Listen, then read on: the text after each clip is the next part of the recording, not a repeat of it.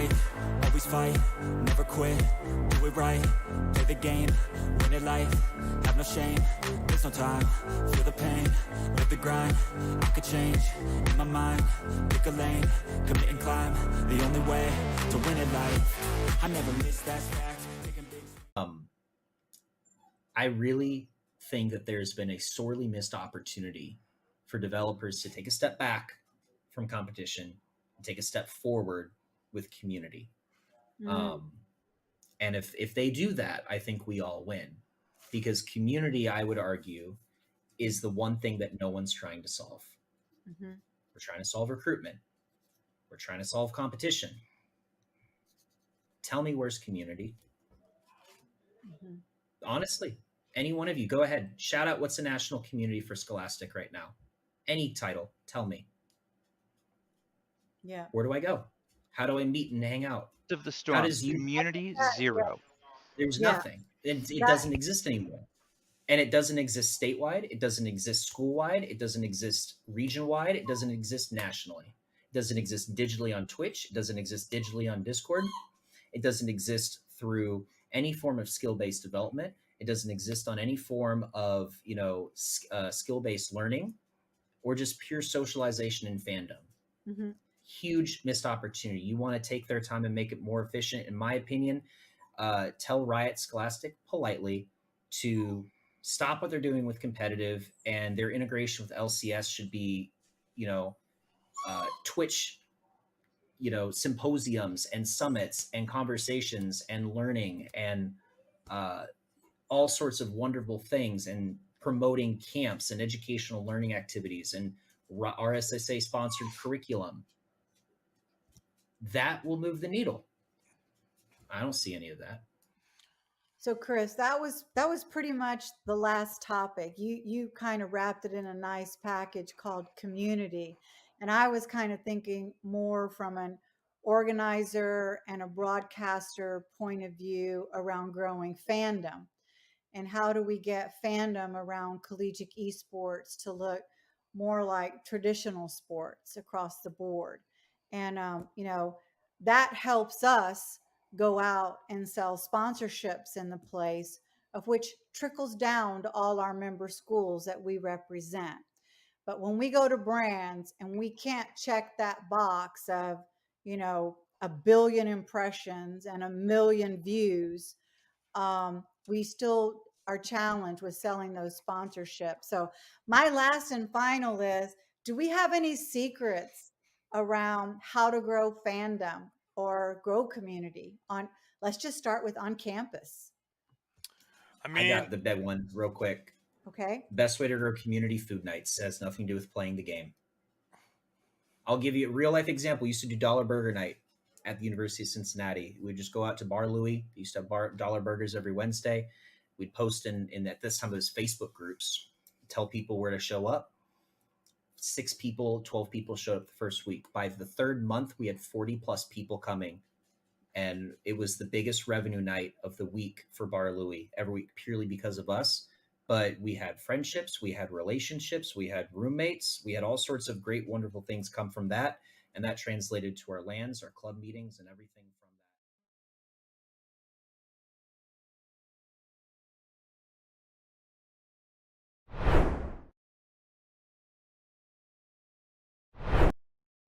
Welcome, everyone. It's time for a whole lot of fun collegiate action. It's Valorant time. If you don't like the pew-pew, it's time for you to QQ your way out the door. I'm Hell Monkey Man in the booth alongside Jacob. You may know him as not Jakey, but there's a Jake somewhere in there. Jacob, how are you doing this evening? It's the final weeks of so many different collegiate conferences. Competition is no different here, and it's getting colder while everyone else is getting hotter. Yeah, I'm absolutely excited. What an electric intro, man. Oh my goodness. I'm feeling ready to go. I'm just excited to get some matches going here. I can't wait. Like you said, we're in this last week, so it's getting do or die for some of these teams. It's going to be pretty exciting out here. Yeah, this is all about did you do all the work, to make sure that your 45-page paper is good to go? Exams are coming up, and guess what? Esports competitions have postseasons, believe it or not. We're in week number 7 here for a couple of matches, be it with the ECC, which will be our second one, but the primary one coming up first is with the NJCAAE. A lot of good junior college action as we get into it. It's going to be the Mystics and the Vikings, Westchester and Bismarck. One of these squads, though, looking a little bit better than the other here, Jacob. Yeah, like you said, I mean, it's going to be two teams. Both are trying to fight it out here, but one of them, like you said, got just a little bit more to fight for than the other one this time around. Just a little bit, just a little bit. Just a tiny bit. And you got to be able to push yourself over the edge, make sure that you can cement yourself and stamp your ticket to be able to go into that postseason. It is, right now, I believe, Bismarck with the Mystics. Maybe a little extra magic is still left in the tank. That isn't that 3-3 margin, full group stage play for the NJCAAE, and you have to be able to take on every single opponent. Unluckily for them, at the end of the season, they're taking on a really good opponent in Westchester with the Vikings. They're currently sitting at 5-1. Their only loss to Suffolk Community College. So the Sharks were able to take them down, but that boat has been made bigger. This one is going to start out pretty standard as we're looking at the quintessential Valorant map. You get to see the bands, the picks, and everything else that's left behind below us as we're going to be going over to Ascent. Yeah, Ascent, like you said, I mean, this is one of the staples of competitive Valorant play. We see this map in all different levels of play. And I think it's a reliable map. It's so reliable. You know what you're going to get when you pull out, but it's always going to be a ton of fun watching teams go at it on this one. Yeah, this is all about, all right, how just normalized of a squad do you have? Has the coaching been able to be implemented? We have pretty much everything. The only novelty and only gimmick here is doors. And if you don't know how to open a door, I do worry about how you got into college in the first place. Hopefully everyone is proving that they can be able to keep their scholarships as well as be able to showcase that their coaches and as well as their squad has been prepared from a very just normalized level of Valorant. Thereafter, we will be having a treat as not Jakey has professed they are the smartest Valorant player in the entirety of the game. So big coaching will be going on to Pearl, and I can't wait for us to be able to head there. Absolutely. It's kind of the counter opposite, the quintessential, like, different map in a sense. I completely blanked on that. But Pearl, newer map, it's fresher, it's a bit more unique to we're still seeing how teams are playing it, figuring it out. So that's one we're going to see a lot of interesting strats, I think, on that. Maybe some interesting agent picks, too, something we're not too used to here as we start getting our picks in.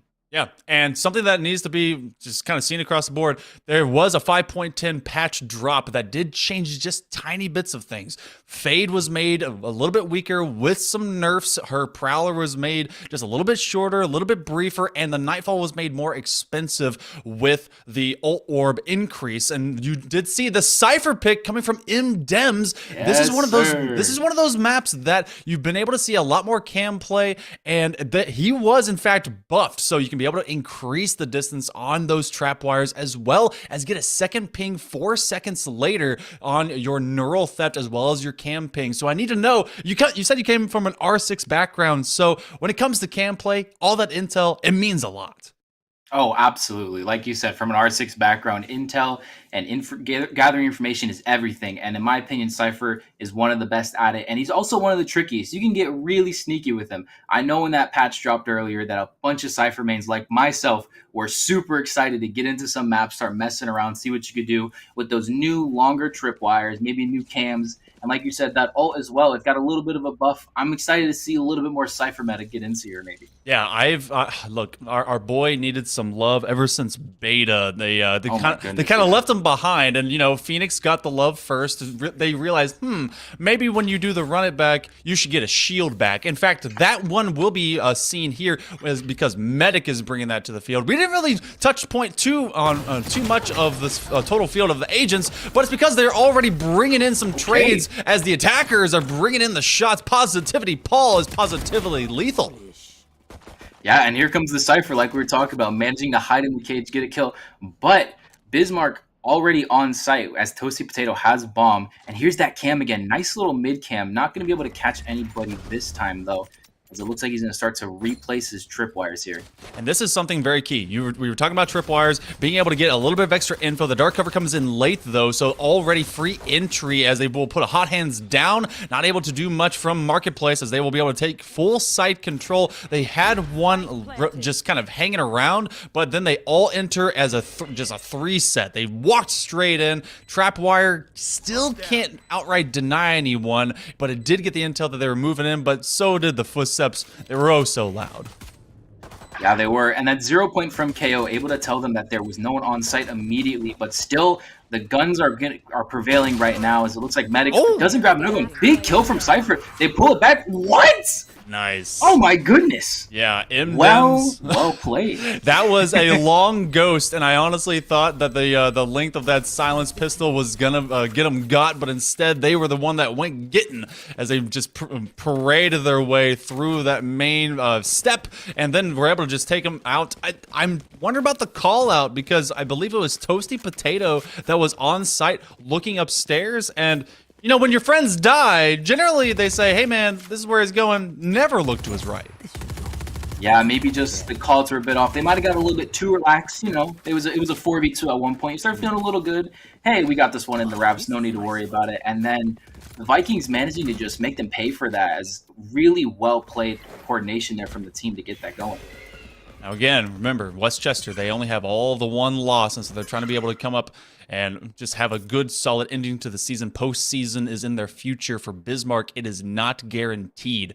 This will be an ult point take, as we do have the Brimstone controller, opposite of an Omen. Omen has had I mean, you kind of can find those two to be interchangeable. A lot of good use of the orbital strike. And of course, we now have full cam view. I have missed this as we have not had a lot of Cypher play. That is a good dink to be able to just identify that they're in mid, and we did see that second 4-second ping to continuously identify them from tiles.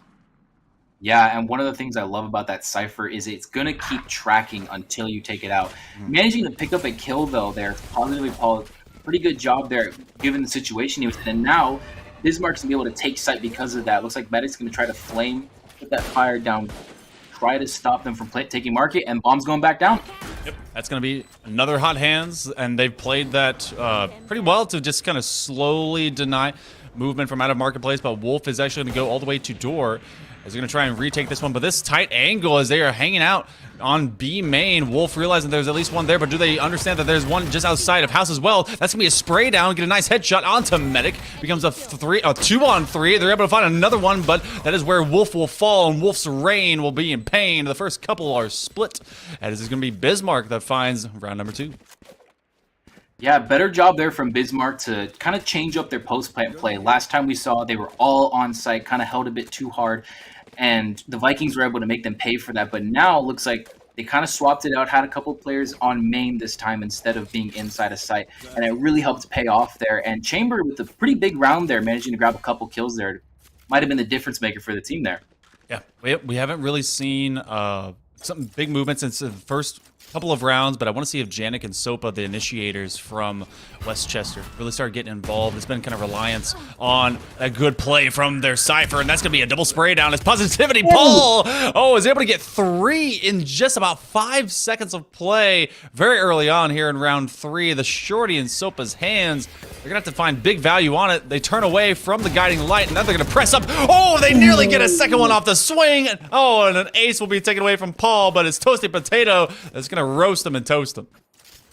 Yeah, I mean, Sopa in a really rough situation. I think everyone who plays Valorant has been in that situation where you're just kind of sitting with the shotgun. I think I'm only going to get one here. Hopefully you can get another one, but unfortunately just not able to get a kill on that shorty.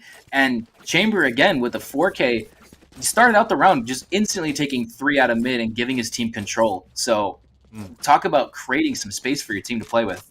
Yeah, Positivity, Paul, 8-1 right now, already has the Tour de Force. They won't even have to use it because they have full rifles. This will be our true rifle round in through the first 4.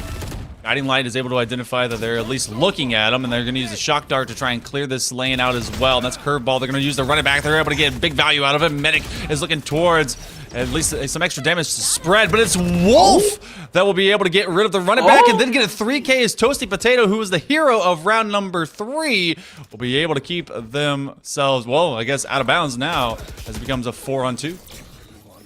Yeah, really, really well played there from the Jet to just try to find some kills, stave off this push as they started entering sight. And now if you are the Vikings, you can't get too aggressive. Just hold your angles. It's a 2v3. Was a 2v4, now 2v3 as a Medic picks up a kill. And if you're Bismarck, I think you just got to keep trying to commit on this one here. Try to find maybe another kill if you can't disengage and pull back. Hitting them with the paranoia did slow them down. They're not able to press out immediately through that dark cover, and that bomb is all the way just down that lane. You cannot get to it without having to go through at least one gun or two, and they are hard at holding this angle, especially Wolf, who's looking out for blood. Positivity Paul, the only one remaining as Medic does fall. Alpha will die. This becomes a 1-on-2. Trying to be able to look for that angle, look for the wall bang, but it will be MDems who is in complete control. One thing that they did get extra intel with was the neural theft. Something else of a change into this patch is that you can throw your ult from further. So you don't have to be right up on someone to be able to get that intel. And there is no longer the it's like 1.5 second, 2 second upload to be able to get it to activate. So you get instant pings and you get them for longer. Yeah, I mean, this buff, I think, is going to really start to change the meta. We're going to just start seeing it trickle out a little bit. But I think also the way that the Vikings played that post play was very well done. They didn't get too aggressive. But here comes the tour from Positivity Paul, who's been on a tear recently. This could provide a couple kills, or there they go. Afraid of duels with the ultimates. Wolf runs right up on him. This is the kind of aggression that you can see at the pro level into tiles, and they bring the Blaze Storm and they bring it with some hurt. Face down, 2 swinging on them, and the Tour de Force does not land its mark. So you take out the more lethal and the more of issue gun and the golden gun. So now Chamber will have to hang out. This becomes a look back. They're all 3 hanging out in tiles. Wolf turns away. It will be able to get a tag with that camera. Yeah, the timing on there was a little bit unfortunate there. They just barely miss each other. But now Janik is going to grab 2 there. And you're Sky, you're in a rough spot. There comes the knife. Janik grabs their 3rd kill. It's a pretty convincing round there coming out from the Vikings. Yeah, Westchester just confidently said, all right, we understand that the previous one we were able to get, so let's be able to snowball at least a little bit of it. Now if you kind of look over to the eco of Bismarck, they have a couple that might buy up. Do they stagger to this? Do they have a Spectre that runs in the hands? They don't have any ults up as of yet. Toasty Potato, the closest, just one away from their Hunter's Fury. But they're going to have to run it up into A. It looks like they're going to try and take that because they really haven't had more than just the first A main push outside that first pistol round of this half. And it's been fairly close, but this is about the tipping point where we start seeing teams run away from it or starting to say, keep it closer together. Yeah, and look here, he's going to play inside the smoke. Might be able to net a couple kills. Grabs 1, but the refrag from Medic there, he was ready for it and does grab his ult as well. We might see him push in with this, or we've seen it a couple times. They've started to commit to this and then they've disengaged pretty quickly. But here comes the ult from Medic. It looks like he's going to try to commit this one. Alpha quick to shut that down though, and that is going to change things as a second smoke comes out. Going to slow this push down even further. Oh, but wow, okay, what a throw. Well, the shot.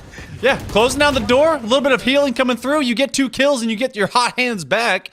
And now the hot hand has been dealt to Westchester as Bismarck will be able to proceed, at least work for a plant. They're going to do it right out in open space. Not the most measured approach, but MDeb's now in a 1-on-1. You will have the rendezvous to kind of teleport step your way from that tight angle. This is not for free. Do you hold on to the half? Well, we don't even get to think about it because it will be Positivity Paul and the Mystics that are able to even us up through the first half of the first half. Yeah, and I think that spot from the Mystics, that plant right there, was pretty risky because I don't know if you saw it. MDev had an opportunity to get that kill without Positivity Paul having a chance to even react to it, just from the angle he took. But still, Positivity Paul, he understood the situation. He knew he had everything at his advantage. He has the rendezvous. He's kind of feeling it right now, 10-3, and it looks like we might get an Odin play here from Janik. Might try to net a couple kills here. They're trying. That's all about how everyone's set up, but you know what? That's just not going to happen as that wall quickly becomes Swiss cheese. Positivity Paul actually steps up into B main, but they're on a long lurk. All they're lonesome while everyone else is hanging out outside of A. The dark cover goes down to slow everyone away, but the Prowler, though it is your best friend, it's a nice little pocket dog, it can also put you in someone's back pocket KD, so that trade will be won by the Mystics on the opposite end. Make it 2. Yeah, I mean, talk about what an impact just from Positivity Paul alone. He's drawn their attention, forced the Omen to ult as well. Medic is going to get grabbed by that snare, by the tripwire, and is going to get refragged really easily there. Spike down as well onto A. They are able to pick it back up, though, and it looks here, though, they've got numbers, they've got Brim ult, and it looks like they should have an opportunity. There goes the Brim ult, though, just as I say, a little bit of Caster's Curse there. Another kill. Paul's going to manage to find his own, though, and now we're down to 1v1 here. Poggers Paul, the chat calls him. You're going to need a few extra Poggers in the chat to help out Paul, but he also knows that he can play a little bit of angle and time. There is a dark cover that can go down to force Paul to come forward, and it won't even matter. Hit him with the magnifying glass because they just magnified their skull with the bloom of a bullets. So 4-3, the Vikings will get their lead back. Yeah, just a terrific job playing that situation from Alpha.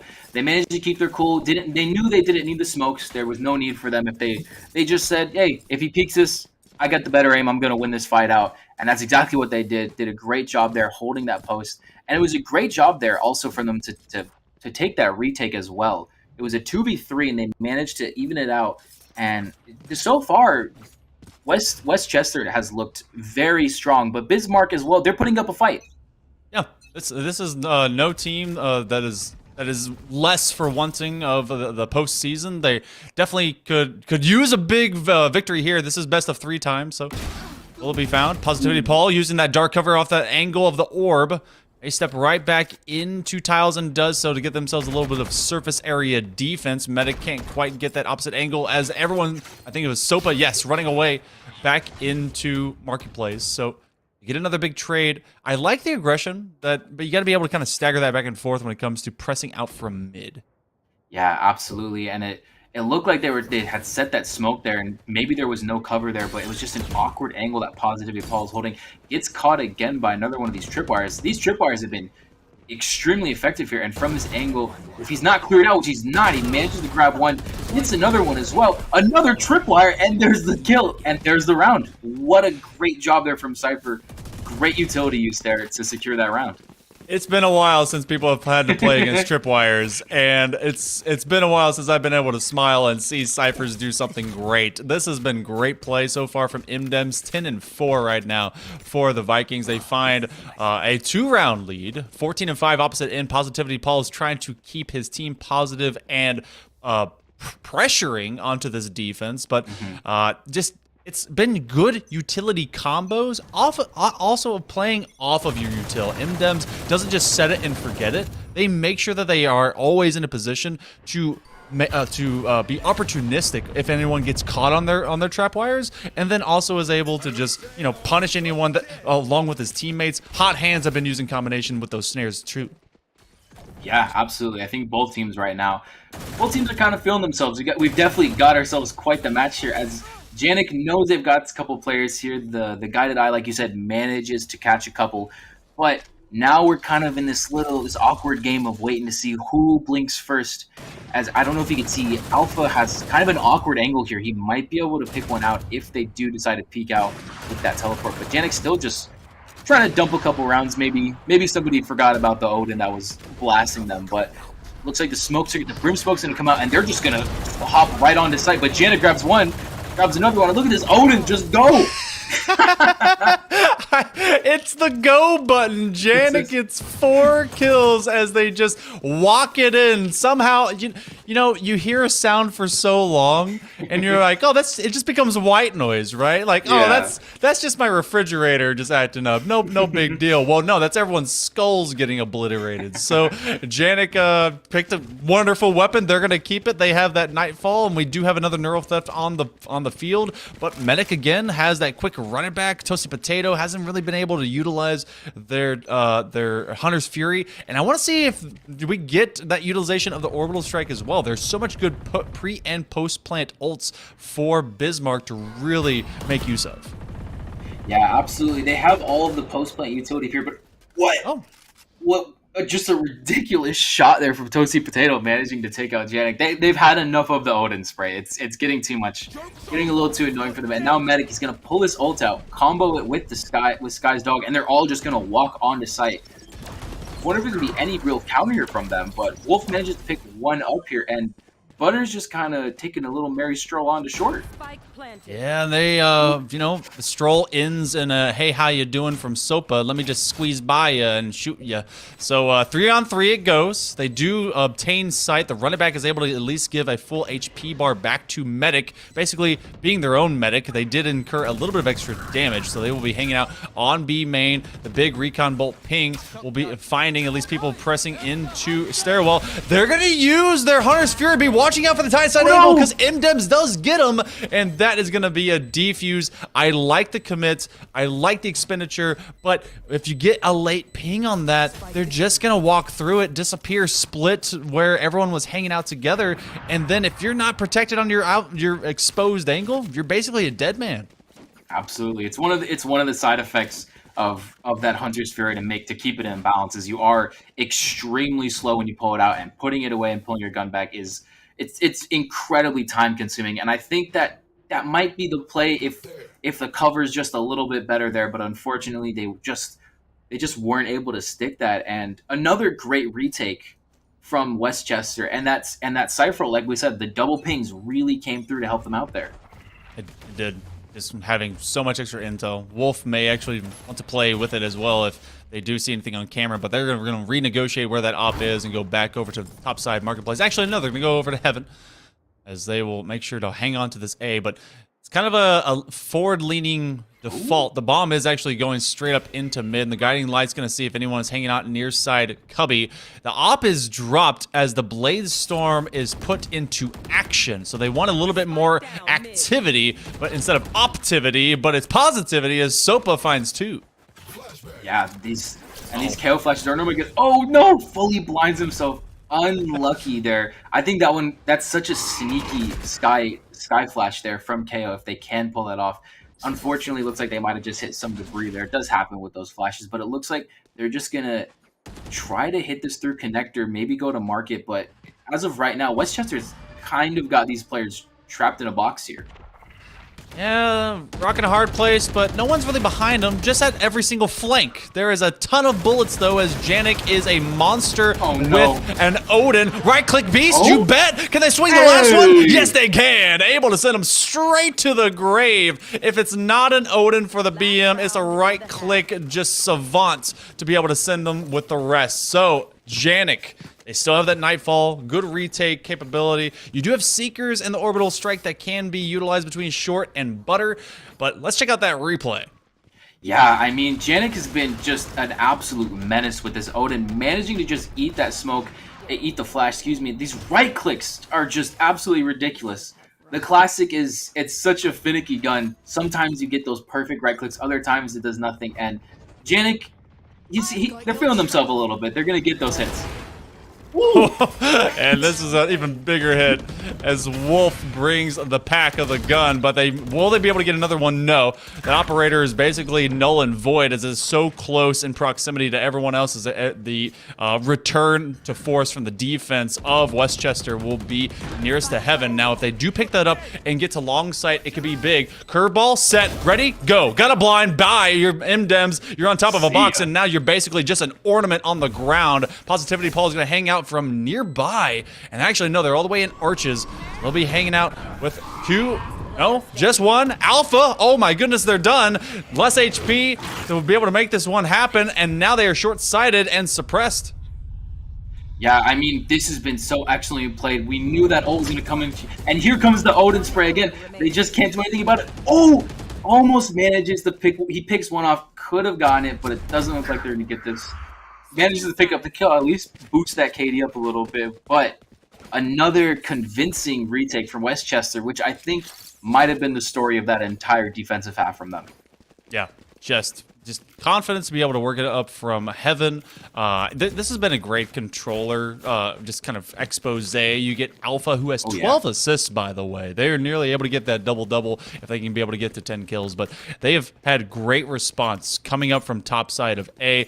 Positivity Paul, doing well, is in fact positive, 17 and 8. The rest of the squad, barely even and much less. This is something that Bismarck really has to find a groove with on their defense. You do have Medic as well as Butter hanging out together on this short side. They want to try and control this one with a lot of fire, a lot of mollies, but you're going to lose Medic at the very beginning.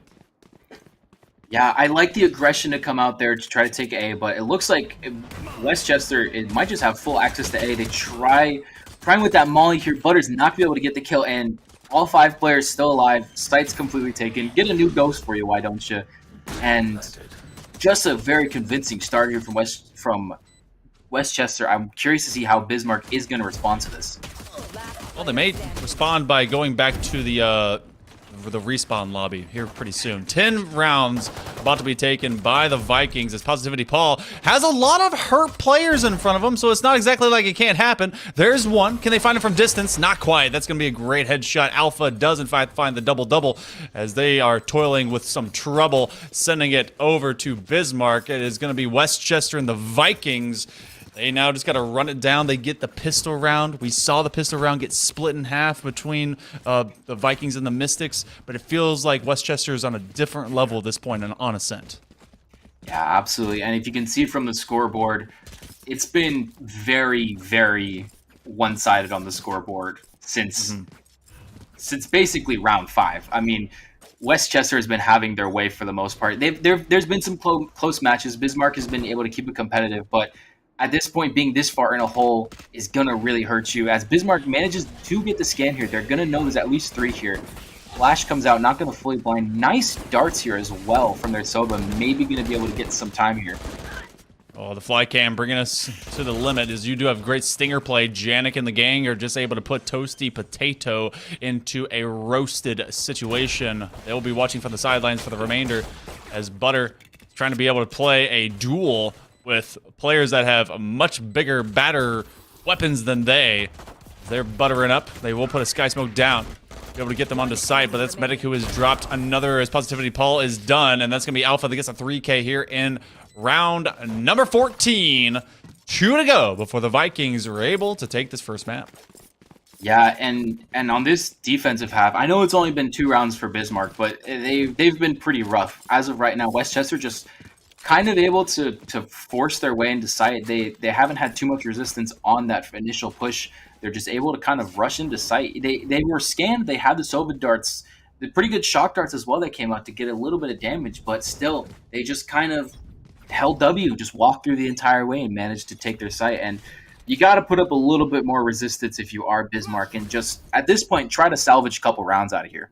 Yeah, and the biggest thing that's just not happening on this is there's been great on the first half, great defensive play off of utility, whereas there's just been util spam from Bismarck and the Mystics, and that hasn't really given them much in better value. They've not been able to find kills, making use of the damage that does go out. Wolf is able to use their updraft to jump over the archway, and I think Butter is trying to sniff it out. They do put a little bit of damage out, but Wolf has a better wall bang against them. A lot of trades coming through. Wolf finds their third. Positivity Paul is the lone bright light in this darkness, and they're trying to be able to hang on to this tight corner. They're looking at window, but a little bit more off to the right side. Janik is going to get this one all the way to match point. Yeah, and I think it was a great point you made about that util. They're just playing off of it so well. And I think another thing that Westchester's been doing really good is they've been not just playing off of util, but they've been playing off of each other really well. You saw that when when Butter was trying to peek there inside a tree, trying to pick off a kill when somebody came through main to enter A site, both Wolf and I believe it was Alpha were right there, ready to swing on anybody as soon as they entered site. They're playing each other really well. They're just playing off of intel, and their team play has been absolutely incredible so far. Well, we'll have to play as a full team if you want to make the miracles happen now. Big Sheriff play. Positivity Paul is able to get Janik with a headhunter. That's got to be a little bit cathartic considering how Janik has really been a menace to society. And then it's going to be another wallbang as Wolf takes down Medic, who gets very aggressive, progressing in a parade style all the way down catwalk to take that fight to him. It becomes a 4-on-4. Yeah, I kind of, on one hand, I like the aggression because I think, especially at this point, you kind of don't have too much to lose. I think it might be time to just kind of just open up the playbook, bring up some more aggression. But at the same time, you can't leave it unchecked like that, and he does get punished for it as they're going to start to walk into sight. Butter has the spray, but it stops for some reason, and Wolf's just going to manage to get a pick here, and they're going to have another plant here, and this is going to be a very rough post plant, having to go on a 4v3 with barely any rifles versus a full 4 team with rifles ready to go. Wolf hit him with the cool guy shrug. A lot of sprays happening up in heaven, and most people are being sent to heaven at this point. All of 1v3, and that's going to do it. Short will be short-lived on their retake. That one written in the stars, and it was a dominating featurette by the Vikings. Westchester will take map number 1. Yeah, and I mean, Westchester, they were 5-1, and we can see they clearly are. They're legit. They came out ready to play, and that 12-3, that's kind of a statement win there, if you ask me, and just a really convincing start here for this best of 3. Yeah, we were talking about how this map in particular is a quintessential standard map that everyone knows how to play. Well, guess what? Westchester, very practiced, very good, and very ready to be able to progress into this playoff time frame. But we do have holidays between then and now, and so maybe a lot of things can change. And we also have a little bit of time between map number 1 and map number 2. So, Jacob, let's head over to a short break. All of you better stick with us. We do have some stuff going on Esports U2. If you want to check that out while we're going to map number 2, head over there, but make sure you come on back. We'll be back after this break. Be right back.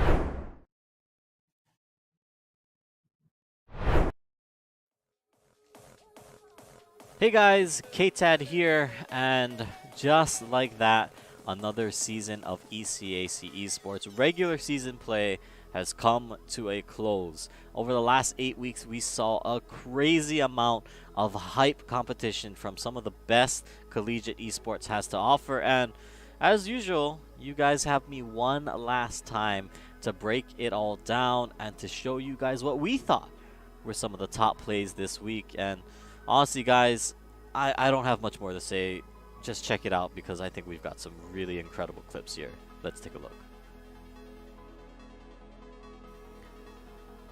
In our opening clip, it's Professor Dementium with a straight boot off the stage to kick things off for Bloomfield. Got himself one, kicked back off stage though. Able to air dodge is going to be that Bowser. He'll do it again, and he'll also bring himself that down smash so he gets quickly back before that Falcon's able to take any sort of advantage. But well, you're gone. The spikes come through. It's a clean kick to wrap things up, and well, he's got one. He's got one stock for his troubles. Up next, the duel of Donkers and Robeast have some things to say with this beautiful 1-2 combo to close the door on Albany. Hit the intersection, go straight up in the air for Robeast, who's going to work Central Missouri into the offense. Flip reset's a good one. The pass down to Donkers, and he finds the net. A 3-goal deficit in Game 3. I gotta say, Curtis, it seems like after these two teams came out of Game 2, right? Again. In our next play, who needs to be able to see your enemy when you can just take a educated guess? Great, 1-for-1 over towards Catwalk. There's still more where that came from. Iranium is next up, and he will take a couple too many fights. Solsta as well is going to be able to take a couple of fights, winning them both. It's a 1v3, and Novacorium won't be able to do anything. Johnson, Wales. At number 5, it's Saltonics with this huge flank onto Cole College to secure Temple of Anubis for his team. Right now, it's got to be just destroying it straight up. Maybe with the Coalescence, maybe the Supercharger, but that Retire could just immediately rip through. Here's that Riptire. It does move Joker, but it could have been a catastrophic play. Now Night Voltage pulled all the way off the point, and that's an easy one. Tonic's coming in with a triple off of that crucial rocket barrage, and that is all of them off the point. Now it's down to Joker just to get the touch onto the point. Tracer. Coming back to the Bloomfield versus Keen matchup, it was a clutch finish from Zenipu as he finishes off Brandon without dropping a single stock. No, one more lease on life. Lease on life indeed for Brandon. Looking to hold the ledge, but a recovery from Zenipu. He says second time's the charm. He'll send him to the moon, and once again, Zenipu will not drop a stock. Last packing our way into the number 2 spot though. It's a 4K from Butta to cement the lead for Providence College. Back roads around the high ground to try and avoid that as much as possible. Oh my absolute days! Here was me looking for that Transcendence to counteract the grab, and no, it was just a big fat go button. In comes the pulse bomb, down goes SUNY Poly Wildcats. Phil, I can't remember the last time I've seen... Last packing our way into the number 2 spot though. It's a 4K from Butta to cement the lead for Providence College. Not much more. That tap can go a long way in the latter half, right? Now Retna bringing out that Stimmy, trying to get the opportunity to move the team in forward. Okay, there's that showstopper I was thinking about. It looks like D-Nuns is going to have that show stopped. Sal, not particularly far behind, a 4v2. But really starting to wake up here on the race. Yeah, wow, so impressive. And 4K there, just going straight through the entire team like a bulldozer. Will not stop until all are taken down. And in our top play from the last week of regular season play, it is a nail-biter last-second goal that will keep you guessing until the very end. Leaves their own open, a little bit of high pass, you angle it in, but it's just off the top of the goalpost. Goalpost coming in deep. Matrix able to find something here. The demolition comes through. 7 seconds left for a true game win, but in overtime feeling incredibly likely. But tied out of a wide open goal. No! No! Orbital, the waffle iron has been flipped, and Farmingdale finds themselves up 4-3. 2 seconds left on the clock. The only hope for Louisville to win this out is with a kickoff goal. They cannot make a single mistake, or they will. And with that, I mean, what more do you guys want me to say? It was a crazy week to wrap things up, but it's really just been a crazy season overall with the addition of Division A and what I personally think is some of the most competitive action here in collegiate esports. I mean, what a season, and there's only much more to come. With the playoffs starting on April 4th, you guys can expect to see a lot more action that will continue all throughout the month, and that will wrap up on the week of April 25th. Now, if you guys want to stay up to date on all of that, make sure you follow us on Twitter at ECAC_esports, or follow us on Twitch at twitch.tv/ECAC_esports.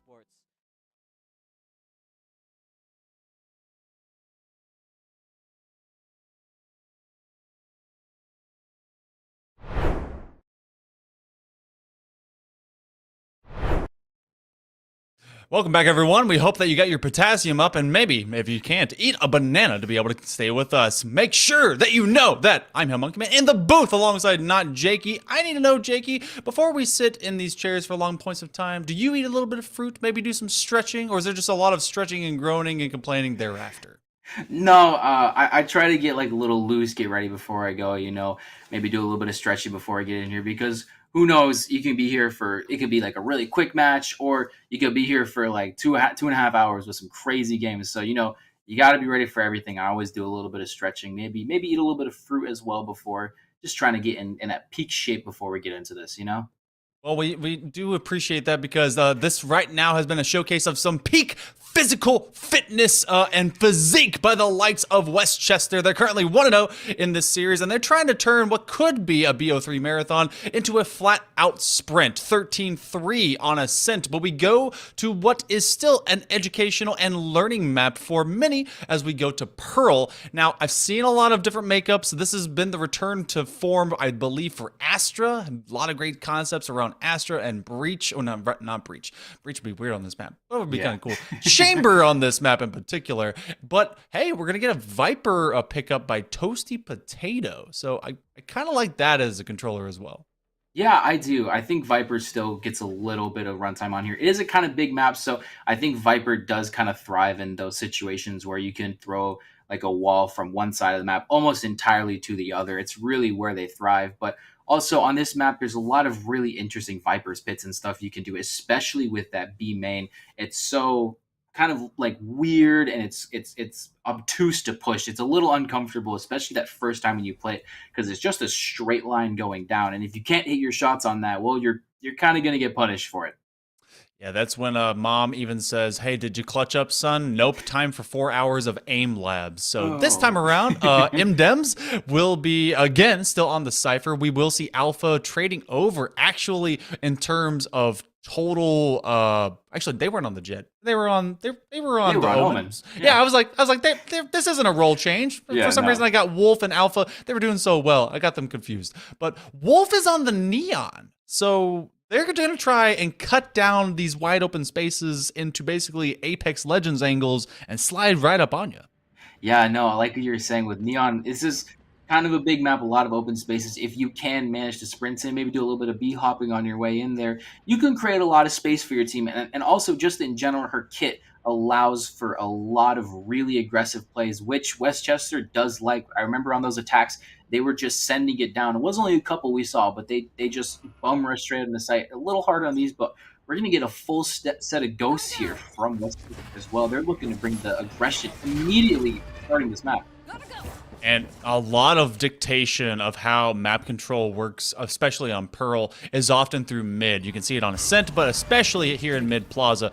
Interesting to be seen, though. The dark cover did go down, and MDems is ready to receive this push by Bismark, as the rest of his squad is already, you got two on that long flank from all the way backside B. They've got to be able to execute, get this plant down, and be able to take MDems, which they do in a hurry before they start getting that pressure from behind. Yeah, and now they're going to kind of hold on Halls, but Wolf already on that flank manages to grab the two in Halls. One more left in there. They're trapped on very low health. It's the Viper. One shot is going to be able to take care of them, but Medic may have gone unnoticed on this flank as they're in mid. Gonna get that hot hands onto it. It's going to miss, actually. Can't get that last shot. Well done. Valiant effort from Medic, but not able to come through that time, unfortunately. You could say it was a bit of a Valorant effort. Actually, how in the heck did that hot hands land to their lower right? I swore they tossed that on bomb. Did that just collide off the wall? Yeah, it looked like they made a micro adjustment at the last second to try to move just a little bit into cover, and it might have just barely clipped onto that wall. Because if not, that's going to land on bomb, and that could do not only a sizable amount of damage, but it could stop a whole plant and give Medic just a little bit more time to play that off. So just a little, that's just really unlucky, unfortunately. It looks like they're going to try to take this mid control again, but it looks like Bismarck's actually ready for it this time. Yeah, they are not going to give it up, at least for free. They're going to be hanging out all the way on the backside shops.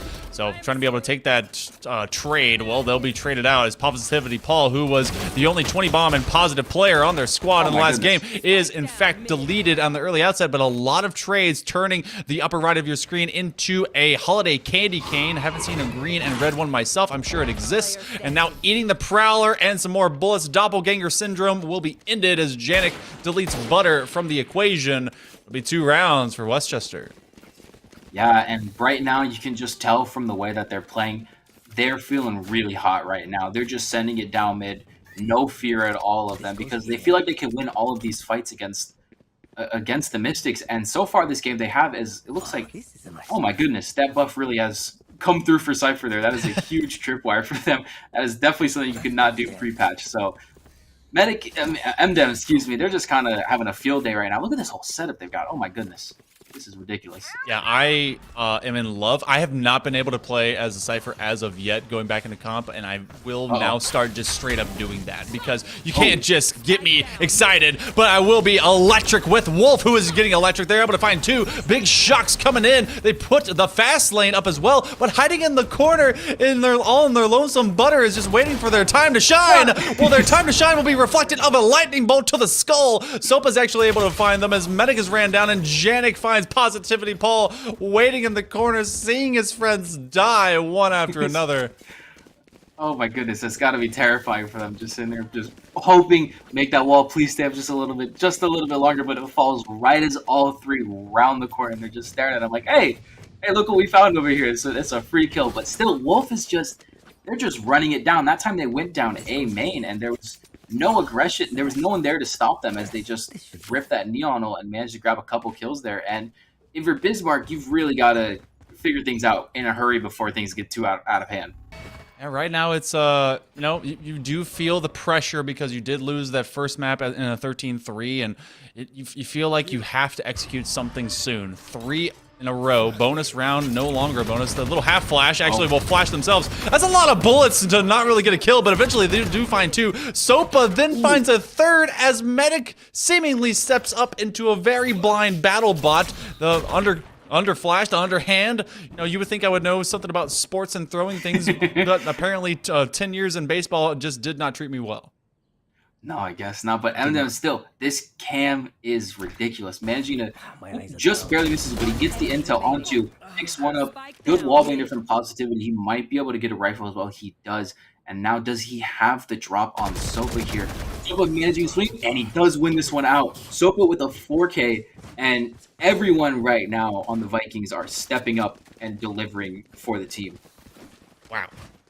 That feels like you should have been able to kind of win straight up in that trade, but Sopa goes right into mid plaza, takes a little bit of a wild spray, but then they kind of reconvene. They get 2. They do have the flash now kind of blending out, and just as Medic is seen, a little bit of a robotic blink, and they will not miss it. And Positivity Paul has not been as influential as they were in the previous. They do have 2 of the, I think, quick math, 9 kills for Bismarck, but it is high gear that sends Wolf straight into the fray. They're traded out, but Sopa is able to round them out.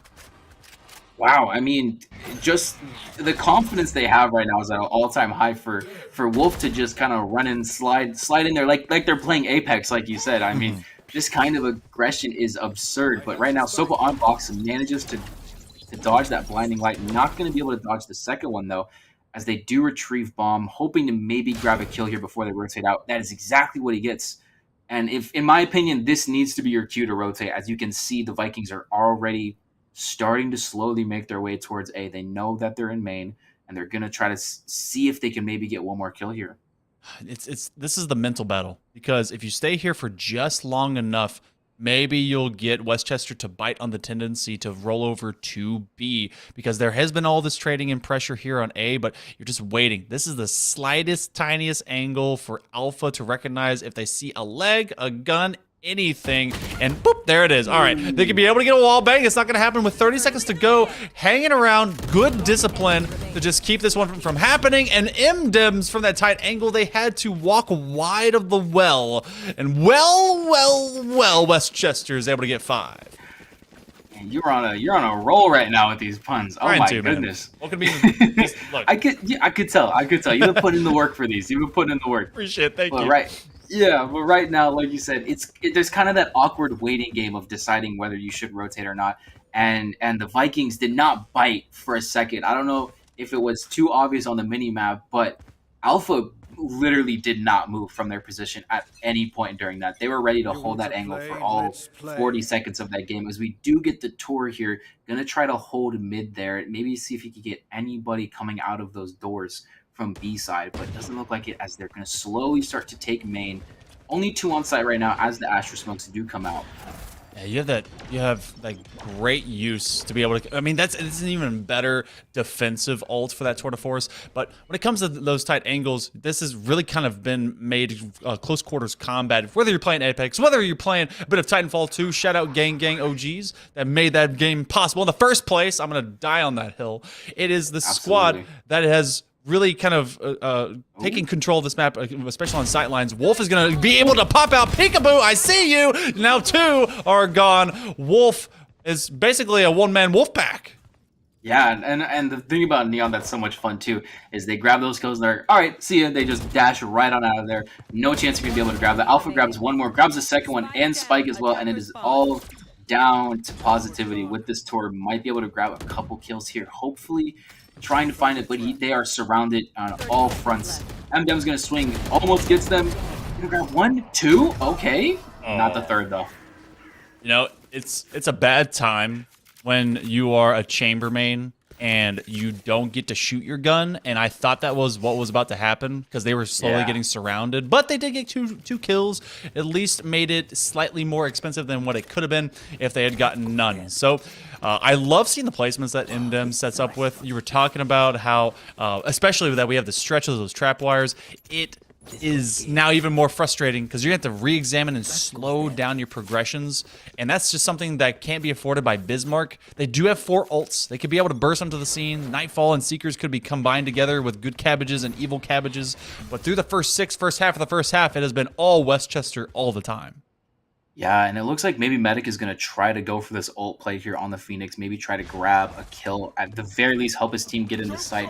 And right now, if you get into sight, we have the ults to play off of it. You have the Viper's Pit that could create a lot of damage. Doesn't manage to grab Alpha, though, as Alpha's going to just hold their angle. This Viper Wall, though, is going to effectively force anybody in Art to push through, but they do have those smokes going to come through.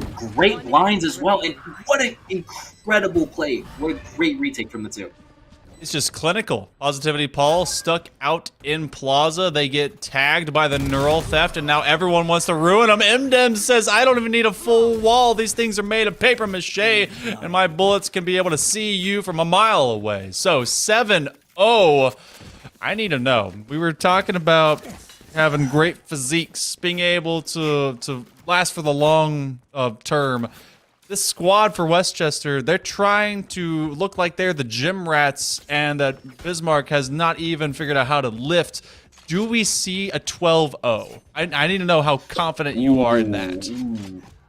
I gotta be honest, I think at this point, 7-0, I think we're gonna start to see Bismarck get really scrappy, just whatever they can do here. Maybe even just a full straight rusher onto A, but it doesn't look like they're still trying to play slow, and I think they haven't made too many adjustments to their game right now. We are going to get this, the Nightfall coming out here. Astra, though, so quick to adjust to this, and you're going to manage to take out a couple of things, and it's just going to completely slow this rush down. Yeah, that was counter Nightfalls being traded out, so everyone is blind and just deaf. Big operators hanging out on the back end as Janik is not going to press up through flowers. The good cabbages trying to be able to guide the way for anyone that can do it. It's a 5-2, and as soon as I say maybe a 12-0, well, they have 5 alive. They're going to hang on to this power weapon. A lot of investment in it, even though they could be able to buy it in basically quintuplet. But the Viper's Pit going down is going to make this one a tough venture to get a defuse. Yeah, absolutely. But like you said, they do have the money for this. They might just want to try to go in here, grab a couple kills, ruin their eco a little more. Wolf actually going to walk right into Medic. That's so unlucky. And Janik does have that haunting. They could try to get one here, but we do have one rotating through sewer. It's positivity. They're going to grab the kill, and they're going to get an op as well. And this is a great round for Bismarck, even if it doesn't end up like swaying the match entirely. Just grabbing a win is going to do so much for their mental right now. You know, Bismarck, that one was for you. I was able to caster curse the heck out of that round against Westchester. So that one's for you. Shout out. You can hit my PayPal later. But for the time being, it's not the entire sway of a match. But you got to start with the first step, and that was a great first step. They were able to make use of a couple of big ults, in fact, 3 of them. But it's actually all 4 of their ults got expended in that round. So a very expensive one when you look at abilities. Wolf is going to try and take him down as they went on the thoroughfare of Wall Street, but they will be found out. The fast lane will be expended. They're going to try and run away with their life. Yeah, and like that's just the thing about Neon. They're able to get out so quick, but these Astro Walls really well placed here. They're going to be able to stop any players from immediately pushing on the site, or at the very least, they're going to make them very cautious before they do so. This Viper wall, though, is great for splitting off site, as we do see one push up the screens. Medic is going to grab that kill, though. Now it's just Wolf on site, and, well, right as I say that, there he goes. Positivity Paul hang on to this, and they will get a second.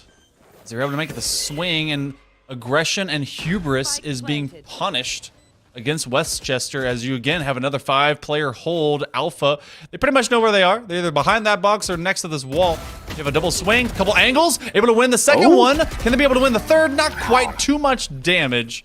So again, it's been 2 in a row, and you know, 2 rounds does not a series win make. It makes you a little bit more confident. One thing we haven't seen yet, especially in that first map on Ascent, and especially here now, I haven't seen a timeout. And you would think that that would be something of practice, especially by Bismark, who was just receiving loss after loss through the first 7 rounds, but they found a couple here late. Yeah, I was wondering at first if do we do timeouts or not, because when you're down 7-0, I would think at some point coach might want to come on and be like, hey, let's we might want to regroup a little bit after. But here comes this Neon ult, which is going to be so frustrating to deal with, but a whole firing squad ready for them. But they do manage to grab at least 1 kill there. Not sure if that's the best for the Vikings right now, but still a kill is a kill, and evening it out at least 4-4. It's you will get even trade. Neon is a glass cannon by feature and by role, but definitely that's one of your big power players of Wolf. It does drop early. This becomes a 4-on-4, so this will not turn out into a flawless second round. Actually, they didn't even get. They had a couple trades last time around. Medic was able to save the day at least on that one. MDems does get a tag, and they're able to control Art. So this is not at least a clean progression through, holding onto this tight double stack box. Positivity Paul could turn MDems into a memory. Oh my goodness, the timing, he just turns away. That's I've seen a lot of really bad Valorant timing, but that really might be some of the worst. But you could also say maybe Bismark, they might have planned that as soon as they swung, as soon as he pops that ult, he swings it, and Positivity Paul's gonna finish this one out. Give them a 7-3, not 7-3 lead. They've got their 3rd round, and a little bit of momentum on their side right now. I have lost a competitive match when we went 10-2 in the first half. And we lost 12-10. Did not get a single round in the second half. So very doable. Different ranks, yes. Same outcome? Maybe. 7-3 right now does exist. Searching for that tiny pixel, MDev says, fine, I'll just throw it over here. And so they want to control this site. They realize that this has gotten slightly away from them. They're going to be playing, you know, not all the way up into Plaza, but at least into this kind of default hold of Art. But this is a nice little party that's happening on this A swing. Yeah, and right now it does not look like the Vikings are anticipating this at all. They have 3 players holding mid, 2 Art, so they can rotate quickly, but Asher is just kind of hanging out in dugout, hoping that no one checks him out. They are able to grab that cam, and the dog is able to get rid of one of that Cypher tripwires as well, which is really, really unfortunate for them. But still, here comes the Asher util dump. Going to be able to slow them down just a little bit, as well as the cages, which is going to net MDems a kill. Here comes another orb from that Astra. I mean, everyone's finally remembering how to get rid of tripwires. Use your dogs. Send the dogs of war out there. Positivity Paul looking for anyone that may actually come out away from secret or dugout. They're both hanging out back there, holding that really tight line. But this is a progression. Look at this long, long flank. You do have Wolf all the way behind them, but that's still a long trek for them to be a factor and variable to have to work against. 30 seconds. The burst onto the scene is going to happen in just a moment's notice. The Haunt goes out. The Poison Orb does as well. The Nightfall will come out. There is Prowlers to go behind it. And so now this one, do you get to play Valorant? No. You have to take a step away. So much util. 15 seconds left. They have to commit or they're just going to flat out lose this round on the timer. Yeah, and I mean, they just wasted way too much time. Alpha going to grab 3 kills. Sopa's going to finish it off with the Stinger. And Bismarck just spent way too long and gave them way too much time to set up all of their utility. You cannot afford an Astra and a Fade that much time to prepare for a push like that, because we saw the Vikings have been playing so clinically. They absolutely just that was absolutely just a clinic they just put on right there. Yeah, they had a great setup. They staggered each of their smokes. The Nebs were able to be there. You had a great use of that along to counter the progression up with the poison orb and the what do you call it? The toxic screen, and then playing around the nebulas with those trap wires forces you to expend your pathfinders, trying to be able to get a second one in a hurry. Janik, who has been just you know what? They purchased the Odin as just such a strong power weapon on Ascent. Now they get this operator that's ruined so many lives. They take out Butter, non-existent, just paste on the wall. Oh, they're looking to try and take them away from default. That's gonna be MDems that finds them as well, and they're gonna get the neural theft out, which is gonna identify the last one, so they know that they're nearby. Short-lived, as they'll be dropped, and that'll be 9-3. Wow, just again, the utility play all game long from Westchester, especially MDems. Listen, maybe this is just because I'm also a Cypher main, but I'm really proud of the work they're putting in right now. The neural theft, the trips, that cam that was able to spot all of the players pushing out onto B long. I mean, just an incredibly well done job there. And again, like you said, Janik with that op, they only have 6 kills right now, but those were some pretty impactful kills, managing to take that tour de force off before they could even get a shot off. Yeah. Sometimes you see a moment of hesitation for players that, you know, see a pixel move. Hey, take that shot, kid. I believe in you. You're going to make the big times. But Janik also only has 6 kills, only 5 deaths. Everyone positive from the side of the Vikings. Not to be the same at all in this narrative for Bismarck. Well, they have a chance. They have been 13-3'd. We're an equal but opposite map venture from map 1 to 2. They don't want it to end the same way. Yeah, and right now they're just gonna forcing it right now at B. But that screen from the toxic screen from Toasty Potato, pretty solid right here. It's gonna be able to slow down any push. Alpha is gonna get the first kill, and Wolf is gonna go onto that default. Doesn't manage to get the kill though. Toasty wins this one out with the classic. Maybe gets another one. They do, and right now a solid retake here from Bismarck. Running it all the way down. I don't know if they're going to see them from connector. MDems is actually able to come back onto site. The regrowth will be able to get a little extra HP in Toasty Potato. You get the guiding light. They're hanging on. Buddy cop movie. Well, when your partner goes down, you got to scream, you got to holler, you got to bust out a one-liner. No one was able to be the comic relief for that one. And where it was a great comeback to take site control, they just decided to put their backs together and die together.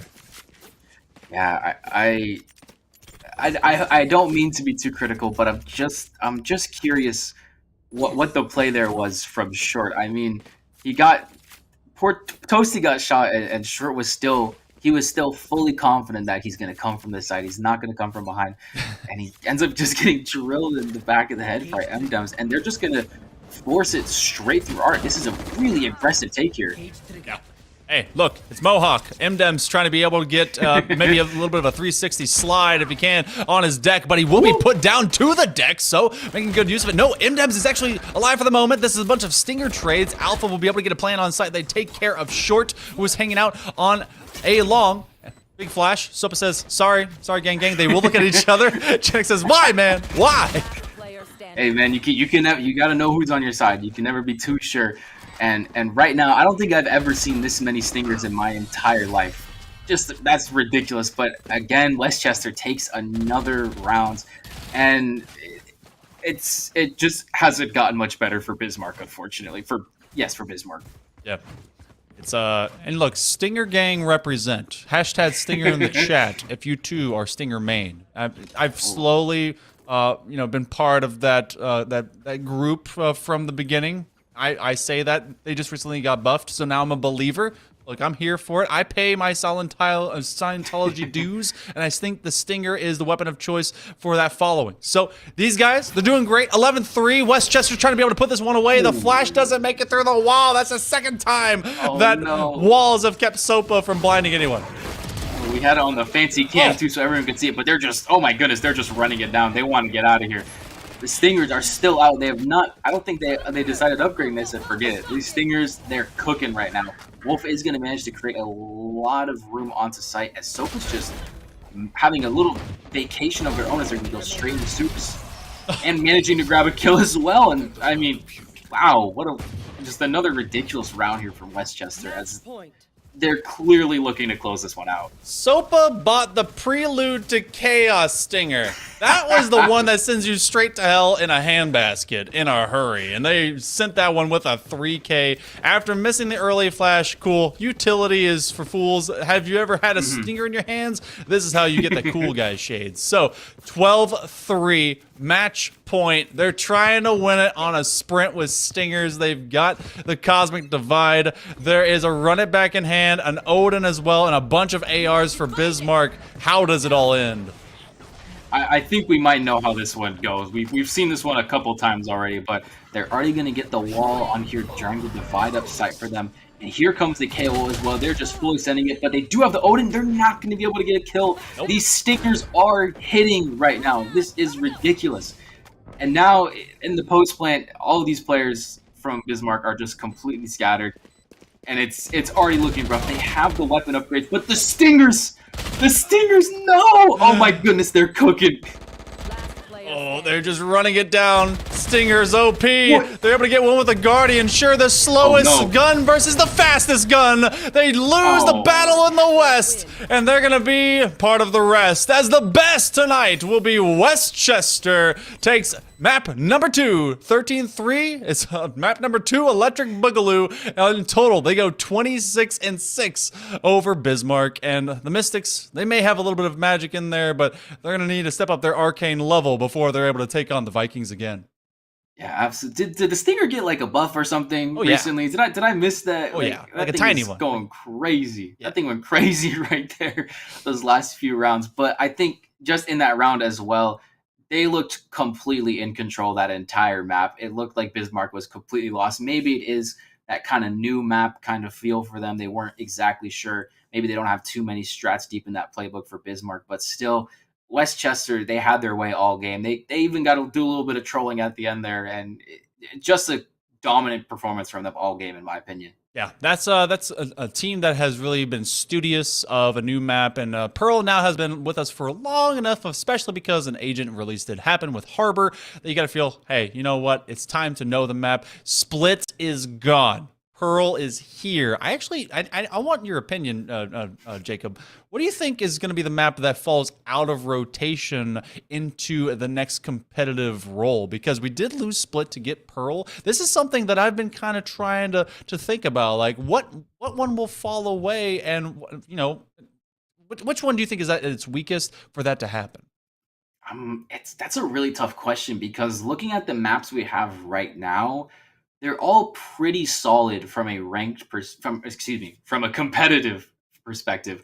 Mm-hmm. They're all pretty solid. I would say maybe Fracture, just because I know Fracture is a little bit of a controversial map, but in my opinion, I really enjoy just how unique and creative you can get with Fracture, because it's such a weird and obtuse map compared to all the other ones we have. It provides a different kind of playstyle, but I think that's also the most likely candidate, in my opinion, to see itself out come this next competitive rotation.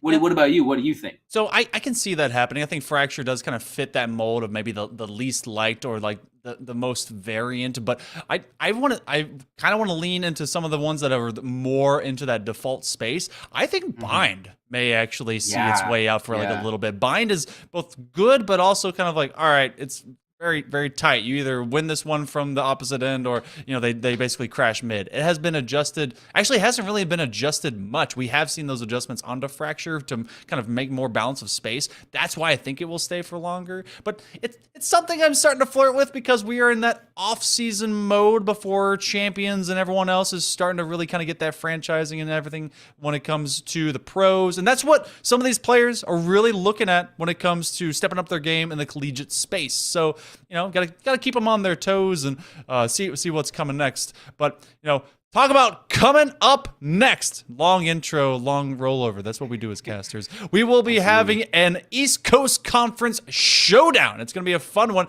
as we'll be stepping over for more Esports U action. But just before that, we will be having an interview. I'm not going to run away from the Westchester Vikings too soon. So stick with us. Westchester will be sending their best right after this.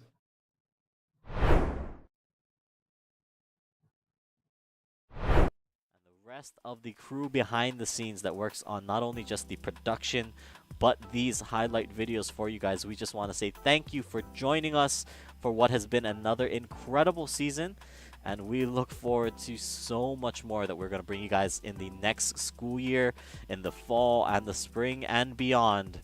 We've got a lot of great things coming, so stick around, don't go anywhere. Come back right here to this channel, to this Twitter, to this Twitch, to this YouTube, wherever it is you see this. Stay tuned because even more is on the way. Thank you guys once again. I've been KTAD. It's been a wonderful season, and we'll see you next time.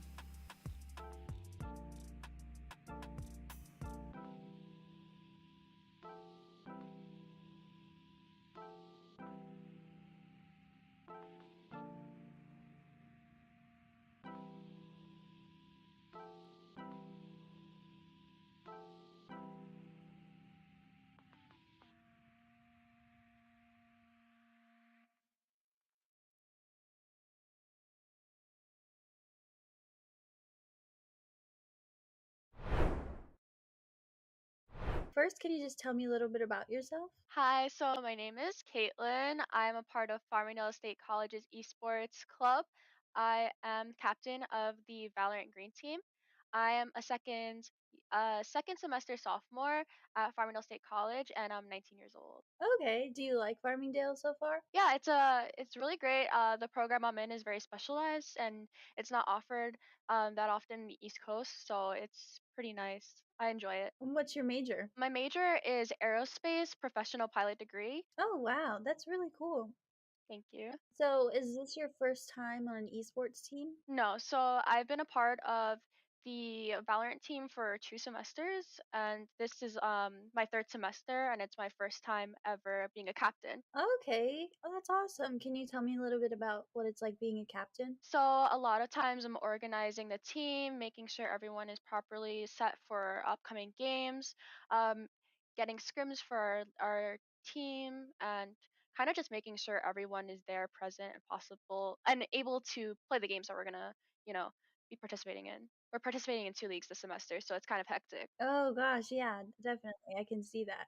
How is it different for you as a player versus as a captain? Do you feel a lot of responsibility? I basically have the responsibility of choosing who, really plays, what type of characters everyone's playing, and what positions and roles we are all doing, as well as being there not only as a team member, but also being seen as in a leadership role and having that sort of respect there, and being able to delegate everyone's role in the team. So it's definitely a lot more different, and my voice is most definitely heard. So I like it. I like being a captain. Yeah, that's really good. What games do you play, or what is your main game? I know you mentioned Valorant. Right. So I play Valorant, but I started off with Counter-Strike, and I really always have been interested in FPSs. So that background has always been there. So my transfer onto Valorant was pretty easy. That's cool. What have you done to improve yourself in game over time? So one thing for my teams especially, I have open communication where we're able to really give our constructive criticism without taking offense. And me as a captain, especially it being my first semester, I find it really important that everyone is able to come to me and communicate like, "Hey, Kate, I don't know how I feel about doing this," or "I want my voice to be heard about this specific thing." And just basically taking into consideration everyone's voice and having that open line of communication is really helpful, and that's something I find really important. Okay. Do you carry that strategy into your everyday life as well, would you say? Yeah, communication is really important to me, especially in aviation with crew members. You're always trying to communicate properly and efficiently to get the assigned goal completed, and that works in video games as well as in aviation. So I feel like it transfers very well, and I put my 100% effort in everything I do. I put 100% in the team, the leagues that we're participating in, communicating with opposing teams that we might be going against. All those things I take it really important and can transfer it very well into everyday life. Can you tell me a little bit about what you think about CECC and just competing in general? It's a lot of fun, and we're so grateful for the opportunity to participate. And this is something that every single member of our team has said. We've never had the opportunity to really compete in a fashion where it's not only fun, we're able to make friends, talk to other people from different schools. It's just an amazing opportunity and something we would love to participate in the future as well. Yeah, we're really happy you feel that way. When your team is competing with other teams, are there any specific teams or schools that your team kind of looks out for? I think we all have the mentality of it doesn't matter who the other team is. We're gonna put 100% effort, and we're going to maintain our mental, even if the other team is full of radiance. It's not something we're gonna keep in mind because we will be able to beat them. Fingers crossed. Definitely. Yeah, that's a really good mindset.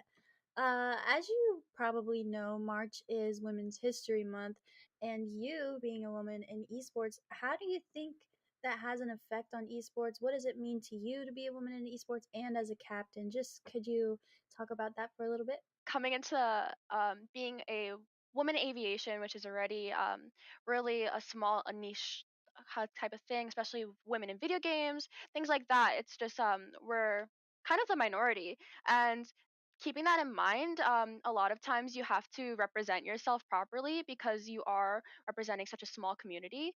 So I feel proud and honored to be a part of the women's in aviation as well as being a woman in esports, and it's a lot of fun, and just understanding that us girls are here too and we're as good as everyone else, and that we have the opportunity to be a leader in esports, and that we're equal to everyone. It's really important to keep that in mind because we're here even though you might not see us too often. I know you said as captain your voice is heard, but when you first started to be a captain, did everyone take you seriously being a girl? Was that respect there, or did you struggle with that? So I would say initially when I first got on the team, I was put onto a support role, and everyone knows that women normally play healer when it comes to going into any game. And now I'm playing more of a controller based or sentinel, which is very crucial for holding down sites. So by playing that now and then having those semesters in my backpack of experience, everyone has treated me with respect, and I would hope it stays that way. And either way, I demand respect because I.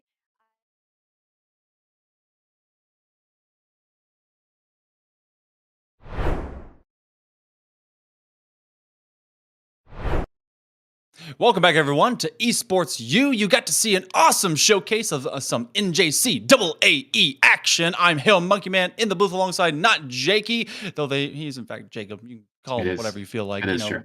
Just NJ, like New Jersey, whatever. But speaking of someone that you can call a bunch of different things, make sure you put some respect on the chest of this name, as M-Dems, that's D-E-M-Z, is coming in hot and ready for us. M-Dems, congratulations on your wonderful win. You get a 2-0 sweep to end out the regular season. I just want to know, how's the squad feeling tonight? You guys look so dominant, and basically, did it all go according to plan? Oh yeah, hi. Wow, what an intro. I kind of missed the question. No, we're feeling good. This was the last match of the season, I believe. And we only lost one match, I believe. We're feeling pretty good. I'm feeling pretty good. That's good. I mean, you guys looked like you were all just kind of planned and ready to go. And yeah, everyone. We're all we have plans for everyone picks a scent for the first map, and we're just ready. It feels like we practice a lot, we scrim a lot. Right? Yeah, that's pretty much all that you could really ask for, and you guys really just kind of executed well today. We did, yeah. Very proud of us. Absolutely. And then I got one for you real quick. So Cypher main to Cypher main, I was watching your util. You were throwing so many different new trips because of this new patch. I'm curious, how much time were you spending just finding new trips, just looking through it and just your utility play, how much are you guys like communicating with each other on those? So I don't want to say too much since I believe there will be a VOD of this, and I don't want the other teams to watch and have an advantage. But on patch day, I got home, and for like an hour and a half, I was just like in all of the maps trying to like find trips, find new trips essentially. And the night before that, I was like listing down trips, like if the new patch comes down. Like, will this exist now? And essentially, I kind of have a cheat sheet on my other monitor for tonight. Okay. Ooh, okay. No. I absolutely feel that, because earlier when this patch dropped, I got back and I just hopped on a map and I threw a trip. I was like, oh, you can do that now? I was like, okay, it's a whole new game now. But yeah.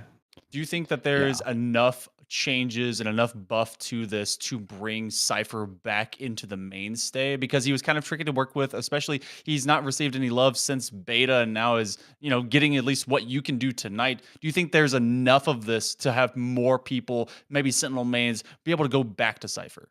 So Cypher, he got new trips, like he got more trips, and it will take a while for people to get used to them, but I think there will still be a point where people will get used to them again. Okay.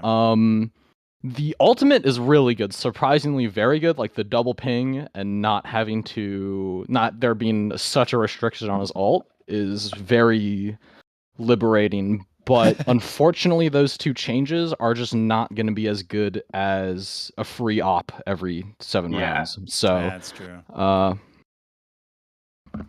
you just got to turn. No, your tripwires I think like the biggest Cypher buff will be a chamber nerf. I've been saying that since he Okay. All right. I mean, dropped. Jacob, we got to really kind of fawn over him, but there was a lot of great play. I think that we were surprised with those ending plays at the end of Pearl. Yes, Pearl. They didn't come be long. I was so ready for them to come be long. When before the patch, you couldn't trip like anything, and now you can trip all of Beyond Pearl. It's lovely.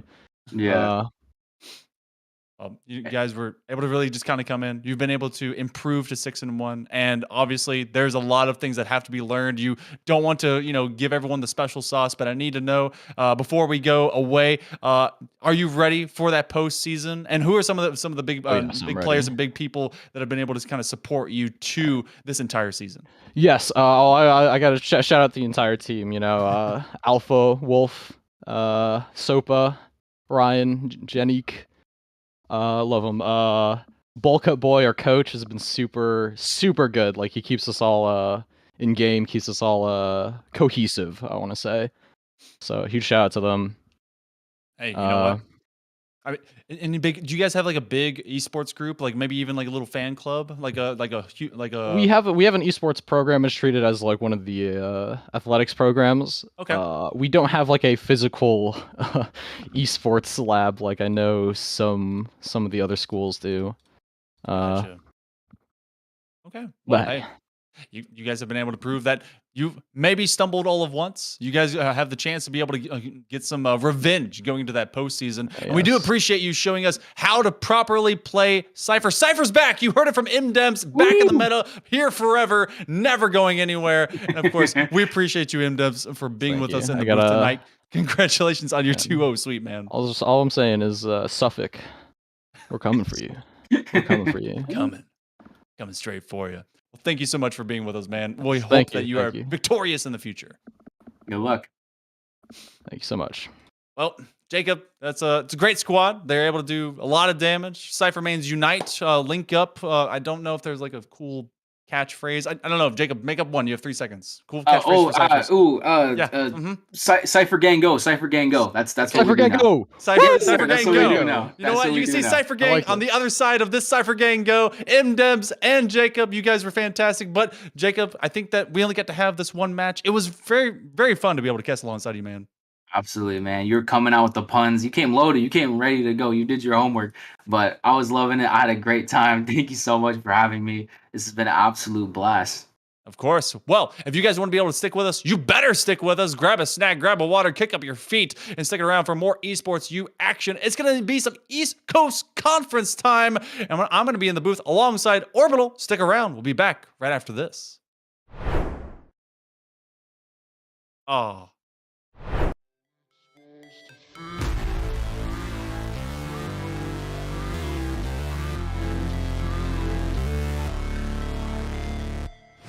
Never break, always fight, never quit, do it right, play the game, win it life, have no shame, there's no time, feel the pain, live the grind, I could change, in my mind, pick a lane, commit and climb, the only way to win it life, I never miss that fact, taking big.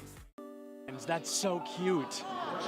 UCF, and it's really cute. I'm gonna move down here. How do we feel? The odds for UCF? What are we thinking? They got it. No, we got this. We got it. We got it. Go Knights. Charge on. 100%. My friend Nick is behind you. He's gonna record it. Don't look at him. You'll ruin the shot. Don't look at him. Don't look at him. Come on. Oh, let's go!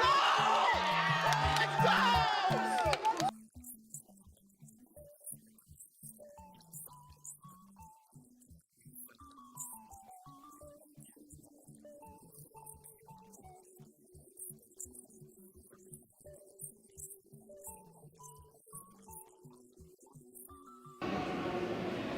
My smile's probably really creepy. I was just being weird. Oh, I love being in the shadows, though. Big shout out to the shadows. We could interview Dilly just because I think he's handsome. You weren't supposed to hear it. Here's the thing about the event. I'm the greatest that's ever lived. Literally true. I know him. I think everyone knows that. I think everyone's aware of that. Hey, do you have a VIP access badge on? I actually have an all access. Oh, an all access. I thought it said VIP access. And that's only available for the best. That's true. He's right. That's a main stage TO right there. If this goes live, I'm suing everybody. It's all right. A video of me, the first clip is me saying, don't put that in. And then it was the first, cut the cameras. Oh, you're recording already? Great. So this is this is Bay State versus UCF. I believe something that we saw yesterday on day one of the tournament, but instead we're going to have that run back here. I think they're fighting for a spot in Grand Finals. Anarchy, one of the best Greninja players in the United States, currently struggling against a Terry. Terry notorious for that DLC privilege, being a very strong character with some very strong abilities. Greninja, not so much, considered one of the weaker characters in the game. A Falco player, one of the best in the United States, and he just got spiked by a Terry. Same Terry that took out Anarchy literally minutes ago. UCF still up by 2 stocks. This guy is looking to rip this team apart single-handedly. That is, I mean, nuts, to say the very least. Absolutely absurd. That was a disgusting spike. I cannot believe that happened. Will you hold the microphone so I can sign this? Sorry. For context, he's got a fan. He's actually signing something. He's so excited. What was it like to not hear my voice for 2 minutes? For 30 seconds, maybe. What was it like? Probably bliss. I was signing a mouse pad, which is really cool. I've never done that before. Nobody's ever asked me for a signature, so I'm going to start blushing, but I'm really excited about that. And then he wants a picture. Can you take a picture of us? I said, is it bad? She went, no. I'm going to go ahead and take that as a yes. Turns out I can't tie a tie sitting down. What do you think is the appropriate face-to-screen ratio for a Valorant player? Face to screen, like how close I sit? Yeah, like how close should a player sit? Personally, I play really, really close. I think it depends on your eyesight, but for me, I like playing close because it helps me focus on my crosshair. Is the value of sitting close, the crosshair being the only thing in your line of sight? Yeah, that's pretty much the main benefit of it. It's so funny how close some of these guys sit. Oh my goodness. What do you think is the healthy face-to-screen distance for a Valorant player? I think it's all kind of personal preference. I guess I would consider myself like pretty close when I play because I like to like zone in on my crosshair. It is the second person to say that. It's all about the crosshair. And then what's up with the horizontal keyboard? I don't know, like it just kind of fits like the form when I'm close to monitor. Like I don't know, it might sound cringy, but I like to like be one with my gun, you know? No, bro, I feel it absolutely.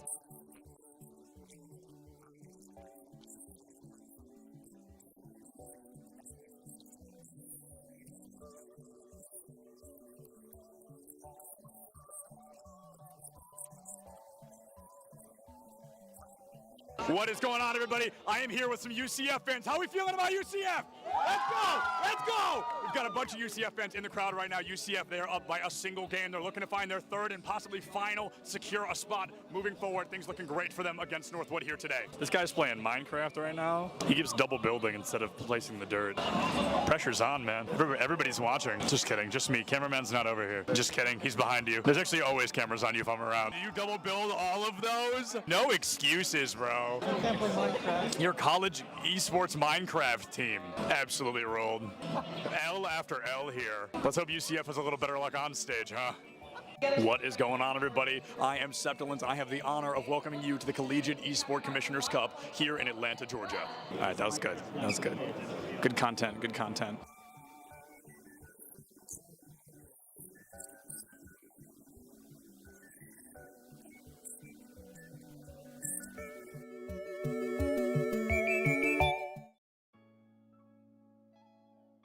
Hello, hello, hello. Happy New Year's, everyone, and welcome back to the ECAAE Esports channel. As always, my name is Kyler Tando, and I once again have the privilege of introducing you all to some of the best collegiate esports plays.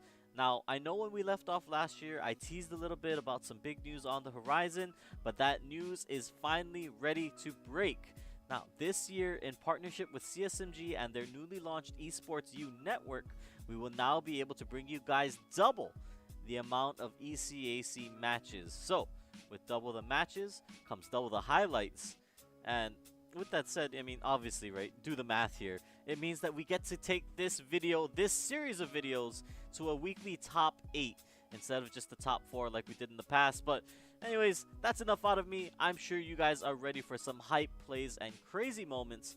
So without further ado, here you go.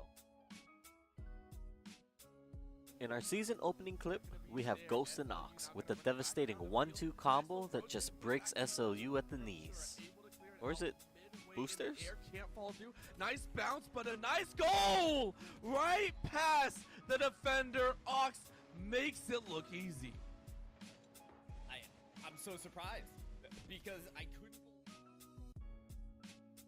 At number 7, Rawfam pounds his chest and decrees that he is the strongest in the jungle with this sick 3K to flip the point. The arms and keeps everyone alive through that. Amplification Matrix came through, but we didn't get the same benefit that we saw last time with the Amplified Fire Strike. Instead is Angry Monkey time from the fan with a 3K. Call that the Primal Blade. As our first Smash play of the year, it's the clean 9 stock from Hydra to lock down New Jersey City's 2-0 win against Husson. As they go for that kill confirm again, it's not going to connect this time, but there it is, just waiting on the platform for the spike. NJCU cleaning up in their signature style, Hydra leading the charge all the way home. Next up, it's every shorty player's dream, and what's going to be a nightmare for University at Albany. Up close and personal. This is the one player who's got a chance with his read. How about timing here? So step forward now into the angle. Certainly good for one. Yikes. There's the one. No one's reswung. He's reloaded. This never happens to a shorty player. Nebula's up now as well. In our next clip, who needs teammates when you've got a wall? Grim surely doesn't. Snaps and passes. They tried their best, and that is an open goal. But unfortunately, out the top, it's going to be the header in. Tit for tat. Grim takes it in on their own. Ooh, spicy little double tap right there. You saw him looking for it, but that's not an easy read. Rounding out our top 3, it wouldn't be a highlight video without our first ace of the season. D. Duraco, this one's for you. Enjoy. Cake out GSV. A great shot there. Oh, I know deep push coming for an ace. Rocco looking for one of their own. There's going to be a 4K already coming through. Now a 2v1. The hard rotate through. And the kill! Ace! Rocco picking up the ace early and securing a true single-player dominance. In our runner-up spot, AZ Tropical has a bunch of things to do in this clip. The SD into... Well, he's got a lot. Just take a look. All right, 2 stocks to 6 for the Fanshawe team. Starting off strong, 45%, 54 uncontested. Let's see what Andy has to offer, because right now he's getting duffed by the Street Fighter. Ooh, very good option coverage with those up tilts, but you're going to get jabbed once, and there's the uppercut right there, sent straight off the top. AZ Tropical now battling it out on Yoshi's story. It's looking kind of tough. And as I was saying, if a character is going to start steamrolling, it's definitely a character with so much crazy zero death potential as we've seen in Kin, because wow, only 19% so far. And this isn't just any character, this is against Fire Mithra. Oh my god! Getting dared right in the face.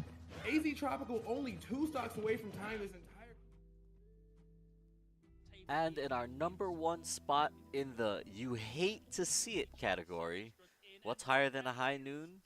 Well, Becomix has the answer. They do trade out Leo Leon here. However, Key Universe making important and inexorable progress. Leo Rafam taking a lot of damage, and it's Becomix finding 3 on the way down! Down goes Doc, and this is looking like an absolute rout for Keen University.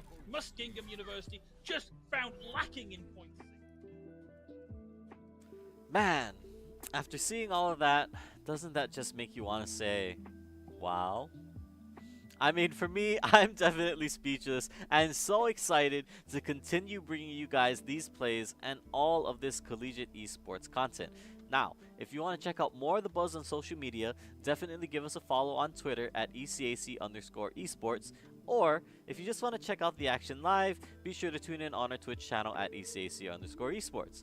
With that said, I do want to give out a shout out to our partners at Esports U for not only helping to us expand our content, but really also to help bring all of you guys more of this great collegiate esports action.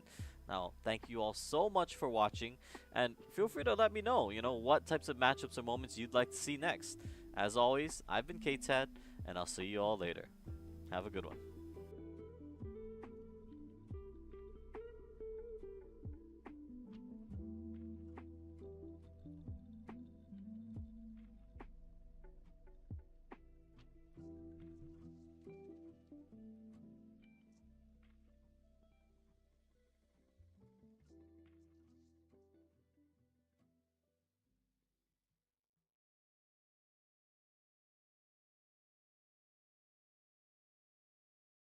My name is Dusty. I'm 24 years old, and this is my first year at Bay State College and first year towards my bachelor's there. But I've been going to college for a few years now, or several years now. Cool. What are you studying? Right now, I am studying human resource management in Nice. business. Yeah. Do you like Bay State so far? Yes. Yeah. It's been pretty good so far. It's only been 1 quarter, but I like it so far. So. Where are you from? I'm from SoCal. I'm doing it remotely from Southern California. So, what games do you play? What's your main game? My main game is Smash Brothers, and that's what I compete in. So Super Smash Brothers Ultimate. Okay, what character do you like? Wii Fit Trainer is my main character. So, how has it been being part of a collegiate team at Bay State? Have you been on a collegiate team before? I've been on teams before. I don't know if I've been on a collegiate team before. I think this is my first collegiate team, but it is really nice, and the teammates are really supportive, and I've met some cool people, so that's nice. But I definitely do have experience like with teams, so it's nothing like super new, but it's always good to be in a team, have that support. A fresh team. Yeah, that's cool. So, how long have you been playing Smash? I've been playing Smash for about like 7-ish years now. Well, I've kind of played it since I was like really young, but like competitively, I've played it like 7 years. I played since the release of Smash 4, which is the previous Smash game, and now I've played into Ultimate, so quite a while. What has been your proudest moment since playing Smash? That's hard to say because I've honestly had a lot of good moments. It's just I feel like every other week or every other month I have a new moment where I'm like, wow, that's the best I've ever played, which feels good and makes it, I keep going for stuff like that. But every time I play a tournament set and it feels really good and I feel like I'm playing the best I've ever played, probably each of those consecutive moments. I just had a tournament a couple weekends ago in Las Vegas where I placed 9th out of nearly 400, I think, and I think that was one of the best I've ever played. And that felt really good, so that was a really big accomplishment for me. So you would definitely say over the past 7 years, you said that you've grown a lot in the game? Yeah, I think I've grown a lot in the game, and I think I've also grown a lot just as a person too. Just like competition in general, there's like there's a lot of learning, and there's a lot of a lot of ways to approach it. I've learned how to teach other people as well, because I do coaching as well, stuff like that. So I've learned a lot through Smash. Yeah. How long have you been doing the coaching part? Coaching, I've been doing maybe a year and a half-ish, maybe almost 2 years. I'm actually not sure on the number. I think a year-ish, year and a half is probably closer to the right one. But Yeah, that's been a lot of fun too. It's really interesting because it gives you a different perspective on the game, and not only are you helping other people, but you kind of help yourself in a way too because you can kind of see things from a different perspective, you know. So How would you describe yourself? Do you like competing more or playing for fun or? I'm definitely more of a competitor. Ever since I was young, like I remember playing like board games um with like friends or something. I think I was waiting for them to play, and I think some of them were playing like just like house rules or whatever. And I was like really, really young, and it like made me upset. I'm like, you guys aren't playing it the right way or whatever. But like I've always been a competitor, but at the same time, like you have to have fun because if you're only a competitor and you're only competing and it's all seriousness, like there's like a limit to that. So like you have to have fun. So definitely both, but I definitely lean towards the competitive sides of things. So I like optimizing things and seeing the best thing you can do. Because it all started out with like uh it all started out with it just being fun. Because when I was younger, I played different games, and I originally just played them for fun, and I played them all the time. But I played them so often, and I got so good at them to the point where uh, it just started to naturally lean into the competitive side of things. And I was so good to the point where I was like, oh, okay, what can I do to make myself like better, and how can I see this as like something I can improve at? So it kind of made like a transition a little bit, but so it's both. If you were to give someone advice who may be looking into joining an esports team but they're kind of on the fence, what would you tell them? My advice would be to really like think over what they're looking for, like in not only in the collegiate esports team but in school as well, and like see like exactly does this line up with what they really want, and just to figure out what they really want and if it's going to be a good decision, from like a scholarly standpoint and from like a financial standpoint, because there's a lot of things to consider. Like I thought it over a lot before I realized, okay, yes, this is a really good decision, I should go for this. So that's something that should be considered. And also like the time frame as well, because if you commit yourself to a collegiate team, it could potentially be a long time. um, so just consider it and think through like all your options, and don't ever make it like don't ever make a decision just off like an emotional reaction or anything like that. Just like, think it through, I guess. So for you personally, how many hours do you think you game a week? That's a good question. It's actually way less than it used to be, but before I would be putting in probably several hours a day into Smash. About a year ago, I was like really, really grinding it and put a lot of effort into it. But lately, like my priorities have shifted just a little bit.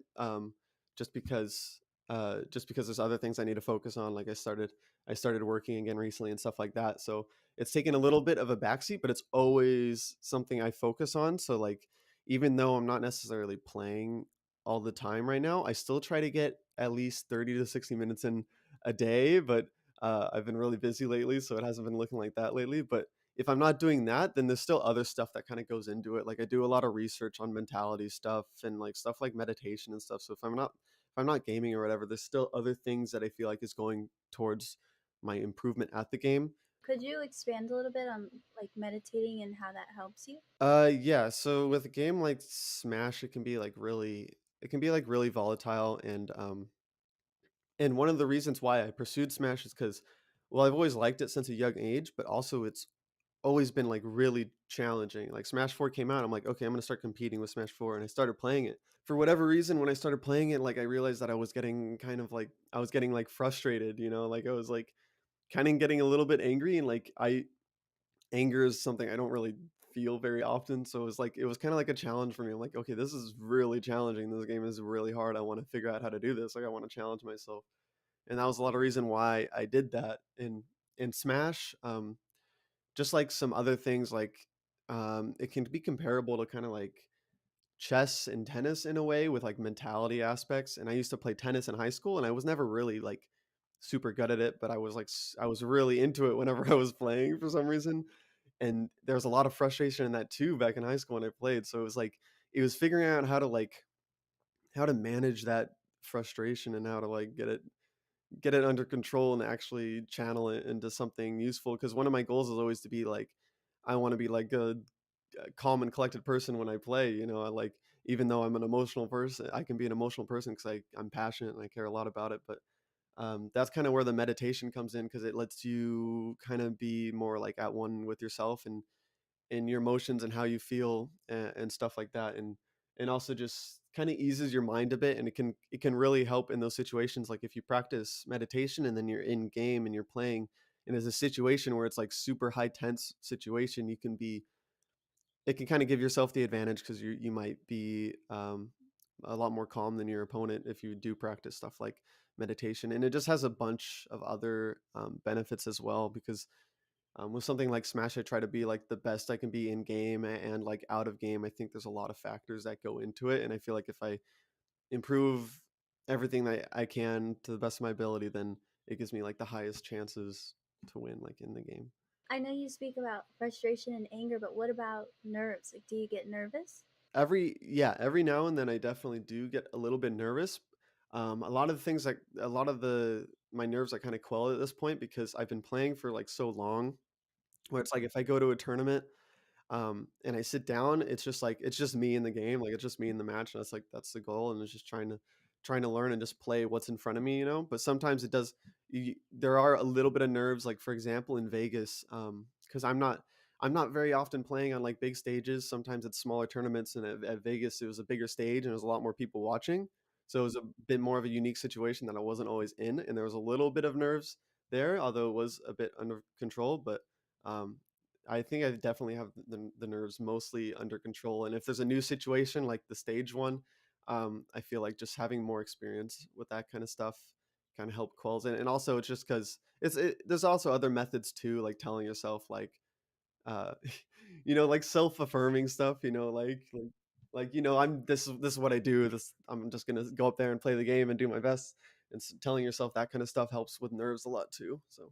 As a coach, do you tell those things to the people that you're coaching as well when they're nervous? Yeah, I try a lot to practice what I preach, and I do in my coaching. There's a lot of mentality coaching too, because uh, I feel like not a lot of I feel like it's a really interesting part of the game and just a part of life too. And I feel like it's not something people focus on a lot with coaching. I feel like a lot of coaching, they're focusing on technical aspects, in-game aspects. Like what can you do in this situation that can be better. But sometimes like mentality comes first, and they're not going to be able to make those steps and make those leaps without like making a change in their mentality first, or at least trying to make an improvement somewhere there. And there's a lot of different like perspectives for it, but yeah. I really admire your mindset. That's really cool. A lot of the Thank gamers you. that I've talked to are like aggressive. Thank It's you. really cool to hear that. Switching gears a little bit, how do you feel about the CECC? What do you think about it? And do you think your team will go to Atlanta? So far, I think it's been good. It's been fun, and I do think there's a very high chance we would go to Atlanta. With my mentality, like I was talking about before, sometimes I just go into it and I'm like, okay, I'm just gonna do my best and I'm gonna play, and that's really what comes down to it. But I am really confident in our team's ability. I think we have a really good set of guys that put a lot of work into it. So I'm very confident that we would likely go to Atlanta. But if it doesn't happen, it doesn't happen. Then I just go from there. Well, those are all the questions I had. So, is there anything else that you want the world to know about you, or anything that you would like to end with? I don't know, for anyone watching, like just try to find like a balance like in life, and try to find like who you are truly, and like follow that passion. Because just for like reference, I worked somewhere for 3 years, and then I felt like I wasn't being called to work there anymore, and like Smash was something I always cared about and always wanted to do. So I quit work, and with the money I had saved up, I pursued Smash for like a year and a half, and like that phase just kind of ended. And I don't regret it. I don't regret it at all. Like I wasn't like making a lot of money through it, but it was something I was passionate about and something I wanted to do. And I'm really glad that I did it, and I hope that other people can consider like following their passions like that, but also with proceeding like with caution, doing what is available to them, and just finding like who they are and what makes them happy, I guess. Thank you so much again for your time and doing this interview with me. I really appreciate it. Okay, thank you for having me.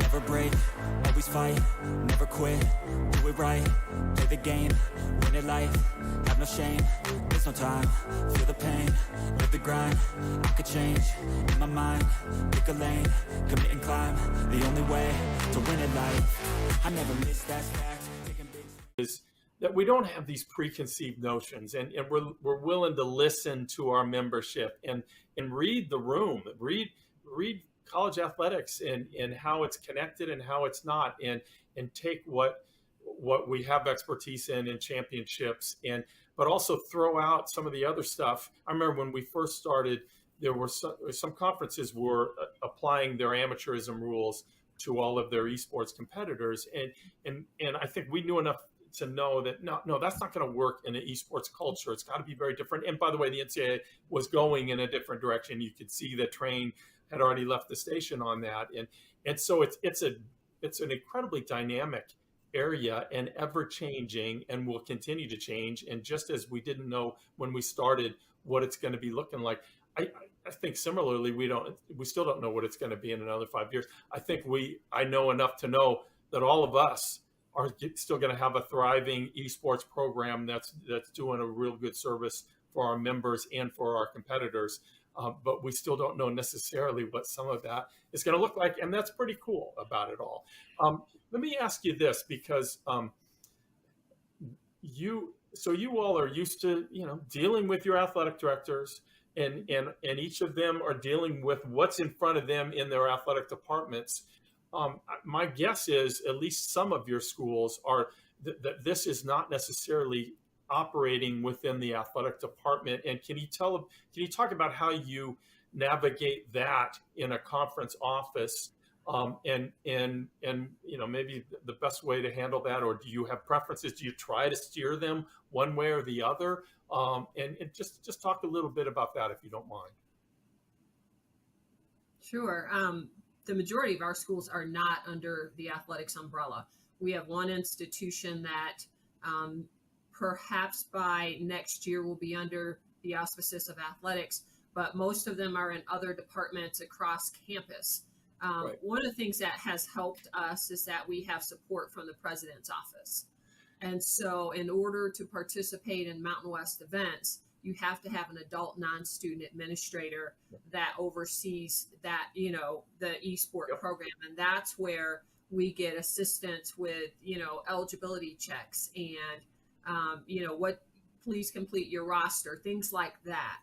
I don't know in the future, and it depends on, who's sitting in the athletics director's chairs, whether or not more esport teams will go under the umbrella of athletics. And I'm kind of indifferent in terms of whether it should, because I don't want esports to go down the road that some conventional sports have gone down with the NCAA. So we have a unique opportunity to kind of craft esports in a way that fits what esports is, as opposed to trying to fit it into a conventional athletics box, so to speak. Right. I think the success of our program and getting participation is exactly that. The fact that we're not tying it in necessarily to athletics and NCAA eligibility. Like Carolyn, we probably have 3 or 4 schools that are under athletics. And I know it puts them in a difficult position sometimes trying to make some decisions. I got a request recently to consider allowing part-time students to participate during this year, because some schools struggle sometimes to fill out all the games that they want to play with us. And we held off on that for now.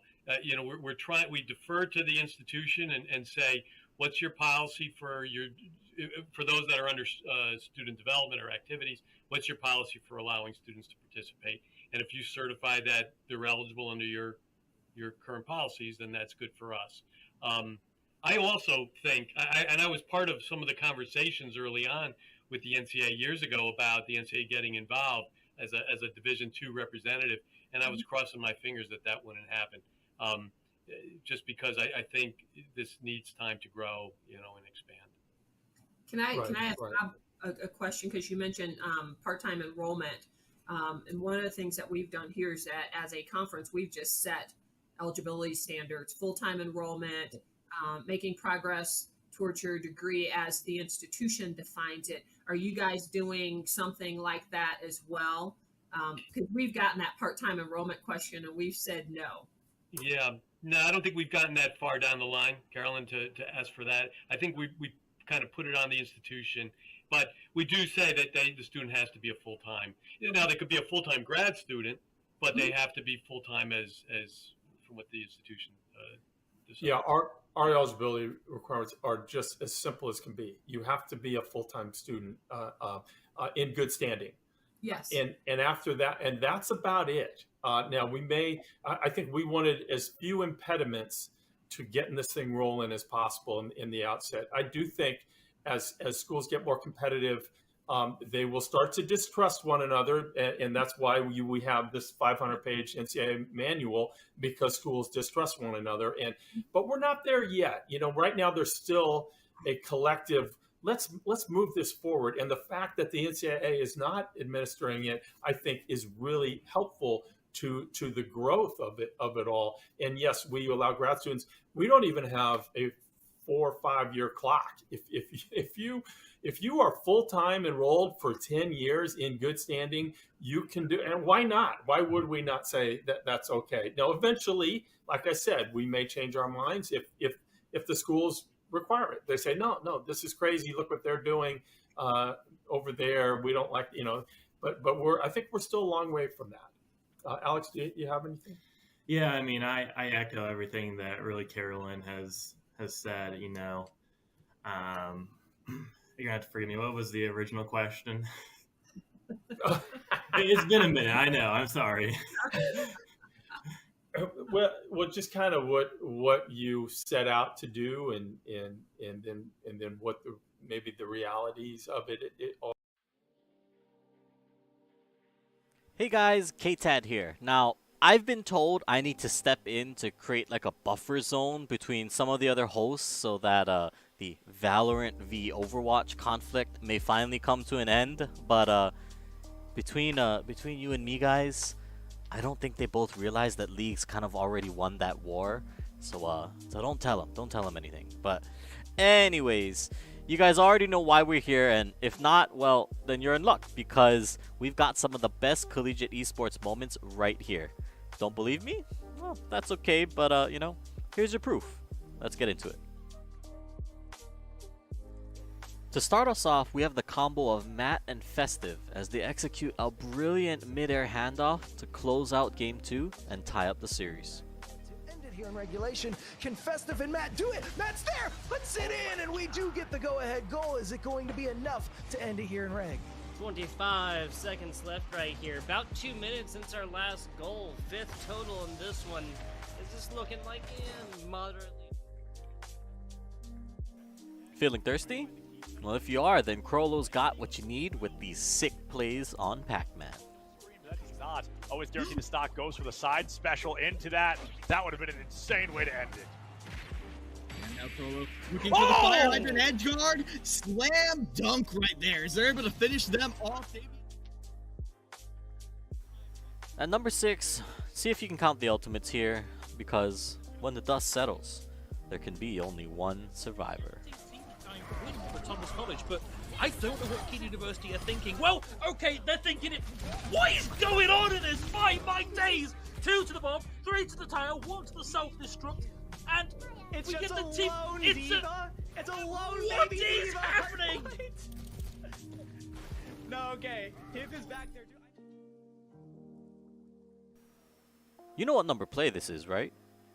Because J-Rod knows. And let me tell you, he's definitely keeping count. It's gonna be J-Rod who strikes first again with a nice headshot onto Boss. Gonna start moving down into Garage, and J-Rod is just approached now through Garage. Fireproof Wall has been committed. Lance tries to take a peek, but J-Rod's there, finds Pigeon Mac. We're looking at potentially an ace. Austin gonna do their... Trying to scrape together some sort of consolation prize. He's blinded, and they're... Oh my god, draw. What a teammate. He's giving a... Oh no, J-Rod around the corner looking for the ace. One shot on Austin, he finds the ace. Oh, good guy beautiful. Draw, gives it over. Love the team. A man down, the overtime clock counting, and the ball on their half of the pitch. Yet somehow, Stonehill manages to make it work in this crazy match against Buena Vista. Out and push right back out again. This is a game of inches. Who can aggress first? And that's gonna be it. Joker from the long shot along the field. Look at this from the backboard straight to Joker's feet. The touch is so delicate. In what was surely a game-changing play here, Nichols State's Law pulls out a tire that can only be described as illegal to put the nail in the coffin against Missouri Western. Lost some math already. On the bright side, yeah, Nichols has enough time to come through. No! It's 3! No! It's not 1, it's not 2, it's not 3. It is 3 eliminations with Law's rip tire there. Absolutely incredible. Able to pick up a 4th. Shy for the team kill right now. At number 2, it's just a masterful display of edge guarding from Adelphi's Davian. Check it out. That roller is going to be a great opportunity to get in and pass, possibly even just through those arms. Goes for the down throw into forward air, excuse me. A great combo. Could have found some great damage offside, and as that paint just racks up onto this mid-man, that is more and more damage basically for free. Davian, good bottom stage. My goodness, what a stall! Beautiful edge guard. And England. And in our top play of this week, have you seen the movie Ratatouille? It has nothing to do with this play, but I think you'll see why we bring it up. Look at this rat. No, look at this rat going up long, dude. Oh, he's got another. I mean, it's Ratatouille. They're just chefing it up. I'm going to go find another. Fozzie, quick trade, though. And they'll stall the push for now, but contain just a little bit here. We got a lot more work to be done. It's out of CT already. Right click is missed! Oh. Yeah, right click is huge going in this round. It's not going to find anything but Tomo will. Fozzie with a quick trade. Oh, and okay. stop. Okay, Stop let the rat it. do it all. Oh, my. Phew! What a week and what a crazy set of matches we've been seeing so far. Now, with that said, we're just now passing the halfway point in the season, so that playoffs picture is definitely starting to shape up. Now, if you guys want to stay up to date with all of the ECAC action, then definitely give us a follow on Twitter at ECAC_esports. Or, if you guys want to catch all of the matches live, you can find us on Twitch at ECAC_esports. Mondays and Tuesdays at 8 p.m. Eastern, Wednesdays at 7. Now, as always, a special shout out to our partners over at Esports U for expanding on our broadcast coverage. We definitely want to give them a special thank you for that. But you know, that's it. That's the show. That's all we've got this week. Come back next week. Hopefully we've got a new host. Hopefully they've stopped bickering and all of that. But in any case, I've been KTAD. It's been a blast, and I'll see you guys next time.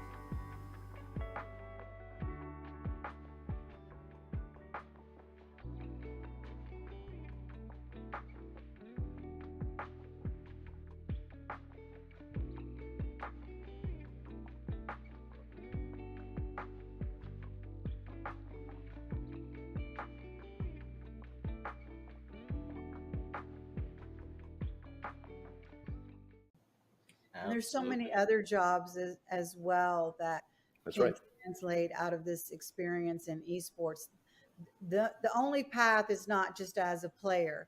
I think all of us are representative of jobs in esports, but it mirrors traditional sports in pretty much the same way. You've got, you know, broadcasters, you've got production people, you've got marketing and sales, and now NIL and things like that. But really, esports is kind of a great accelerator for a lot of new businesses that are coming up in the metaverse and Web3, and there's a lot of new technology that is going to be needed. And so these STEM students that are also esports athletes are really the future workforce and leaders of tomorrow. And you know, us as well as all of our brand partners that we work with really recognize this.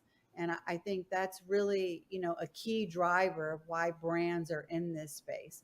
They want to be part of building that future workforce and leadership and shaping it and supporting it. So, yeah, it's been a very interesting space to watch.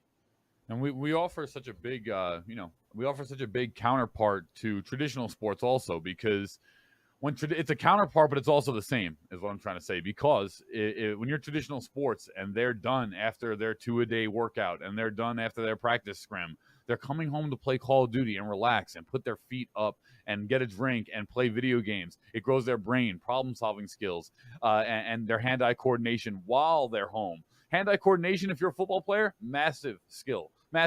So it helps build those things while they're off the field. And then for us, vice versa, if you're an esports athlete, one of the errors I had growing up when I was competing in esports is that I was not active enough. I played sports, I competed a little bit, but I wasn't active enough truly when I look at it. So that's one area that esports players can learn from in terms of activity and physical and the marrying of both. People say, oh, sports and esports, video games. Not really. We're just kind of the tech industry's competitive form of competition, as to where traditional sports are more physical, hands-on. So I believe in the marrying of these two sectors and that they actually live together while also being counterparts. Well, I think then to speak to something about marrying, right, from traditional to esports, that to me speaks to this whole new thing, at least again from you guys, right? You guys have more traditional sports background, right? Paul, Lee, Mike, and all of that. But I think let's talk NIL then, because I think that's something that I think is really interesting, that at least when I heard about it, right, of what we're trying to do with, esports athletes, schools, programs in general, because it wasn't something you would think normally, right? You could understand, right, football player on the field, star quarterback, it makes sense, right? The guy is somebody that everybody knows on campus, whether you're on the team, off the team, or you're just going to the school, it makes sense. But I think, nowadays it's not as common, or people don't think that they could be somebody that their name is out there, right? Or that they're known, right? As we're growing the space, as we're putting this together, it almost feels really interesting that, your star entry in Valorant, or your star forward on Rocket League, right? Whatever the case might be, now they can have NIL deals. It's a thing out there. And I think, I don't know, maybe Mike, you want to start off? But I think, thank you for teeing that up. So I was talking for too long. I forgot to bring NIL into the mix. So it's a common occurrence, occupational hazard. So I would say that, so NIL for I'm sure most of you watching understand what it is, but NIL stands for name, image, and likeness. Name, image, and likeness, that term has been utilized to describe the transition of traditional student athletes, NCAA athletes, and their ability to monetize their name, image, and likeness. It went live July 1st, 2021, and it has continued over the course of the last nearly 14.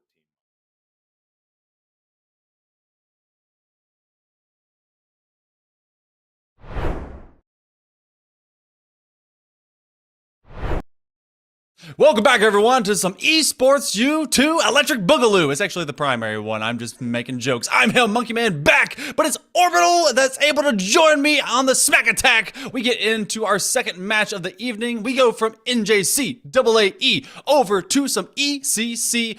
Orbital, you just got in, but how you feeling this fine, what is it, Thursday evening? My goodness, this week is flying by.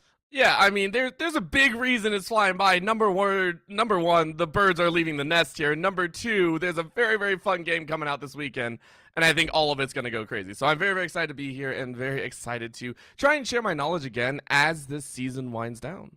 Yeah, this is all about us saying words and you believing them. Believe it or not, well, you might. We go into this second match, and this one seems to be a position for contest, not just because obviously two teams are meeting on the field of battle and it will be, pretty cool in Valorant, but it's also a rematch. It's going to be CSI versus St. Joseph, the Dolphins, the Eagles, those that can soar and those that can go deep in the water. Pretty cool. Swim is the word we were looking for. Swim. Yeah, that's how it works out. So this one, though, did go the distance the last time around. Yeah, and it's not so much a distance as in overall, OTs and everything of the sort. It was just a great best of three. I believe last time was all the way back in week number 2 is when they played against each other. And in that time, it was CSI that came out in the lead 2-1. Now, the scores were relatively close, right? 13-7 for CSI on map number 1. Map number 2 went SJLI's way in a 13-10. And then in the third map, it was 13-6 for CSI. Best part, they were on the OG3 is what I like to call them. It was on Haven, Bind, and Ascent. And as you know, some of these might be a little bit questionable.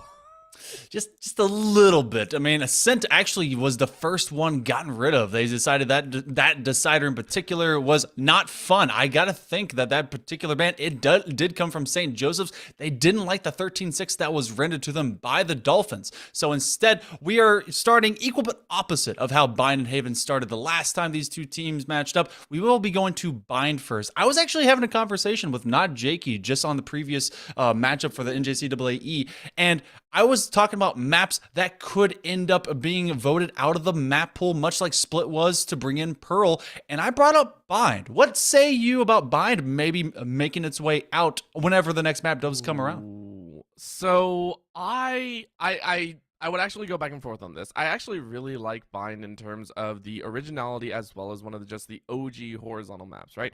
Not too much verticality. It does feel very basic. However, I would actually throw, I believe it is Haven in there, right? Haven, the thing about it is I love the idea of 3 different sites. I love that idea. But the sites are just too awkward to manage. I feel it could have been executed a little bit better. I think it'd be interesting to see Haven actually revamped to give a bit more aesthetically unique feeling, because again, it's the only map that has 3 sites. I feel that could have been done a lot more, but I also understand why you would want to take Bind out. It is, again, very, very basic, very, very just there in the map pool. Whether it does or not, I mean, I'm not the best choice of that. Good Lord, I am not at all.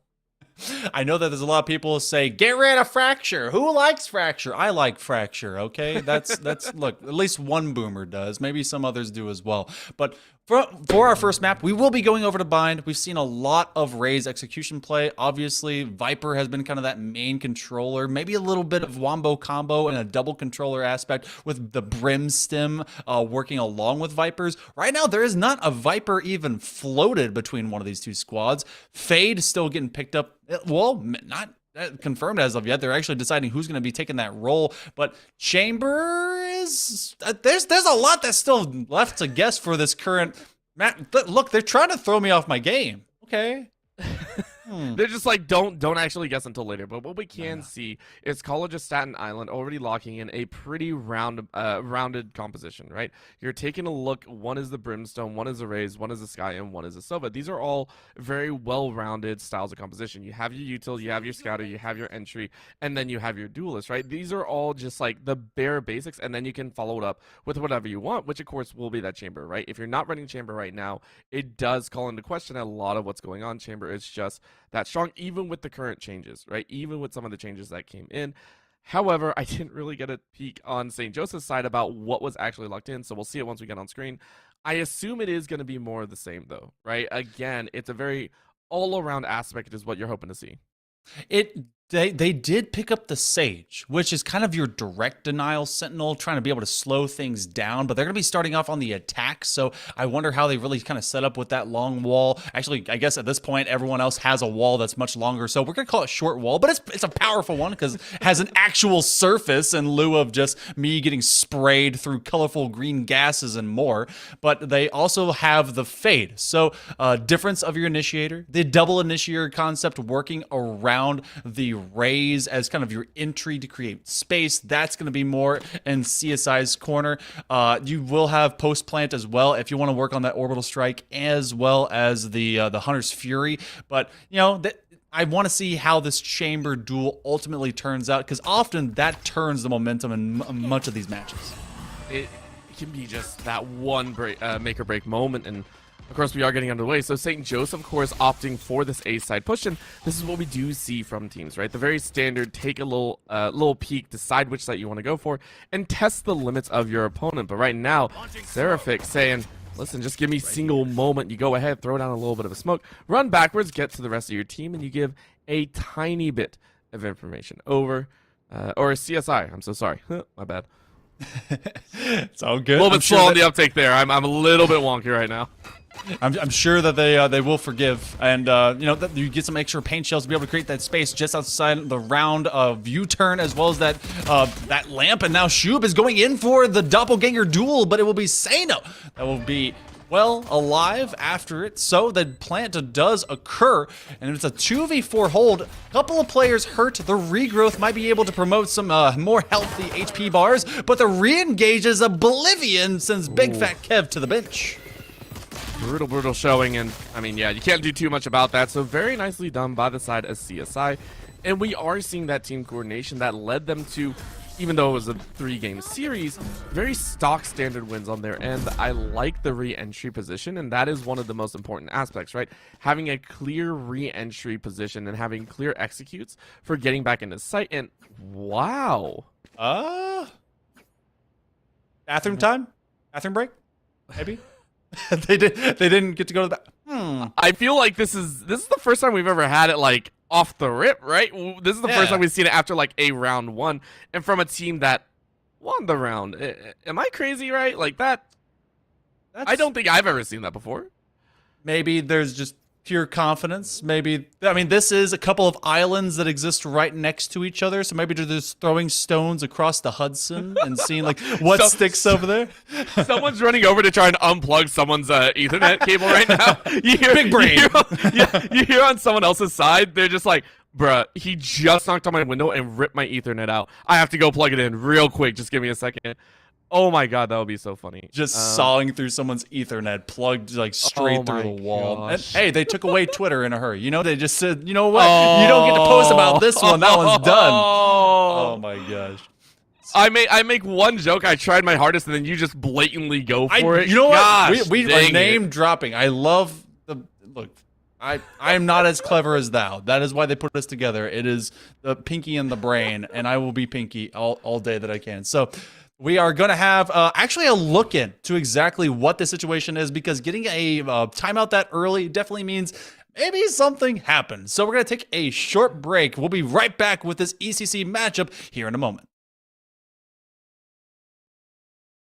Or be able to monetize any part of their name, image, and likeness, but it's been around forever, right? We've had athletes endorsing brands for over 100 years. Babe Ruth of the New York Yankees was endorsing brands 100 years ago, and it has continued onward from baseball cards all the way through now, where we have lots of different integrations of how influencers can monetize their followings. So what I would say on the traditional side is it's still a very young space. There are a lot of stories out there regarding NIL that tend to focus on the negative, or how out of control, I put in air quotes, it has gotten.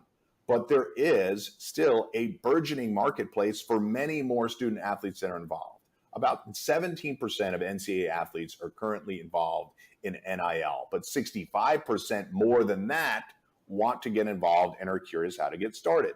On the flip side, brands are challenged with a few different things in the space. There are 10,000 professional athletes in the United States. Once July 1st, 2021 hit, and you dump every NCAA athlete into that space, that's another 500,000. So brands that maybe didn't have a dedicated athlete strategy when there were 10,000 now have 500,000 plus that 10,000 to figure out how to activate who they are. That's a lot. I understand brands' hesitancy in some instances, but I can tell you that companies like us are on a daily basis educating brands and student athletes as to the software you can use, the types of activations you can get involved in, and how to utilize your followings. Or if you don't have to or want to be a social media star, are there ways in which you can monetize it? Now, I know I described that under the umbrella of the NCAA, but I see it as being no different in esports. I think there are massive opportunities for people with followings to be able to use that and connect with brands. I think a company like us can help you to do that. And then beyond that, we can make sure that those transactions are safe for you. I think there are opportunities, not just at the individual competitor level, but at the program level to have a sponsorship go to that. I'm sure some of you out there listening and watching already have deals like that in place, but I think we can continue to enhance, augment those deals and make them more comprehensive and make them, first of all, I think product deals are perfectly fine, but I think we can get beyond that and grow some of these deals to a greater extent. Paulie, thoughts on that? Yeah, what you said is right. So I'll put it in for layman's terms here for just the esports players, because I talk to so many of our athletes that compete in our CECC series that are currently still in college. And basically when Mike Blewett says NIL, what he's referring to is just very simple. If a brand or any sort of anyone wants to use your school's name or your brand or anything with you, there is a deal for you that can be put in place, whether it's product deal, whether it's a paid endorsement. You can, whether you're a macro influencer or whether you're a micro influencer, you can be paid for your services. So welcome back. I know that you can't see me, but I am definitely running as we are sprinting straight back into the action. It is round number 2. CSI, the gang, everyone was able to reconnect, and it is basically pistols versus the world as I don't know how to say that name, Habibti? Yeah, they're able to get a headbang, and they're now going to see this attack trade from site B to A. That was one of the most brutal entries I think I've ever heard into a round that all we saw is a single shot come out of someone. That was just like, yo, we're going to him, and they dribbled the ball. That's all we had. And now around the corner, we are seeing Santa go ahead and take out Big Fat Kev, which is probably one of the better usernames I've ever seen. I'm amazed you even got that because I feel that would have been snapped up very quickly. But of course, right now, CSI with the gun advantage here in the anti-eco is feeling very, very good. And we expected this, right? This is, again, CSI on their point and on a round that they should not lose. And the big question is really just how many players are they going to lose in the seed, and they only lose 1. That's a great round for the side of CSI. They're going to carry 4 guns over and feel great moving into the bonus. Yeah, and you had mentioned this before at the beginning of our matchup, that the last time around that we did see this go to a game number 3, but very standard outcomes. The one map that was of closer contention, and it was one that St. Joseph's did win, was a 13-10 on Bind. So that the rest being a greater separation, 13-6, 13-7 with Haven and Ascent opposite respectively. It's interesting to see this opener. And so a round 3 op as well in Habib T, as we get to see that on the chamber. That's a very aggressive buy up on the defensive half of the Dolphins. Ooh, and that works. And I like it, right? No matter what, I love the fact that teams are willing to kind of go this extra mile and go for some of these insane little setups here. Oh, that's going to be a catch, and you find it. Easy does it, Habib. Easy pick there, and that's going to open up for CSI to hold down this B site. Again, for them, one of the big challenges that they're trying to do here is just ensuring that they don't let the plant go down, right? That's been the downside for the last 2 rounds, that they have let the plant go through. If they can hold them all here, if St. Joseph cannot get in on the site, that will be a heartbreaker here on the gun round. Yeah, that's been one of the saving graces about losing the first couple. They have been able to get at least the spike down, but they've not been able to deny the post-plant take. Big Fat Kev did a squat, and that's a BT that's able to put another chest hole in someone's cavity. And so that's going to be a 3rd gun game win, as they're able to get a 4K with a wall bang with a headhunter. Slime Lord will drop as well. So a lot of good chamber play on site B. I thought it was going to swing to A. They came right back, and so far it's not paid dividends. It's a nice bonus win, and CSI is looking good through the first 3. A gift. The fact that they took it in that style as well is just brutal to watch, right? Like, this is, again, to give context, CSI and St. Joseph, they played a very close first series in the regular season, but here, at the tail end of the series, at this final matchup, it feels like CSI just have a little bit better step. And again, these are the first 3 rounds. Nothing is set in stone here, but from what CSI has shown us, and at least I've seen here, it's so much fun watching this squad so far. They are accurate, they are clinical, and what we see here is they're not willing to take risks that might put the rest of the team in danger. Very smart of Oblivion to just get out of dodge, keep themselves safe, and keep themselves alive, most importantly. Yeah, that's one of the hardest things in this game, is knowing how to stay for how long you need to when it comes to engagements. First contact, elongated contact, that often is what gets you killed and gets you traded out. Try to be able to weaponize and get as much value out of your shots, and then get away, reposition, work with your teammates. Your life is so much more valuable at most of the time than the gun you're about to drop on the ground that can be picked up. Speaking of picking things up, the time is ticking away, and the pace is going to be picked up for St. Joseph, but they are a little bit worse off for this eco. It looked like they were priming themselves to burst onto the side on A. I mean, we say eco, but they decided to buy up, and again, it's the extra little side money that they have, but I don't think they're going to have a full set of weapons in the next round either. This is, again, to give context, CSI and St. Joseph, they played a very close first series in the regular season, but here, at the tail end of the series, at this final matchup, it feels like CSI just have a little bit better step. And again, these are the first 3 rounds. Nothing is set in stone here, but from what CSI has shown us, and at least I've seen here, it's so much fun watching this squad so far. They are accurate, they are clinical, and what we see here is they're not willing to take risks that might put the rest of the team in danger. Very smart of Oblivion to just get out of dodge, keep themselves safe, and keep themselves alive, most importantly. Yeah, that's one of the hardest things in this game, is knowing how to stay for how long you need to when it comes to engagements. First contact, elongated contact, that often is what gets you killed and gets you traded out. Try to be able to weaponize and get as much value out of your shots, and then get away, reposition, work with your teammates. Your life is so much more valuable at most of the time than the gun you're about to drop on the ground that can be picked up for St. Joseph, but they are a little bit worse off for this eco. It looked like they were priming themselves to burst onto the side on A. I mean, we say eco, but they decided to buy up, and again, it's the extra little side money that they have, but I don't think they're going to have a full set of weapons in the next round either. unless they get some kills here, right? That's the other downside. St. Joseph having completely locked out here. So any extra money that they've been trying to play for is a little bit difficult, but there we go. Slime Lord gets one.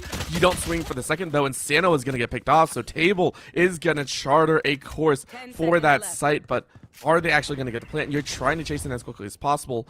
Toxic Pandas on this side is going to try and hold it off. You do get the plant down. I think that's going to be just enough time.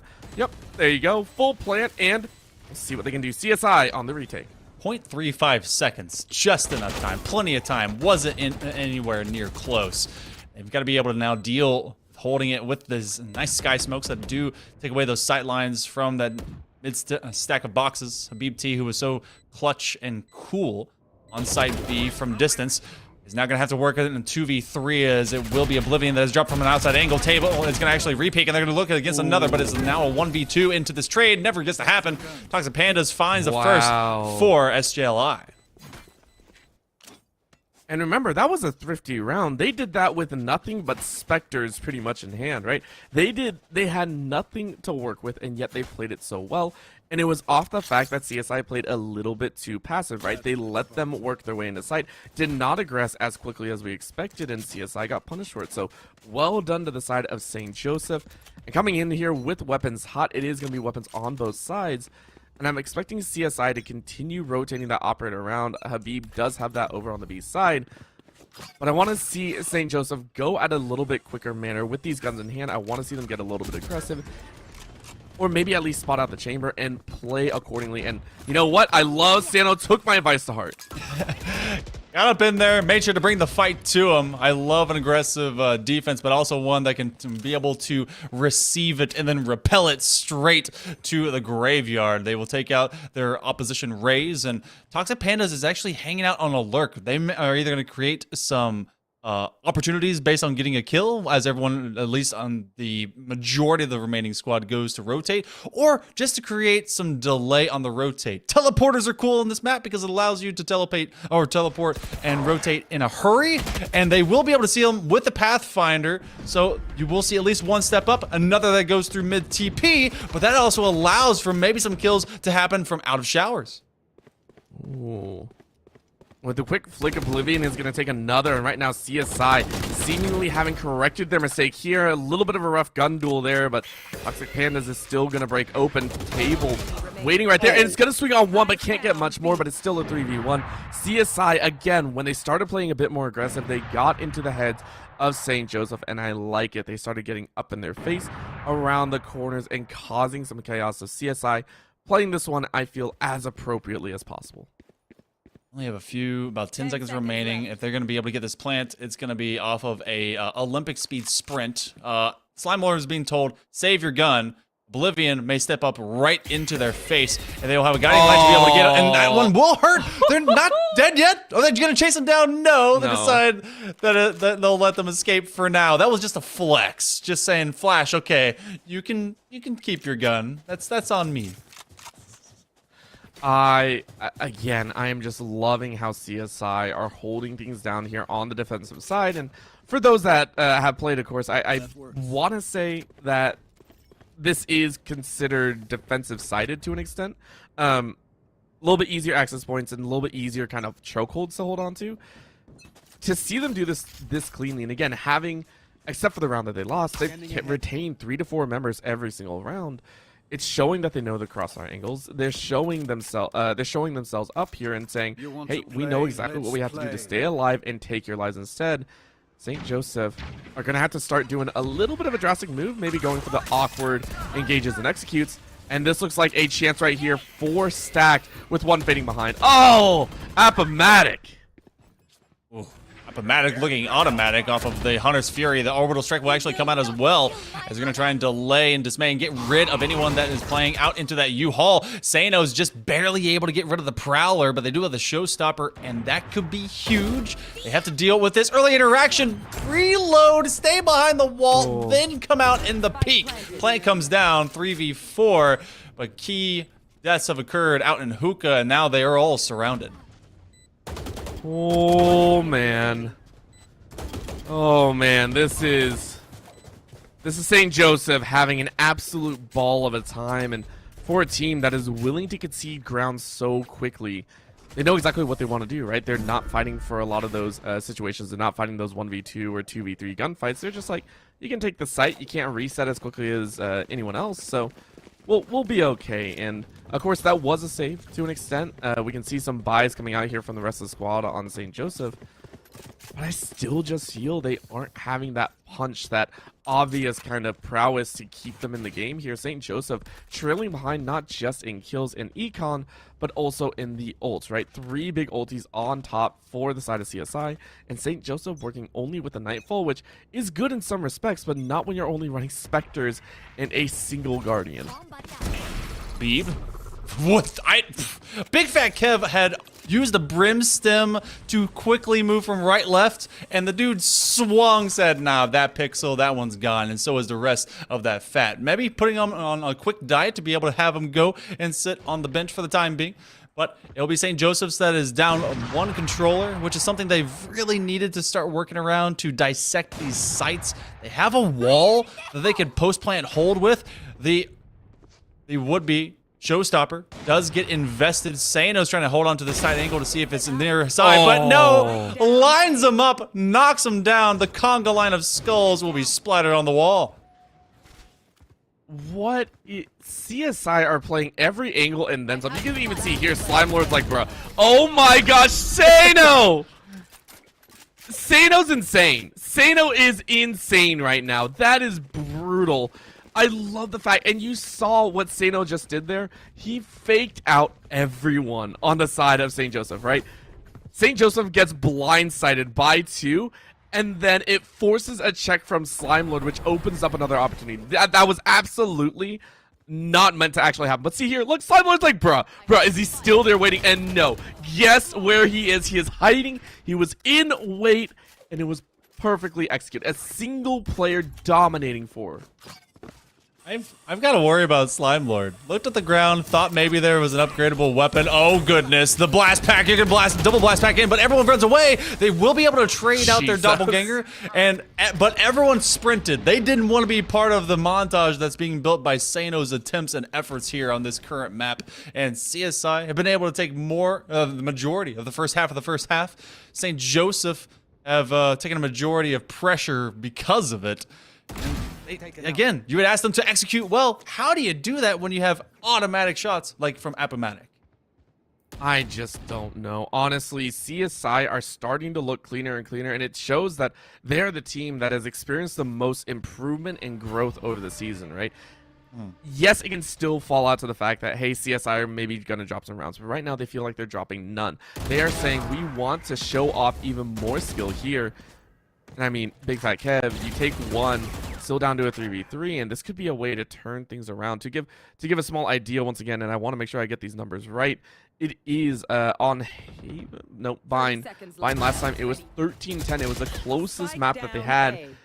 And it just feels like CSI are getting more and more control here, especially with B, but that's a trade, and oh, Big Fat Kev rips the words right out of my mouth and says, Caster, shut up, you've talked for too long.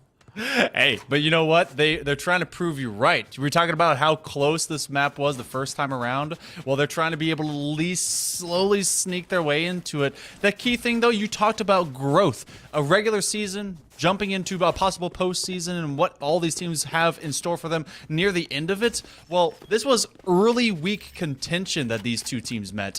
From there, it's about how do you grow. Will it be another 2-1? Map 1 does not determine the entirety of a single series, but it sure sets the tone. And the Dolphins, they're saying, and they're able to, that means we're bringing it to you, St. Joseph's. I don't know what Animal Nature Discovery Channel you were watching, but I will give that one a 7 out of 10. Needs more water. Taking a look here, Habibti is watching that long angle and gets a paint shell right in the face. Already used the rendezvous once, so getting flushed out of 2 angles is actually a huge win for the side of St. Joseph. But the problem is they couldn't really utilize any of that information, right? They got the info, they forced Habibti out, but they couldn't push into the site, and that's because of this. Appomattox takes 2 down, and Sano says, hey, don't forget about me. An immediate 3 dead, and for every round St. Joseph wins, it feels like CSI are ripping 3 back. For just a moment, shout out Toxic Pandas for actually investing into the final skin of that Bucky on an Oni Bucky. That thing was beautiful. Haven't seen an Oni Bucky in, well, ever. I don't know who would buy that. They did. So maybe they'll be able to flex with. Oh, now it's in the hands of Shoop. No, they say a judge is much better. Be able to use that flight time. Be able to get even more time. Now, you put it away. You picked up the judge. Well, judgment's laid unto you. It's a flawless. Slime Lord continues to be one of the last people remaining on this St. Joseph squad, and they're the last one that gets to see themselves die as CSI continues their streak. Well, renews it. What are we seeing here, Monkey Man? Like, what are we seeing here? Because, again, going off of previous information, this should have been the closest map for this team.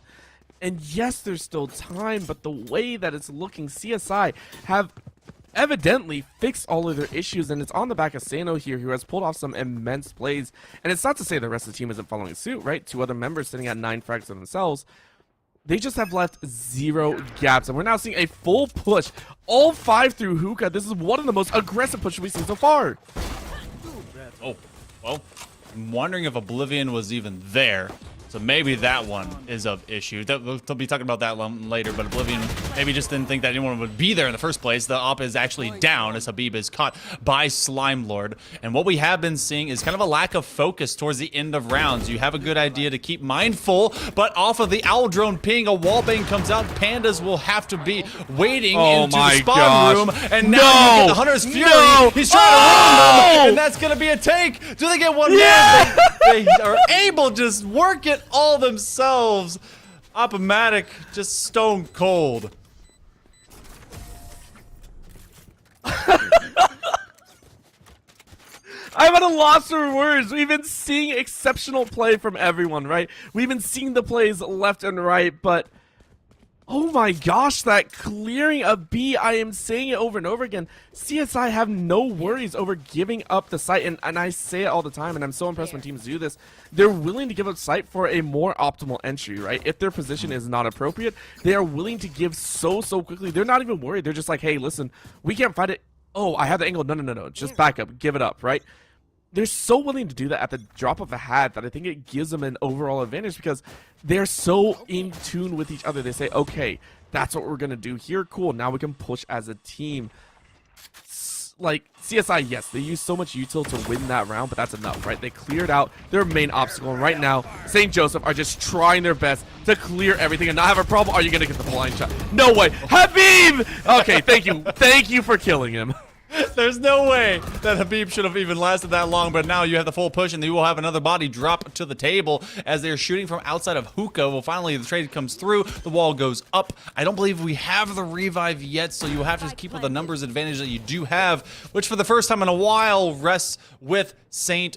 Joseph's. Habib got caught putting their rendezvous a little bit too far up, kind of a big ego check, and so they knew they were in the smoke.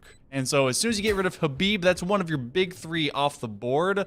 But Sano is still out there, and they're out for blood. I mean, I feel like this is keeping in line with every 3 rounds CSI wins, St. Joseph wins one. Because we're getting close to it again, right? We are getting so close to it, but Big Fat Kev said, hey, I found... Oh! No, Sano! All right, I gotta stop talking because Sano apparently is just saying, it's mine all the way through. You get 3, but you lose this round. It was a funny round nonetheless. Oh my gosh, CSI, they looked brutalized there, and yet they were still able to pull out a 1-1 ending. Just CSI coming out, just Sano, 18-2 in this first half. They are primed in the final round of the first half to maybe get a 20 bomb. And with the pace that they are setting, I am wholesale a believer only because maybe we'll see the extension of this process for them to be able to get to 30 and 40. But Slime Lord has the Nightfall. There is a revive for table on the table. And Shub, they have a showstopper. I need to see some value out of that raise. That is often the turning point. I was talking about it when it came up with the chambers. If your raise isn't creating space and opening it up to shut others down, then you've basically wasted your agent pick. Crazy. Oh, now we get the other side of it too. By the way, that is an exact mirror matchup with the players on the opposite side that we saw earlier. But you know what the difference is we do get the revive, so Table is able to keep him in play, but Seraphic says not a big deal. Big Fat Kev is dead, and Oblivion sees a gun. Oh, that hurts so much. Oblivion gets a free shot, and gets a second to swing, make it a third, baby. Clearing house. It's a trip full of aces. Oblivion lays the pathward for a 9-3 first half. That is the definition of what we need St. Joseph's to improve upon. They obviously know that those individual engagements are happening. They're just not hitting their shots. That must be rectified. I don't know if they've got resilience right now to kind of play against it going into the second half, but the good news is for them, they get extra time. Cool down. The IGL better be talking to people, but in a, a positive manner. They were able to get 3. They were able to take one every 3 or so rounds. It kind of got messed up at the end. They split the last 3. But I was salty about that, by the way. it was almost a perfect stat. It was almost great. I know. I was calling it. I was like, but it still holds true, right? Yeah. It just feels like CSI are a little bit more clean right now, and there is a situation where no amount of macro game and no amount of overall teamwork really feels like it can fill the gap with just very good gunplay, right? We're seeing it time and time again. Even in that last round, St. Joseph had the swing and yet just couldn't get the kills like that once again, right? Oblivion had, or not Oblivion, Toxic Panda had eyes on sight, but it just didn't have a great time. And so now we're seeing them go with the hard shotty. Not going to work, though, as, again, CSI are opening up with 4 on site and only 2 left to fight against. Oblivion has been a great variable for this CSI squad. They've been the one that's flanked through short A to be able to come around St. Joseph's and just really end their days. They were the one that got that 3K at the end of the first half. There's a lot of sharp shooting that's happening through smoke, and Slime Lord does find Up-O-Matic, one of the biggest and baddest killers. Becomes a 2-on-3. There's really not much you can kind of do about it.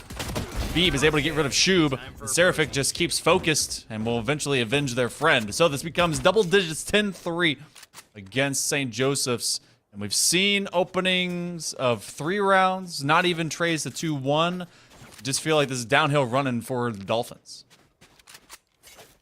I don't know if a Dolphin can run downhill, but I do agree this is what it would probably look like, slide, right? Like this is right. It's like that's a very maybe if it were like in the Arctic and it had genes of a penguin, right? Like you don't want to slide down a hill or anything like that. That would just hurt, right? Yeah. But agreed, 100% agreed. This has been a little bit downhill the entire way from either side, right?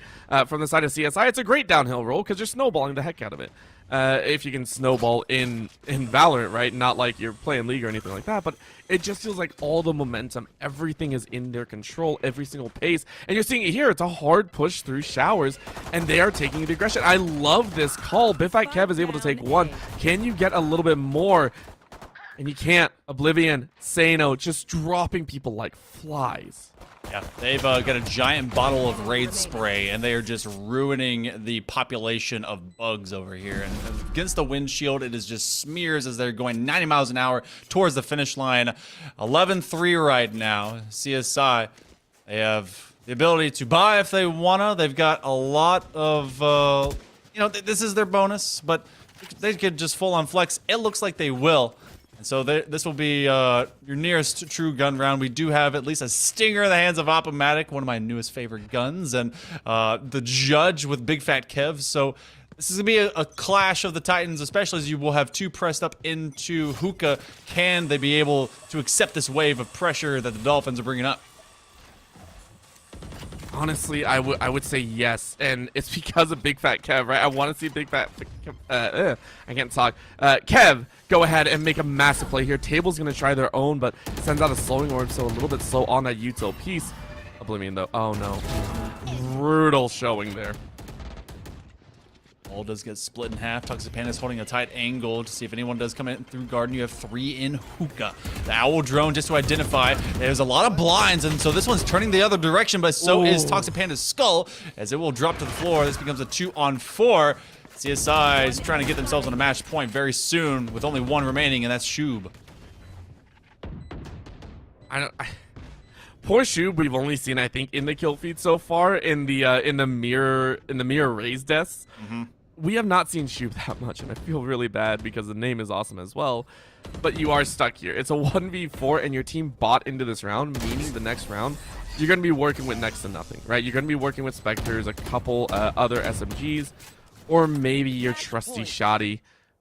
I can't believe we're already on match point. We were predicting a little bit closer game. We were predicting a little bit more back and forth, and yet CSI have come out with an absolute banger of a game. This is when you're St. Joseph's and you all knife fight mid. That's the only way you even a playing field. Everyone flexes the cool knife skins they got, and you really throw down who's the better Valorant player. That's the only way. Wait, what if it's a popularity contest with the knives, right? Like you just go through all the knives and like whoever has the coolest, you go down the row. You don't even knife it. You're just like, do you have the cooler guns knife skin right there? How much money did you drop? 200? All right, you win. Get the champion skin. Okay, you wait. The prelude to chaos. It's a big sword. That's one of my favorites. Yeah. I would bow. I would just be like, it's over. I'm sorry. I'm done. Shoop though is able to get first blood. So hey, maybe there's some life here. There is at least a little bit. The Guardian does come out, and Shoop is also able to get one off the paint shell. Oblivion does fall. Sano trades out Slime Lord. Usually they're the last one living. Now Sano's trying to make sure no one will. Big Fat Kev hits the dirt right before they hit the buffet. Apomatic sees a burst on and back from site as this is a 3-on-3.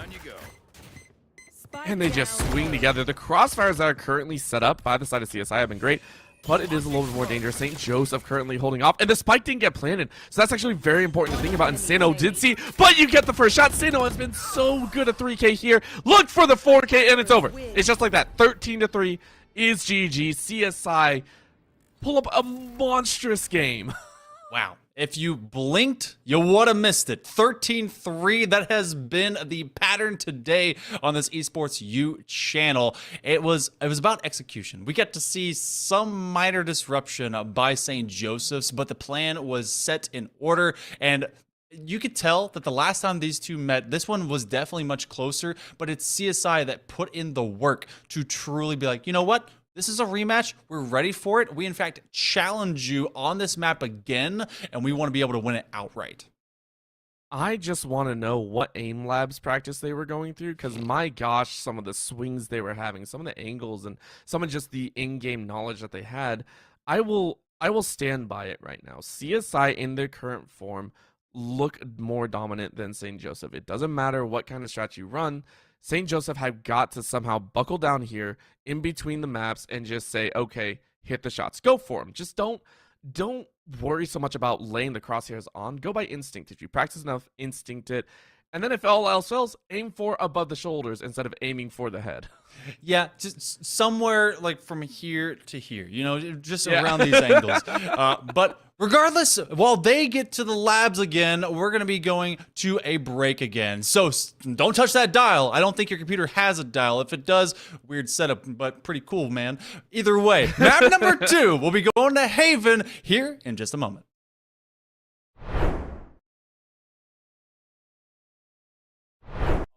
When I talk to them, most of the, I won't say people, college athletes, they are, intimidated by the word. They don't really know what it means. They've never done anything with it before, and that's what it means. Any single time a brand or anyone at all wants to use your name or do a deal with you or do some sort of activation with you or your school, that's basically what the layman's terms, the NIL meaning comes from. And it's evolving in this space. There are so many brands that want to associate with micro and macro influencers, and just get people involved with their products or their services. So all of you, collegiate athletes out there that are competing in esports, not only are we trying to broker those deals, but also keep your eyes, ears open, and don't be shy or scared to take these deals, because that's what I've heard the most, is that most of the time they're just scared to take them. They don't know what they are. They don't know if they're locking themselves into some agreement or terms that they're like going to give their name away or something too. So this is a really important space, and it's how you're all going to physically make money and build your brands along with company brands. So it's really important to learn, and my advice is to just get your feet wet. Don't worry about shying away. Read the contracts and take some of these deals, because growing your own brand is the future of what our industry is going to be, in my opinion. Exactly. And if you follow in the pro space, you'll see that the pro teams are not only focusing on competitive play, but a lot of them are focusing on their brand and their cultural importance in the space. And so, you know, one of the things that we do also is help athletes build their brand, build their following. And that's part of what Paulie and Kyler are doing on their side when we do this behind the scenes training. And so, you know, building your brand, this is the creator economy. Anybody and everybody can be anything they want to be. And so we just really want to be the conduit that supports that across the board. Absolutely. Absolutely. Yeah, I think so. With that said, thank you everyone for, I think, like great insights in terms of, for any of you that were watching this and maybe had questions about, you know, what is Esports U, what is CSMG, who are they, what are they doing, what are our plans, right? Well, you know, we know we kind of tried to make a bigger splash in the spring, and we're excited to bring more stuff with you guys for the next year. But I think maybe as we close out here, I know we're slowly approaching on time then, but maybe let's go around the room with everyone here of just what's one thing that we're all excited for this next upcoming year. I know we touched on our plans and a lot of things, but if anyone had to speak, if you had to speak to just one thing of just what has you excited for us as a company, for us as the collegiate or college esports space, right? What's one thing that has all of you guys excited? And maybe we'll start with Mike, since our traditional sports guy, and we'll let Mike speak first. Sure. So I would say many things on the traditional side, but I'll focus on esports. And I'd say the thing that I'm most excited about going forward is, after yet another year of us doing a round of events, I'm excited that more schools will understand exactly what we're doing with our regional events and culminating in CECC and getting more schools involved. I think schools will be more excited to compete in our events because we've established it over the course of a year, and I welcome any and all conversations with getting people involved. I think for me, I'm most excited about like the schools and conferences. Mike, that's amazing, and that's so exciting. I'm also excited about the brands that we're starting to be able to get involved in this. In our Commissioner's Cup in last May, we had over 14 brands, blue chip brands, participating in our event. Barbasol, Microsoft, CDW, Morgan Stanley, New Street, Air Force. And so I think brands are really starting to get excited about being involved in college esports, and we're offering them a platform that not only gives them, you know, a big event, a big yearly event, but also regular daily programming where they can have exposure in front of this audience that they want to build affinity for with their brand. So I'm super excited about seeing the brands get on board and help grow the space along with us. A rising tide lifts all boats. And I think that's probably one of our mottos here at CSMG and Esports U. We're growing our brand, but at the same time, we're also really growing the college esports space as a whole. And that's our goal, for it to be a healthy ecosystem for all parties involved. Yeah, I agree there. And I guess for me, obviously always, you know, seeing the collegiate esports space elevate, coming from competing, this didn't exist when I was competing, and just to see it now in literally within the last 5 years probably really come to fruition and start just blossomed out of nowhere, and now becoming a space and seeing everyone, schools, players, productions, companies all elevate together has been really, really nice to see. But if I was the most excited for one thing, it would probably be the city where we're going to land for CC23. I'm really excited to know where we're going to be. There's a lot of great cities. I mean, I personally would love for it to come to New York, despite whether we got a positive bid or not. I want it to come to New York, but I just think the atmosphere in New York when you throw an event here is just super magical, especially in the summertime.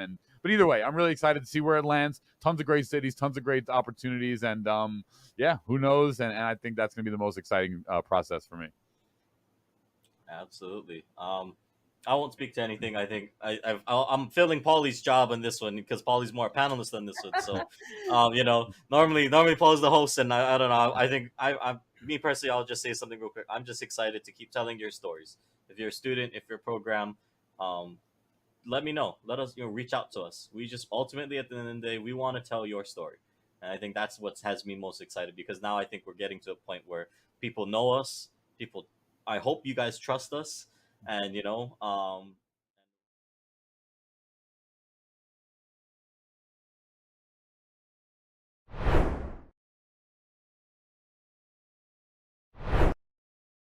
Welcome back, everyone. We're here on the express lane, and we're going as fast as humanly possible, or Valorant possible, to get through all our series tonight here on Esports U. Again, I'm Hail Monkey Man in the booth alongside the amazingly handsome and just scholarly smart Orbital Casting. And I need to know, Orbital, we have big hopes on the horizon for improvement for both squads, especially as we go to yet another familiar map between them. We head over to Haven.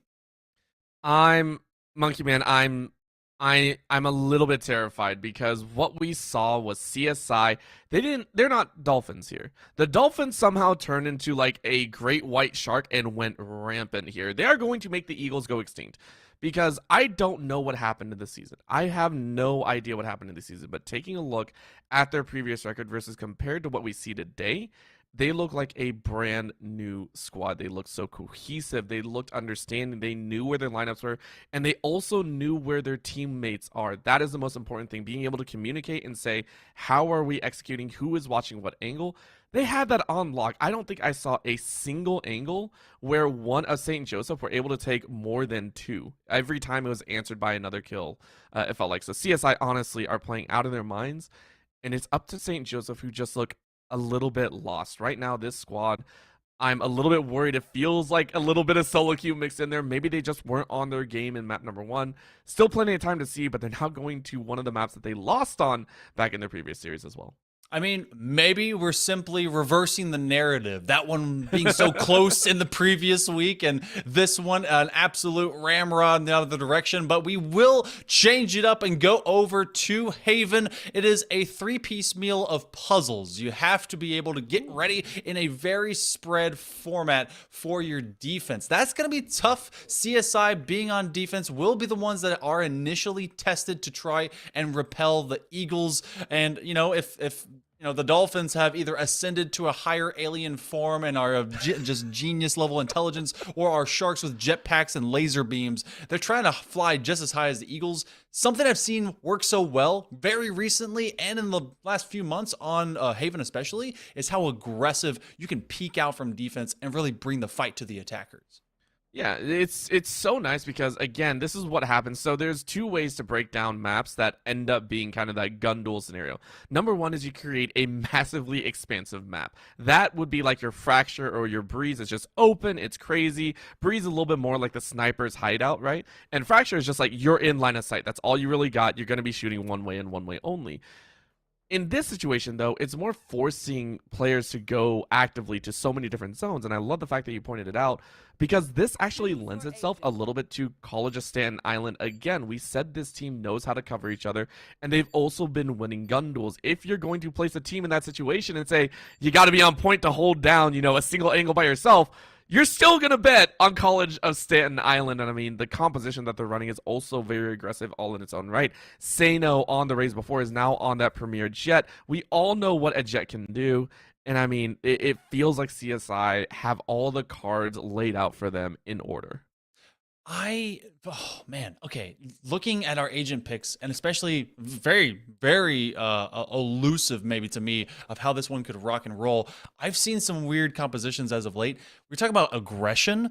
The picks that we have right now with the Reyna and the Phoenix together on bring that one in for the Eagles, for St. Joseph's. They have no initiator. The only intel they're going to have is passive on that trademark. No active intel. They're just trying to get onto site. This is their attack. If they can't get the better majority of rounds here on this first half, it could be doomsday for the second half. Yeah, I didn't want to touch on it just yet because I was a little bit worried about the amount of information we're how we're going to break this down, right? Yeah. And the way I see it is they've thrown game 1 out the window, right? They said, okay, new round, new style, let's send it home, right? And the way I see this, if they're not always pushing, they're not doing it right. I want to see them 3-2s or 5-0s straight into sight. They should not be stopping for anything. Their execution should just be callouts, and we're already seeing it. I love it. I love it. Ooh, I do love it, but the trades are just a little bit haberdasher. They do actually flash each other, and somehow Horden is able to survive. Horden had a who, trying to find who is going to be hanging out around him. Jordan from distance, though, will have the rendezvous. There's a tiny gap on that sky smoke. Oh, they can't quite make the gap, and that hex grenade is going to keep them at least stuck for now up in window. And that's good to keep Habib away because he was a killer from distance, especially on side B when they were on Vine before, and Horden put them down. I mean, and this is also two brand new people coming in for the side of St. Joseph. Not brand new to the team, but brand new to the series, right? Jordan and Horden are coming in for Table and Panda. So these two players have swapped out to give an idea of what they've done in the past. I want to double check to make sure I'm giving the correct information before I go crazy. Jordan previously in their week 2 matchup played a chamber and went 18, 18, and 7. So does have that kill potential behind. But the one that we're really looking at is Horden, a 3-0 on the KO to start, which they played very aggressive. I want to see it even more, right? I want to see these guys go even harder because this is a brand new squad. Yeah, this is W Key Gang just incarnate. Oh, but Habib is also a get in, get out, make sure their life is very valuable. Last time around, the investment for them was just to get ran down. Big Fat Kev used that Spectre. They do have the power differential with a bit more in those submachine guns. Oblivion is left to stay in window because of the hot hands, and so site control will be rendered over to the Eagles, but it is still a 4-on-4, very even stakes at hand. The only difference is the guns. I mean, the guns do make quite a bit of a difference, as we can see here. I mean, this is phenomenal work, and we said we wanted to see something different from St. Joseph, right? We said that they needed to do something different, whether it was in mental, whether it was in ages, and it feels like they took both and mashed them together. Habib T, though, is still picking people off one by one. Horden able to find Seraphic, and you're just looking for 1 or 2 more kills, right? CSI are going to hope for at least a chance, but can't. 2 kills is respectable considering what you're up against. Yeah, and it's, we're getting to see a different form of St. Joseph's. Maybe the previous bit of domination was simply all a ruse, a false sense of security. You faced our tiniest of players, but now we bring our champions, our mightier of foes. And so, whether you believe in my weird accent or maybe the concept that's being put up by St. Joseph's, they do grab the first couple of rounds, looking a lot stellar, a lot more confident. Something that you touched on a little bit too, communication, being able to have gameplay and focus. They lacked that at the many portions when they surrendered so many rounds to CSI before. Yep. And now they feel a little bit more coordinated, right? This combination in this group just feels better. And call me crazy, call me whatever you want, but I like it, right? When we broke it down in game number 1, they thrown it all away, and they're looking for even more, and now it's their turn to feel a bit more in the driver's seat. Oblivion, though, and Seraphic go ahead and answer right back. This is more of what we want to see from CSI, now stepping up to plate with guns in their hand, and especially Oblivion, kicking things off with a 3K. Oblivion's one of those players that's such a difference maker. Horden is going to be tracking around. They know that the bomb is right out in open space and grass. Horden maybe hanging on to their Vandal just to see if anyone tries to walk around and find them. You do see that sight line. Thank you so much, Observer, for flicking that on and off for us as well. Turning into a laser light show, but it also may just be about where... Oh, sorry. We can't quite Daru Sandstorm as of yet. It only came in about twice. But maybe they'll be dropping a beat after they drop a bullet into someone. Sano, will they be ready for this one? I think so. I mean, it's Sano, right? Sano's done so much, and yep, easy does it. And again, that is though SJLI playing it about what they were expecting, right? Played a little bit more aggressive, and they got caught this time, and that's the other side of the risk for a very aggressive comp, right? We said this was going to be an issue for them. They have to be aggressive whether they like to or not. If they don't, it allows the side of CSI to kind of bunker in and get ready with their own smokes and their own util and information gathering. So for this side, SJLI will be pushing, I want to say, almost the entire 40 seconds of the round start.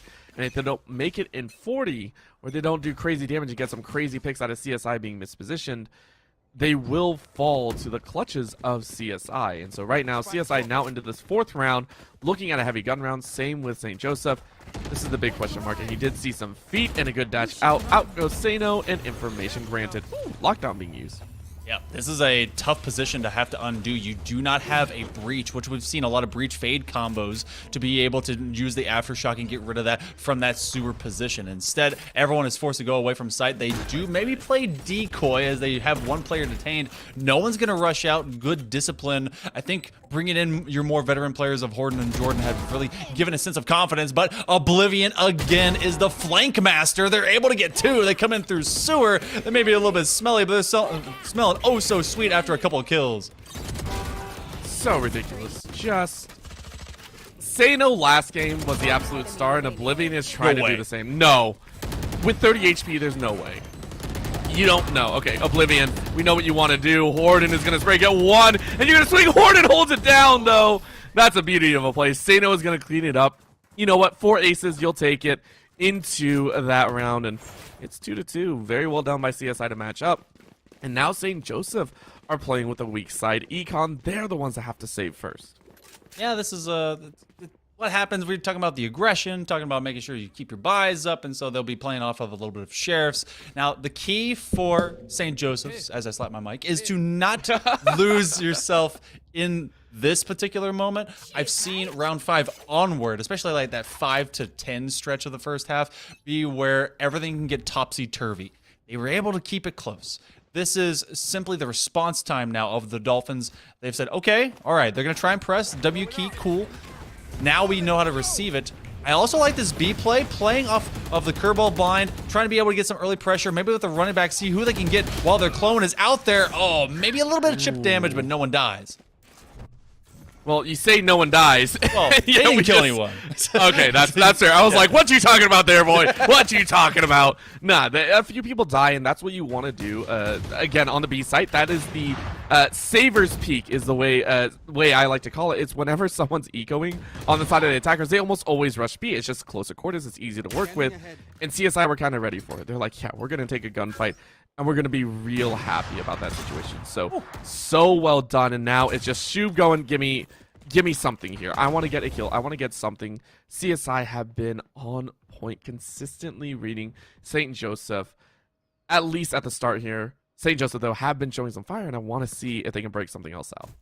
Shub was so uncaring of the smoke trail from that op bullet that crossed just in front of them. They just didn't care. They looked to the window and just like just kept fighting. Didn't at all matter. But now they're gonna have to face off against Seraphic, who is nearly peaking, as they do keep to a B site mindset. Rendezvous, it will be placed down, and so will the body of Slime Lord as they do drop, and that's going to be 2 for Seraphic in the basket. That is going to be a 3rd round win to the Dolphins. That one was pretty much, it was nearly an inevitability, but you still have to execute, and they did. I mean, listen, we don't see Thanos too often, but yeah, that was one of those moments. So well done on their end, and this is the big test, right? This is the test for St. Joseph. Their composition has been running to the ground for the last few moments, but this is their chance, right? 2nd time around with guns in hand. What can you do? Horden.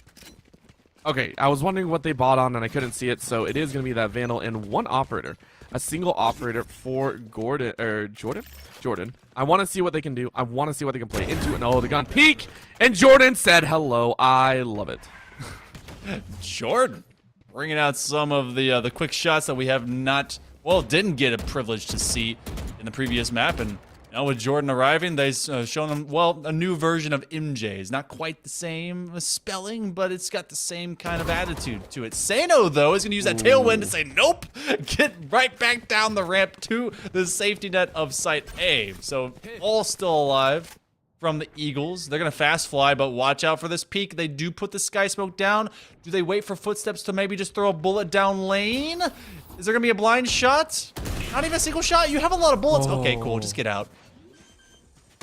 You know what? Again, and that's what I was wondering was going to happen. Habib T had actually set up right outside of that connector in that stairwell and just said, yeah, give me that chance. And with the backup of Opomatic, you're able to take one more, but now it's a big challenge, right? 3v3 here, and Jordan is looking so much stronger, but a force out by that orbital strike works so well, and Opomatic finds it, so you're now down to 2. and you only have a little bit more time. Shub with their own orbital strike is going to send it down, careening and crashing when they're least expecting it. So they're going to try. In it comes, but it's a little bit early. So great timing by the side of CSI, and you're going to force that change. But Shub gets a jumper with 2 HP. Are you going to find it? You do! Let's go, Shub! Show some signs of life. Oh, Shub! Looking good, looking revived, looking just like they've got energy back in their body. What a play. You know that was coming. Of course, everyone from CSI did. They were like, oh, dang it. They have the orbital strike. We are done. And just looking for that peak, just so ballsy and confident of a play, saying, you know what, I know I put this down early. I've got a molly. Watch me jump step, watch me nay-nay as I take out one, the next peek's out, and I get to get 2 kills and the round win. I loved it. I loved it so much, and I want to see even more from these squads, because we're now starting to see the St. Joseph that forced to game 3, right? A little bit more on point, but Oblivion is still saying we practice a little bit more. We're the ones that went through the hyperbolic time chamber. We're the ones that practice the most, so give us a score. This is feeling more like the CSI versus St. Joseph matchup that we liked, and because St. Joseph decided to go with a bit more aggressive composition, we're seeing them take these risks that most normally you would not see. Big Fat Kev is spotted out inside of B, and you can see the call over CSI rotating A to B. Guiding Light will blind 3, but when you're facing down a full firing squad of 3, eventually something will hit. Big Fat Kev, they weren't able to find the trademark before, and they will not be able to find the shooter before. Seraphic is just laying down the law of the land, a 2v3. Oh, a 2v1 with a half of a HP bar. Jordan, left in this close proximity, nearly gets killed by the shock dart, while 10 HP cannot resist a single bullet as Sano steps up. They reclaim the lead. CSI, when they are not forced to make decisions too quickly, they are generally pretty poised to be able to receive that kind of attack. And we will see a timeout here, and it's by the defenders, actually by CSI. They're taking a moment to really talk about it. They want to try and get an extension on this lead. And I don't know exactly what they need to change up, right? Because they've been adjusting all the time to St. Joseph's aggression, which I think is very important to point out here. St. Joseph came in with a very different strategy, a little bit more aggressive, a little bit different timing than the sit around, wait for 20 seconds left in the round, and then watch them rush. It's been a little bit more calculated towards the middle part of each round. And CSI were able to adapt very quickly, right? The whole game of Valorant or any of these FPS-based shooters is FPS-based shooters. Hey, go me. Round-based shooters is understanding what the opponent is going to do and adjusting towards that factor. And then after that, it's a constant game of cat and mouse. You're always chasing after someone else. You're trying to build a defense. And they've done it, right? CSI said, okay, well, if you're going to play a bit more aggressive, we're also going to play in your face. We're going to make sure that we have our head on our swivel. We're going to make sure to check those awkward random peaks that other teams might not normally go for. And also because they know no other util is coming in their face, right? They know nothing else is going to be dropped in front. So whatever drops in front of your face is most likely an enemy player. Yeah, true. And also, you say FPS-based player. I kind of hope for an April Fool's joke for like one day. You get all the characters are third-person shooter. I think that'd be wild. Just full Fortnite with these guys. It will be a return to Fortnite for Shub. As though they were a hero before, Habib is able to put him to the floor. A Bucky kill on Habib. The longest gun versus the most powerful gun in short-range gameplay. And now they're going to run it down with the run it back. They will at least be able to see where Seraphic is. So good intel off of that play. But that's going to be the Hunter's Fury that finds a kill as well. Bunch of trades. And that'll be round 8? Yeah. This will be an extension. That timeout comes into play for the Dolphins. They're killer Dolphins at this point. I don't know what else to say. And I give huge respect to St. Joseph. It's very hard to pull yourself out of a game like game 1, right? It's so hard to sit there and be like, we can come back from this, right? We can fight it out. We can try and break it out. And honestly, look at the score lines, right? 7 kills for the top 2, and then 5 and 2 and 2. Honestly, that's better than we saw last time. I want to take a look back, and I'm going to pull up the stats because I think the highest number of kills that they had, the highest number of kills that they had previously in game number 1 was 8 on Big Fat Kev, right? So already seeing that improvement breakthrough, already seeing them get a bit more aggressive in their face and willing to take those challenges. And with 3 ultimates on the table, with that Empress, as well as the 2 of Force and Lockdown, I think they're going to be able to do stuff. But Habibti, just a slight adjustment to kill, is taking out Big Fat Kev at every turn. Something that has to be used in veterans, that's a weird word, but it's what I think very much describes this. Use your, if you're going to dry peek that, don't. Just straight up don't. You're going to lose it. Sano actually is just so confident. They use their tailwind to get into the sewer and then now have it for later. Oblivion is trying to be able to squeeze the remainder. They're able to get onto the opposite end of Slime Lord. And there's a little ping of short spray. Horden may have found Apomatic, but Oblivion is the king of flanks. It becomes 6-3, and now a 3-round lead. And again, this is that midpoint of that first half. We're off the timeout. Took a little bit of extra talks, but they're starting to really pull away from St. Joseph's. The adjustment has been made, and unfortunately, this is also one of those compositions that you can't really adjust to be two-dimensional. It's St. Joseph just like, all right, we're going to double down on the aggression. We're going to double down on just like kind of rushing at you and hope for the best here. So let's see what they can do. And we can hear the call out, the 2 of Force. And honestly, it's been good. Jordan has had some phenomenal picks, some phenomenal kills that have really opened up windows. But you need even more so of that. And Oblivion, I think, was spotted a little bit in that smoke. And you can even see the mollies, right, being cooked inside a garage. There's a lot of mollies. They committed, what, 2 or 3 into that same window, so the lockdown actually comes out. I'm not exactly sure which one. It looks like they're trying to open up B. Trademark will at least slow a few people down. That's going to keep everyone at bay. You do have an operator that is north side into CT. Big Fat Kev better be watching out. That is actually right around the corner. They do have a Sky Smoke to defend them. They're trying to be able to win 2 duels. Can only get 1. It becomes a 4-on-4. It's going to be a little bit tougher to sneak around these corners with some speed for Habib because of that operator, and Jordan has the faster shooting golden gun. They're gonna try and accept what they can. No free fire through the smoke. Now they gotta play from distance as this one is fake diffused. No! No! Third? Okay. You get half, and Jordan, that's just rude. Are you gonna... What do you shoot? Oh, the body block. Oh. I love it. To get the defuse. That was disrespect at its highest level. Agreed. I'm gonna follow up with agreed. That's it. It's just what they're like. Okay, we know that you have received a ping from your team that it's around here, but that bullet's just not finding us, man. So you're gonna watch me defuse in front of you. Yeah, and I love the fact that they didn't even spray back, right? It was just like body block, just get the defuse, get the win off. It was a good play. It was a good play, and again, the B side, I've never seen a B side be able to be held that well. From that corner again, always in the mid doors. It's a little bit painful. So the fact that you're still able to wipe every single member of CSI afterwards is a little bit helpful, right? Gives yourself a little bit of a leg up. But Sano said, you know, even if we get wiped, we have so much econ that we're sitting on. 1 round loss like that is not going to do it. No, this is a team that knows how to be able to play from even and then even further. Oblivion pushes out into grass, and Big Fat Kev again will hit the dirt.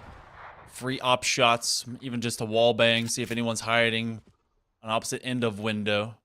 Bomb is still able to travel as Slime Lord is hanging on, rather it's on the chamber. So Slime Lord's going to try and open up some space, but oh, look at this tight angle. They're about to get found out by Oblivion, who did press all the way up down ramp. It does look like C is their target. Too much firepower.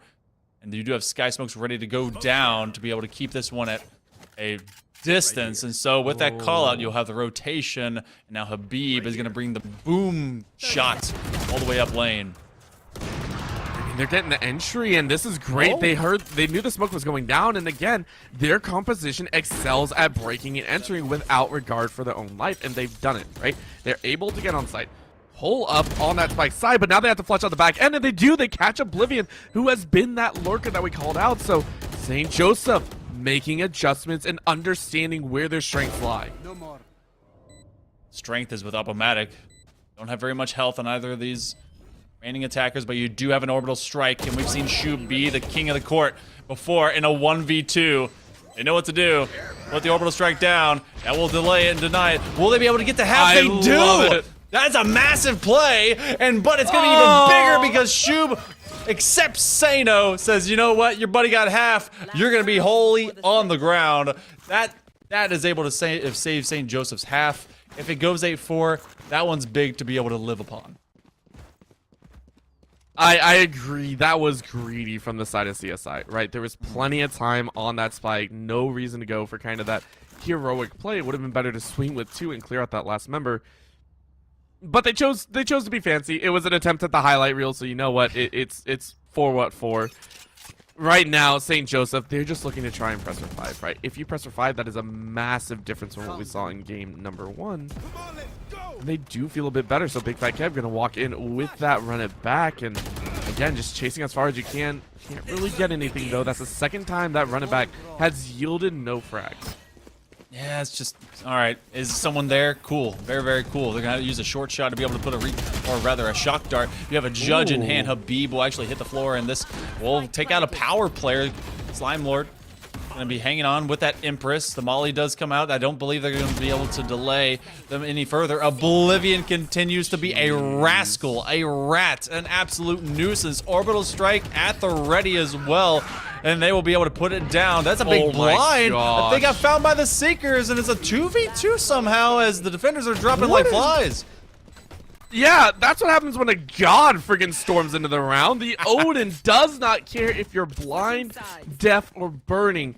You just hold down left click and you're good to go. Horden said, we're taking the old school approach to their aggression. And now on their defensive, it's a drastically different score. 7-5, way better odds for St. Joseph. Even if they lose the pistol here, they'll have plenty of gun rounds to play around with. And they do have a great comp, kind of based on what they have with Jordan and Horden. That kind of a double sentinel, but especially off of the Killjoy. Killjoy could play unilaterally just individual site by themselves, which allows kind of a 2-2 to go to B and to C if they really wanted to have just ownership of A, which seems to be the name of the game, at least in this opening pistol. It will be even bigger and badder for that Killjoy hold when they have full util. But this is exactly what they wanted to build with in the first place. So can St. Joseph be able to have a much better defensive half? It's going to be rendezvous set up for Habib to take on these tight angles. I mean, Habib's done it before. Habib has been a monster when it comes to just one of those slow roll picks.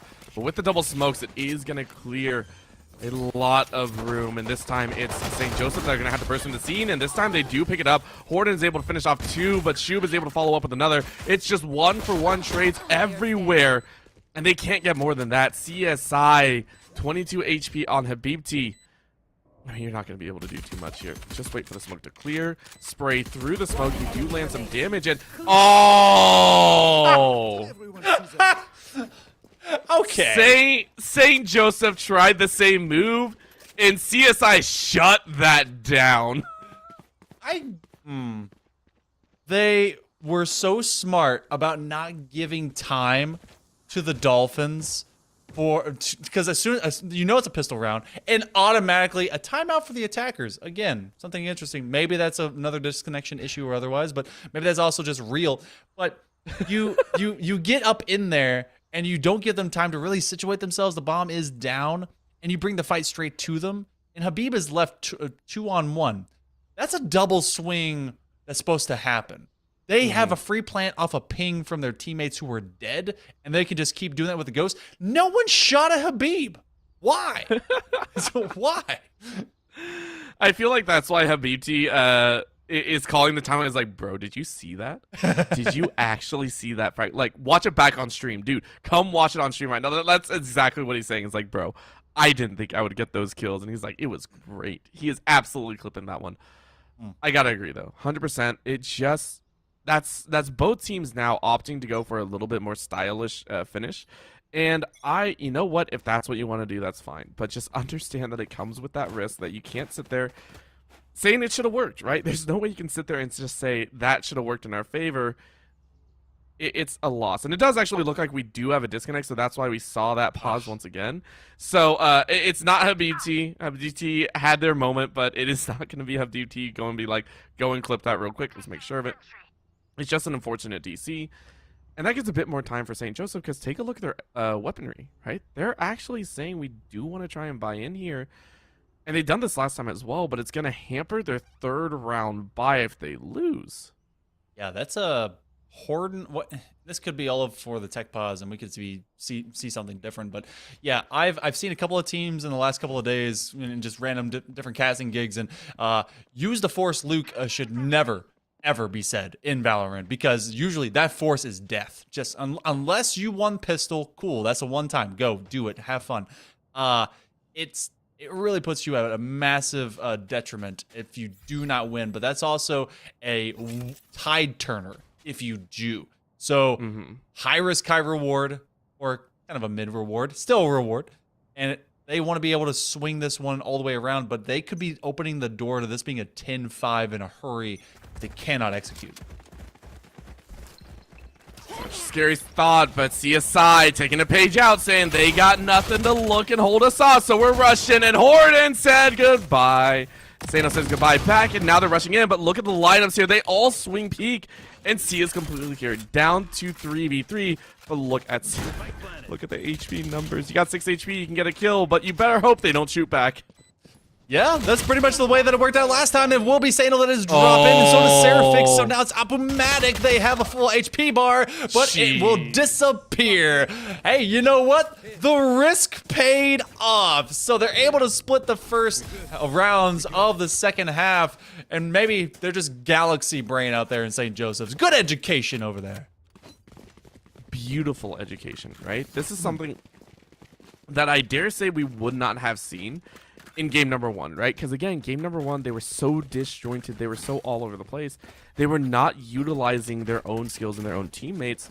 It felt very individualistic. That clearing of C site on the retake, 100% teamwork, right? The call out saying, hey, I didn't see anyone sprint out, there are 3 members left, so one could not have run long, there was no time for that, they had to be in the back corner, right? It enabled them to do so much more here. And St. Joseph, I love that fact. I love the fact that we're seeing it. Yes, it might be a little bit late, but there's still a chance to come back and give us a glorious game number 3. Huge hold here. Massive setup here. And CSI, if they don't smell it out, it's going to be dangerous. But Habibti does sniff it out. Yeah. If there's anything that Chamber players know is how to be able to round quick corners. That is a judge play, though, by Horden. As they're holding a tight angle, they're able to get another one. They nearly have a third. That's a lot of splash damage, but it will be the defenders of St. Joseph's. There was a lot of trade early on, and Jordan, they're going to break their ankles just a little bit on the opposite end of that. Not quite the real MJ, but now, opposite of going into that force, it's CSI that's on the eco. They're going to have half shields. They're going to maybe a sheriff or so. And this is looking like St. Joseph in a much more advantageous position to bring it back even and be able to really start finding a lot of later momentum into this defensive half. I knew their composition was built a little bit more for it. Even though they have the 2 duelists, their re-engage is fantastic because of those 2 duelists. Yeah, and it's also allowing Big Fat Kev to just have a blast here. He is pushing up so far in mid. Didn't really find anything, but didn't lose any HP, so nothing won, nothing lost. And CSI are just like, well, okay, now we gotta play a little bit smarter here. And I think they're just gonna hold out, right? They're gonna probably draw down the clock, hope for someone to get a little bit antsy on the side of St. Joseph, and try and pick them off, take the gun, and make a hero rifle play. Will it work? Probably not, but you know, who knows? You know, there's always an opportunity here. CSI are winding down the timer and finally moving up into this B site. B site, weird to take, harder to hold, but they do have the chance to be able to at least exercise something because they don't have much in the way of weaponry. The Brimstem in, outdone. Quick skid by Big Fat Kev as they actually use the running back to be able to clear that corner, and now they know that Oblivion has been left behind. 5-2 curveball blind. You can't really pull the trigger too much. You don't know if someone's coming when you can't see anything. So Jordan finishes off Alpamatic, and we're even through the first 16. What a comeback to form for the Eagles. massive change up, and I don't know. I don't know what they talked about. I don't know what they said, but whatever they said, it's working, right? It is absolutely working here. They feel so much more confident. They feel so much more in control right now, and it's up to CSI to be like, yeah, our usual just kind of spray and pray tactic ain't gonna work here, Chief. We can't keep playing like we're in solo queue as well. We can't keep playing to kind of their level. We gotta play smarter. We gotta go back to our crossfires and setups and our perfect executions. And with that Blade Storm, it's gonna allow an opportunity here. If they do challenge up through C, though, they are gonna be met by some stalwart aggression on the backside of site. He may blind fire through this one, but there's the press up actually as Jordan is going to take that tight angle. The Blade Storm is now trying to be able to find its mark. It does so a couple times before the trades, and that is lighting up faster than a candy cane on Christmas. Is a 2-on-1. Seraphic is from distance. They have the molly. They have to use it early. The orbital strike is in their back pocket, and they're going to get to hang on to it. And now, do you go for the half? No. You are able to get it. You have to be able to get out of the laser beam from space. The molly's not in hand, and now Seraphic has to be able to bring the fight straight to him. They cannot win it. 10. And now that's going to be Slime Lord that gets one above. That is the first time in a while they had the 2 lead up as this map began. They finally get it back. What happened, right? What happened to the side of St. Joseph? They look like a brand new squad out of nowhere. They are killing people left and right. They're winning these initial gun duels, and they are pushing like no one's business. This is a brand new team. I swear they traded themselves out mentally at the half and just said, yeah, cool, we got this, no worries. They're playing like they own this map right now, and they did not own it for quite some time previously, but they do now, and I'm loving it. Off the back of Horton, who right now on this Killjoy is leading in kills by a little bit. I think 2 or 3 is what I saw right there. And it's up to CSI to try and start making some cheeky plays of their own. The default setup looks good. I'm not sure if that's going to be enough because a majority share of the strength of St. Joseph is actually on those retakes, which we actually saw CSI take last time. Yeah, CSI was a retake monster, but right now it's Jordan Horton and their friend Lizzie Borden just really knowing how to go out there and kill, and it has been go kill, St. Joseph, go kill. They've been able to just be confident behind, if this is their true IGLs, or maybe just they're better players that were not around before. Not that the other ones were far worse, but just simply, you know, when you have your veterans, you can be able to play with them so much more just confidently and smoothly. The turret's able to at least side out. A little bit of movement from down in sewer, and away we go as the Sky Smoke will drop, but Habib is able to delete one with their boom shot, but it's gonna be Jordan that does the same thing as they get rid of Habib, and big trades are happening across the board. And a nano swarm kill as well is brutal to see, but Oblivion gets a swing on one. Might take out another head, and you do. What an opening opportunity. Oblivion with a thrifty setup here might have a chance. Picks up a Phantom, is going to quickly reload here, and actually sends out the Seekers just to buy a little bit more time. But what a change up here. Are you actually going to pull this off? And you almost do, but Big Fat Kev said not today. One more pistol as Sano takes it. Sano finishes it off. And CSI say, listen, we stole away the lead in the earlier stages, and now you took it back. We're tying things back up. We have a neck-and-neck race here, Monkey. Yeah, this is this is a race that we thought would end in the parking lot, but no, everyone heard that there was a extra deal on headshots, so they're trying to say Black Friday came early, turning it into a Red Thursday. Who will survive it? It's gonna be up to these squads. St. Joseph has been just mentally sound, erasing the outcome of map number 1. Haven, they were not able to get it the first time round in the matchup in week number 2. This time, they've at least been able to put up one heck of a good fight, but it's up to this defense that has to hold Jordan in a very, very aggressive angle outside of what some of us in the production called banana a little bit while back, but right now, it's looking like we're leaning to beat. And everyone is kind of just holding their breath right now, right? CSI actually looking to challenge on this B, but Jordan was ready. Oblivion is already down, and that was in the connector for A.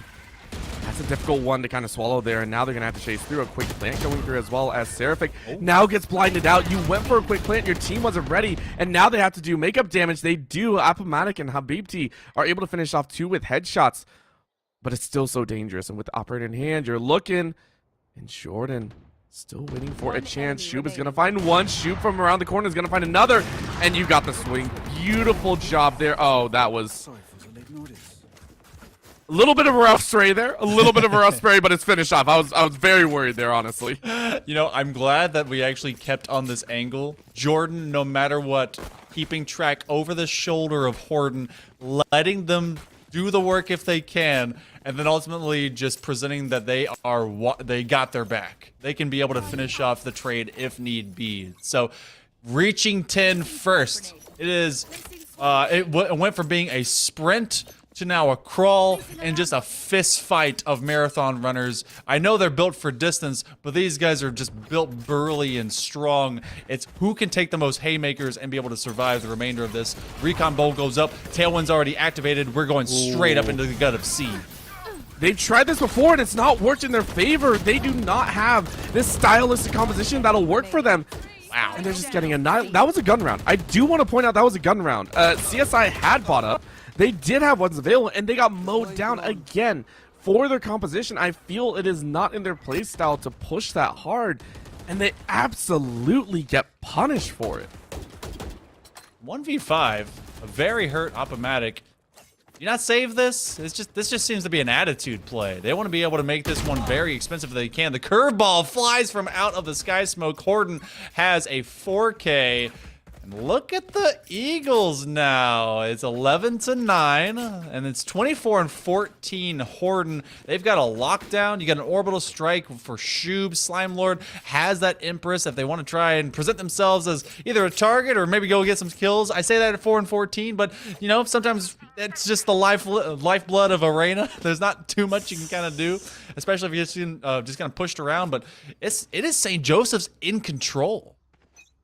Oh, 100%. They are absolutely in control. At this point, it's really their own attitudes, right? Do they keep up this confidence moving into the latter rounds? Because, again, we know a game is not over till it's over. And St. Joseph are showing that they are so strong here. Oh, Jordan, you're looking. You don't even get tagged, so that's good. But you missed the shot. So CSI know where that op is playing, know where they can try to aggress in here. And they're going to try. I like this call a little bit more slower pace, making sure they're keeping their angles up and opening with a Hunter Sphere. I can't even really identify where anyone is. No tags happen in heaven. They're trying to be able to at least get a little bit of damage. The turret does come up, and the operator was nearly able to delete Opomatic off the map. Well, hey, it took the second shot. It did happen. A BT is going to join them, and they're just going to have to lean back with a sigh. So many op shots. Why re-engage? Stop engage. There's a giant gun. Say no. Do they have Big Braino? They're going to get regrowth. HP. Big Fat Kev is down, and they're as high as they can in their total health bar. For oblivion themselves. This is the buddy cop movie that they have to make work. You know they're a tight corner. It is simply Jordan that's holding on to that angle. Very disciplined. Everyone else is going to see if they can win this engagement. Do they look tight left? No, they actually don't even engage yet. But they got it. It's 20 seconds left. Yeah, that's more than they needed. They finished it off in about 10. And I mean, St. Joseph, they are on game point. And they're ready to go, right? This is a squad that got completely decimated in game number 1 and are saying, we're back. We are absolutely back. You are not going to take us over. Last buy up for CSI, potentially here. And they're doing the same as always. The Vandals coming out here, giving a lot of credit. And Habib T, I mean, yeah. I was going to say, you need that Vandal. You can't buy the operator like you probably wanted to. Jordan and Horden, though, they came in here and they said the team needs a fresh cut. And Horden said, give me that 25 bomb. Looking for an ace here to make 30 and really demoralize CSI heading into game 3. How's your fit looking, cuz? Because, oh my goodness, timing. Just to see if they're there. Opomatic has got to be clenched cheeks. Just standing like, okay, all right. This guy is a killer. Big Fat Kev pressed all the way up, went to that attacking side spawn. No one knew. There was not anything that was able to give it away. So Sano is now looking for kills to see what they can find. Orbital strike will go down, and that's going to delay the plants. SJLI basically playing to be able to run this one down, but you gotta get it through. Asano, who's able to find 2. They know a 3rd is around the corner. They're actually being shot from behind. Didn't clear it completely. I don't think they had time. They were just trying to leave. So, you know, you take the lesser 2 evils and the greater evil, bit back and said, no, you got to take me. And the spike didn't go down. That's the worst part right now. The spike is currently hiding all the way in the back A corner. And that means, I mean, yeah, free picks. This should be St. Joseph pushing us to a game 3. I mean, really, what's Seraphic going to do? What is Seraphic going to hopefully do here? You are up against a wall and a wrecking ball. You're able to get 1. Can you turn it around? You get a 2nd. Are we going to see the clutch out? It's 12 seconds. They're just going to run. You're going to sprint away and look, but Seraphic is finished off Shub with the final shots as we are going to a game 3. You wouldn't expect it if you were here in the first map, but guess what? The mystery has been solved, and it's just Horton and Jordan. They came in. They said, you know what? We win. That's just how it works. So, taking control, a 5-7 beginning. I thought they were madmen for not having an initiator on Haven. Proves me wrong. They go double Sentinel, double a Duelist, and say, it works, Monkey Man. It just works. And we're going to be heading into the one map that hasn't been seen between these 2 teams in both of their matches. We're gonna be going to Icebox, and as prequel to that, this is gonna be an interesting one because this does give St. Joseph's a chance maybe to see what the postseason could have if they get this big win. Again, there's so much on the line here, but I love the fact that we saw St. Joseph really step up in the latter half of that game, right? We saw them really come together. We saw them impress us so much, and now the ball's back on CSI's court. They got to sit here and be like, okay, do we step up to the challenge? Because we know St. Joseph aren't going to take this line down. We need to see CSI step it up a little bit more, say we are now going to rise to the occasion and we are going to get our gun duels under control and maybe shape up your composition a bit better. They had a lot of great smokes. They had a lot of great momentum, but as soon as that was seen as obsolete, right, they were getting fragged out. I think at the very end, we saw almost a flawless C clear at the beginning. I want to see CSI give themselves a little bit more breathing room in terms of composition-wise, and then try and win it out here. We'll see what they can do. The battle for Hudson will come to a conclusion here in a moment, where we're going to take a short break before Map 3 is coming up right after this.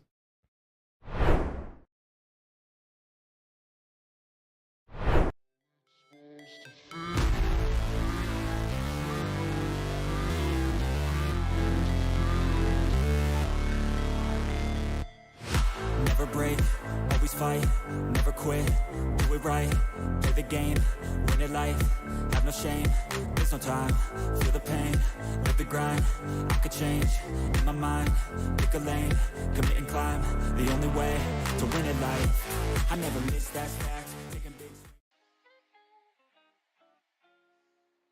Hey, what's up? It's Honix back at it again to bring you the sickest clips from ECAC.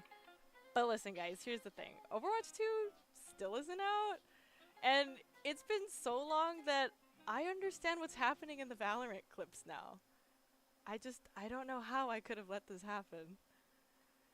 Anyways, let's check out the action from week 2 of ECAC. First up, we've got Nico Baca, who's got a need for speed. But they have to be careful here. That kick not quite in their favor. Patrick has to be quick to him, and Nico Baca, he's just soaring through his sky with way too much pace. Yeah, you knew this was coming. When this one lingered up in the air for a bit too long from J-Neil's touch, Patrick tried to go up for this one, but Nico, like we said, he's been the fastest player in this lobby the entire... Just a friendly reminder that fireworks always add pizzazz to your points. Of this series. Good read there by Chalk. Because if he didn't place down that block, that would have been a really early stock lead that he would have gotten. And wow, absolutely sniped out of midair. What Everyone is in flux when Mount St. Mary's is on the point. And that is the bulk of your healing if you're Emery and Henry. Now you're coming in with both DPS ults and the Shatter, but again, a massive Gravitic Flux comes out from Mount St. Mary, stops them in their tracks before they can even get started. Yeah, the Tac Visor gonna deal the final blows to several members of Emery and Henry. Eve has got beef with BSU and wants everyone to know it. One situation left to clutch it out. Ooh, I'm a little bit afraid here that the wide swing's gonna come out, but Ian's waiting. Ian is being a little bit patient here. If is not going to be able to get the first one, and maybe if Ian was able to wait there a little bit longer, he would not have been able to get that free. Someone, not me, is going to have to tell Talo Halo that sharing isn't always caring. Gonna feed it because right now Halo is feeding into it 59% before they have been touched for even a point of a percent in this counting. There is Arsene, but he may disappear just as quickly as he has up here. Oh my goodness, Kilomiles, that is a 0 to death if I have ever seen one. Halo. Don't let your guard down. You never know when Rhino will come charging in. Is all the way back. That just goes to show how much they're not wanting to make it, but Rhino with all the control gets the one on the board. Talk about getting one in there. That he actually like picks it up initially from like a mini pass to himself. That, you know, an expert is expecting an expert to do something expertly, right? That is just about as simple as it gets, right? Like just literally boiling it down to more basic Rocket League right there. Oh my God! And again, Rhino does it twice in about 30 seconds after no scores. We're bringing it around town with Chowan University.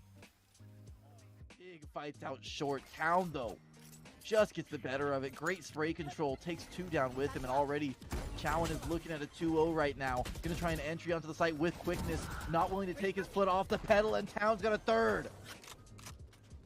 The last 2 coming from CT, and Town wants to put the nail in the coffin right here, right now. One is there. He's going to hear them both. He has a head in front of him. 4 before he goes down, and all it takes is just to finish this one off. Last but certainly not least, Big J5 coming in hot with a big 5K.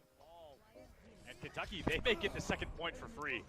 Oh, great that shot from headshot. Big J. The second another headshot. one. What? He's got another dragon already. The third. Wait, he finds 3. Big J, he's looking for a 4th. Oh my God, he finds it! He is single-handedly destroying Kentucky right now. Oh my goodness! 4 eliminations, 1 Hanzo, and a brand new Dragons Online. The question. Wow, I miss these awesome clips, and it's only week 2, so make sure to keep up with the action on Twitch at ECAC_esports, Mondays and Tuesdays at 8, and Wednesdays at 7. And make sure to follow their Twitter at ECAC_esports. And thank you to our partner Esports U and to you for hanging out with me today. See you next time.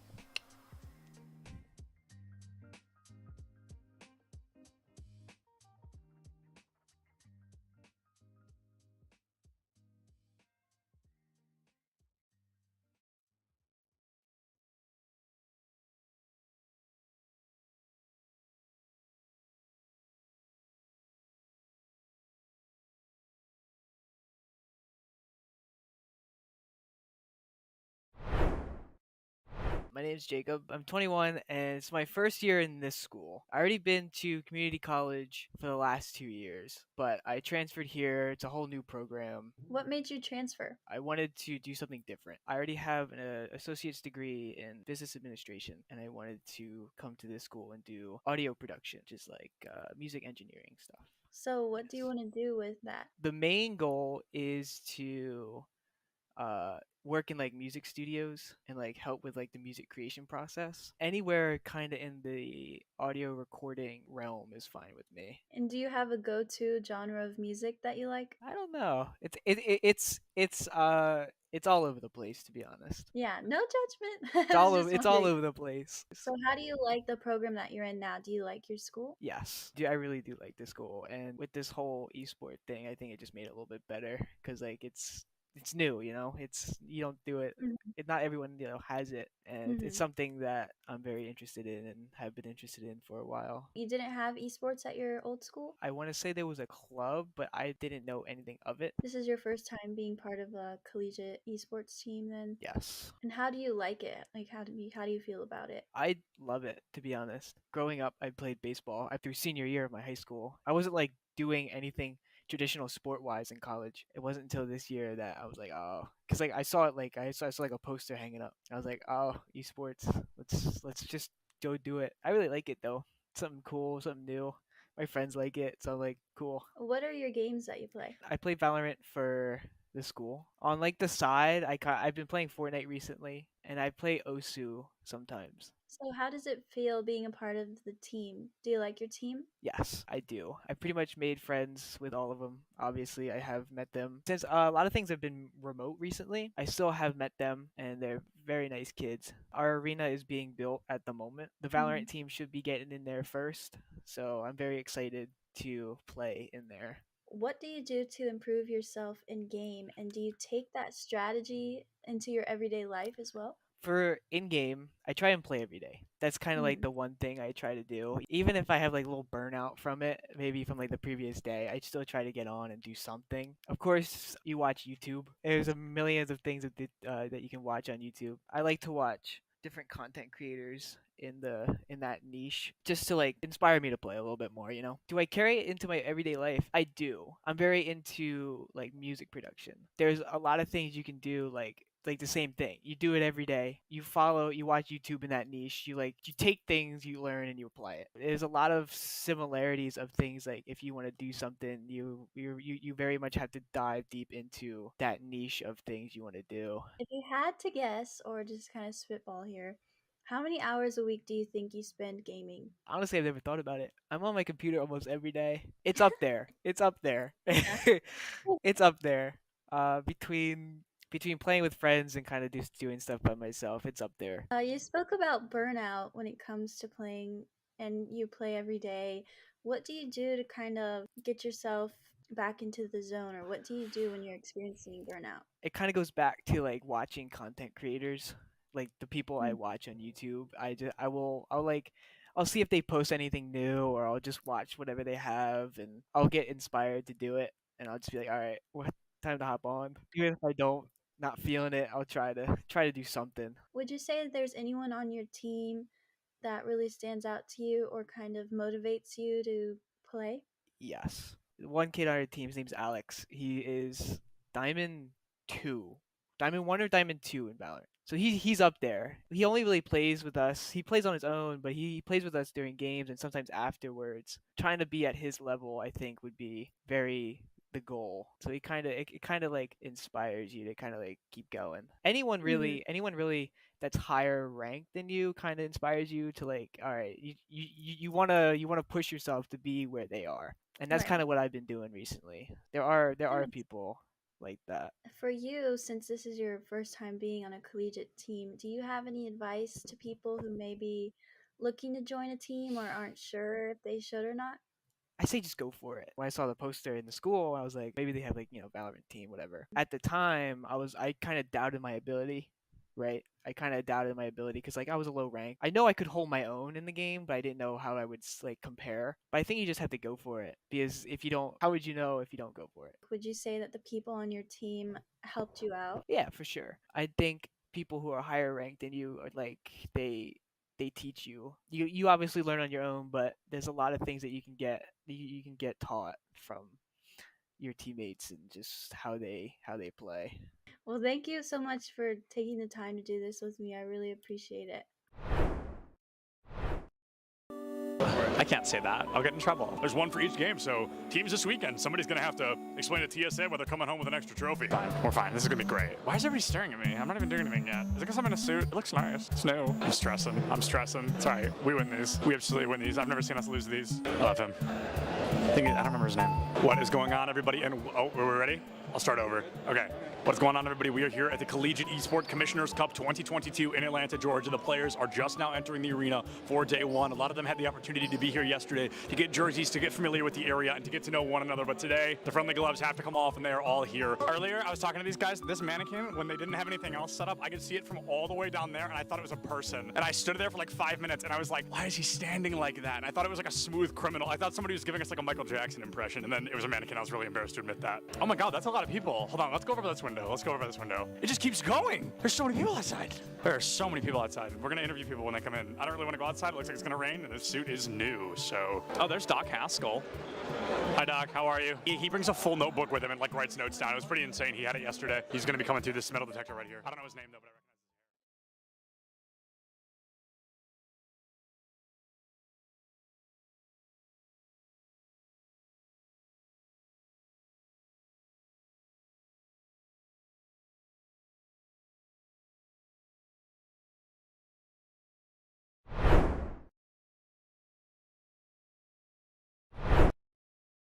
Welcome back, everyone. We hope you were able to survive Old Man Winter trying to rear his ugly head. Fall has fallen and winter is here. I'm Hell Monkey Man in the booth alongside Orbital, and somehow, Orbital, we've been able to see big recoveries by St. Joseph's. We're going the distance again between them as well as Staten Island. CSI thought they were in control after map number 1, but that 13-3 did not resonate through the remainder of Haven, so now we go to the Icebox.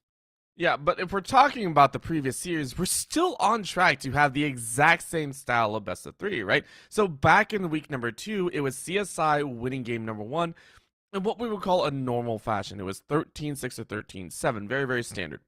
And then game 2, it was that much closer round going to St. Joseph, right? It was the 13-10. And I think we landed just one shy of it this time. Now for the third map, though, we get to see if College of Staten Island have been able to identify the differences that they saw in St. Joseph, right? That's going to be the big call here. And especially on Icebox, where it has been pioneered that there are going to be different compositions. We saw St. Joseph before. They ran almost no util, no information gathering, right? This time around, you better hold that. Icebox is a necessity to be able to know where your opponent is, be able to clear out some of those higher sites, and just gather up as much info as you can.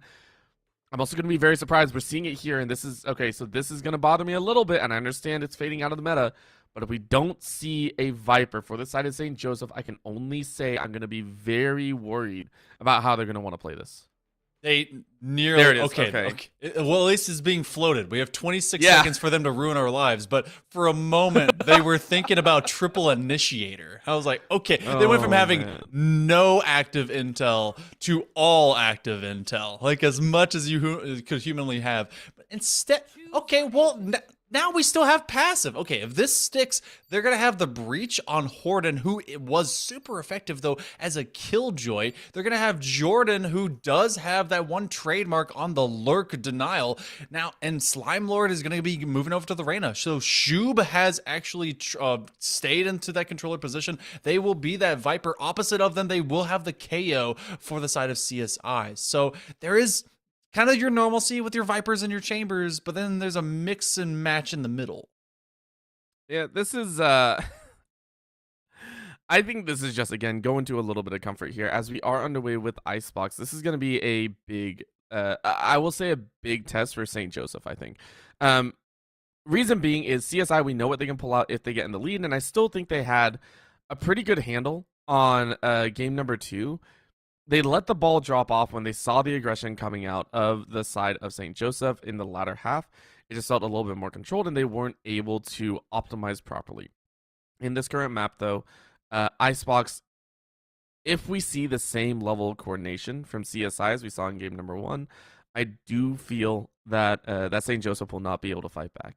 However, for St. Joseph, what they relied upon is the unevenness of CSI. They relied on the fact that CSI were a little bit off their game, and they pressured that point.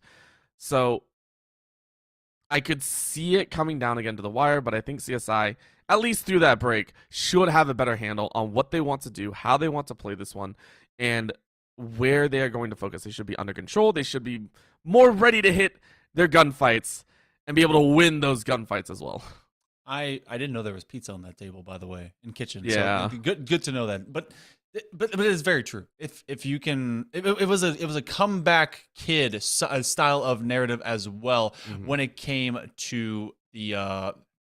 Well, actually, we're going to be bringing it back to ourselves as we're getting ready for this fight. A little bit of a tech pause to make sure that this entire matchup is ready to go. But we did get to see, I haven't seen a breach on this map in a while. I know that everyone has had different looks when it comes to initiator play, and a lot of extra fade has come into it. And yeah, there was a massive timeout taken by St. Joseph's in the middle of that first half where they collected themselves, realizing that the initial aggression was found out, and you know, when you find out after you mess around. So this time around, they're able to say, okay, let's get Jordan and Horden back in order, and let's get that twinsy combo. I wonder if they are just best friends or if that evolved over time playing with the squad. But it will be a difference of how you can shut things down, especially with that KO, because that KO can be a great entry piece off of the null command, but there's also some retake ults. You have the showstopper in hand as well. I've seen a lot of good Raze play on this map. there's more opportunities for it, is what I would say, right? The angles that you can create, plus the verticality, a second level brought in that, you know, if you're not looking up or you're walking through a site and you just forget to look to the sky, you're dead. And I love that fact, right? It brings more expression, I'll say skill expression, right, to the game for some of these players, and that's super, super fun. I love the fact that you panned over the KO, though, because we have not seen KO, and KO has honestly risen to be one of my favorite agents in the current meta, right? Brings a lot of very nice util, brings the damage, but most of all, the information that can be gathered, the suppression that brings it down just to a gun duel. I come from CSGO, right? I come from CSGO. I suck with abilities. Don't give me abilities. Give me like 4 nades. I'll run it down with a P90 and 5.7 and I'm happy, right? Like, that's what I want to do. KO brings back that love of, I'm not going to have 3 flashbangs to my face that recharge after 40 seconds and all that stuff. I just get to run and gun and pray I hit something. So love the KO. Love that, what that might haul back to, which, again, if I'm not mistaken, that is on the side of, so it is on the side of CSI, who, again, I still say overall feel like a better gun duel team when they have their act together. Yeah. And I mean, I love knowing that you're the no fun police. You definitely don't want to deal with a bunch of abilities. Don't put that on me. Do not put that on me. I hate abilities. I only want guns. That's it. Old man yells at Sky. I mean, I am the equal but opposite. I come from Overwatch. Abilities are great. I am terrible with the guns. Okay, we together we make like an odd couple, but it works out. A single working brain, maybe somewhere in the middle. Oh, and we do appreciate you guys being patient with us. There apparently was a bit of a mouse bug into that previous lobby, so it's being restarted, and the picks have actually gone through. And for the full look in, we do have a Viper on each side. There is gonna be that Sage as well, which, you know, was actually, was that the original picks? I'm gonna be looking back over, so that's interesting. So Horton, I don't know if that was allowed or otherwise, but they're moving from Breach to Sage, so maybe that's something that's going to be looked into in difference, because I knew we were looking at that from an initiator standpoint. They've actually moved away to the Fade, so I was wondering about that, and maybe that was part of the bug. They're like, hey, I couldn't move my mouse, it got stuck. Yeah. So that will change the game, and I was curious about that because I haven't seen a Breach on Icebox in a while, a long time. Yeah, and I do like the fact that I do believe there's some rules in place. For League, it's if you have like runes issues or anything, as long as the players have not seen each other on the Rift, you can still restart and, you know, get the proper rune setup. I feel like that's the same here, which I do appreciate for the teams. It's important that the teams, especially in a close series like this and a close moment, get to have the proper setup and the comfort picks that they actually wanted to choose. This is, you have a big old fat X of talk screens on site as well. They took away screens and kind of went over the way to rafters to really take away that vertical sight line, but trying to be able to move around the corner. You're gonna have a couple of right clicks and a hero play out of Big Fat Kev. They have the paint shells to be able to force Habib all the way back, and there's explosions at their back. Cool guys, don't look at your explosion. Well, guess what? Habib turned right around. He is not as cool as a cucumber, and he's got everyone against him in a 4v1, 2 HP. They can do a lot with 22 HP. There's not enough. Wallbang, Big Fat Kev finds a 3K. And I'm excited. Round number 1 giving us a taste of St. Joseph saying, we can fight. I don't know what anyone was thinking before, but we can fight, right? The previous pistol rounds, I think in game number 2, we did see that first half pistol round go in their favor. This felt a bit more coordinated, as well as they were more on point, right? As soon as those walls dropped, as soon as those Viper walls dropped, they were on each other, like cats and dogs, right? Immediately getting it out. And they hit cleaner shots this time around. So very well done on their end. It's taste number 1. If they do it again here in rounds 2, and then even on a third, then we know for sure, right? That round 2 magic that they found, that round 2 zone that they just dove into, will be continuing here, and that should scare CSI. A little bit of zen, a little bit of Umo Gwegwe Fighty Sal, just loving themselves. Big Fat Kev is gonna be loving the shots that they're hitting. That's a lot of damage above them as they're gonna be bouncing around, and that's gonna be paint shells that are put out. Oblivion dropped into the danger zone, and now they will be dropped into a body bag to return to Cinder, and everyone sent a sin away as a 2v5 will commence, but they fake the runaway to maybe re-engage.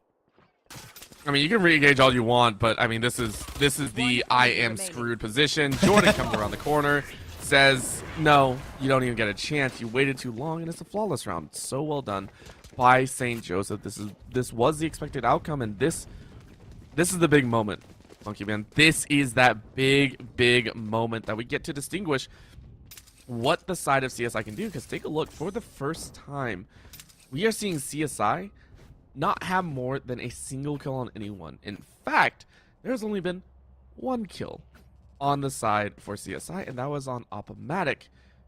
That being said, SJLI, they have not had to rebuy weapons too much, and that is crazy to think about. Yeah, this is a very controlled effort at this point, and now you're going to see maybe the power diff go away from the Eagles.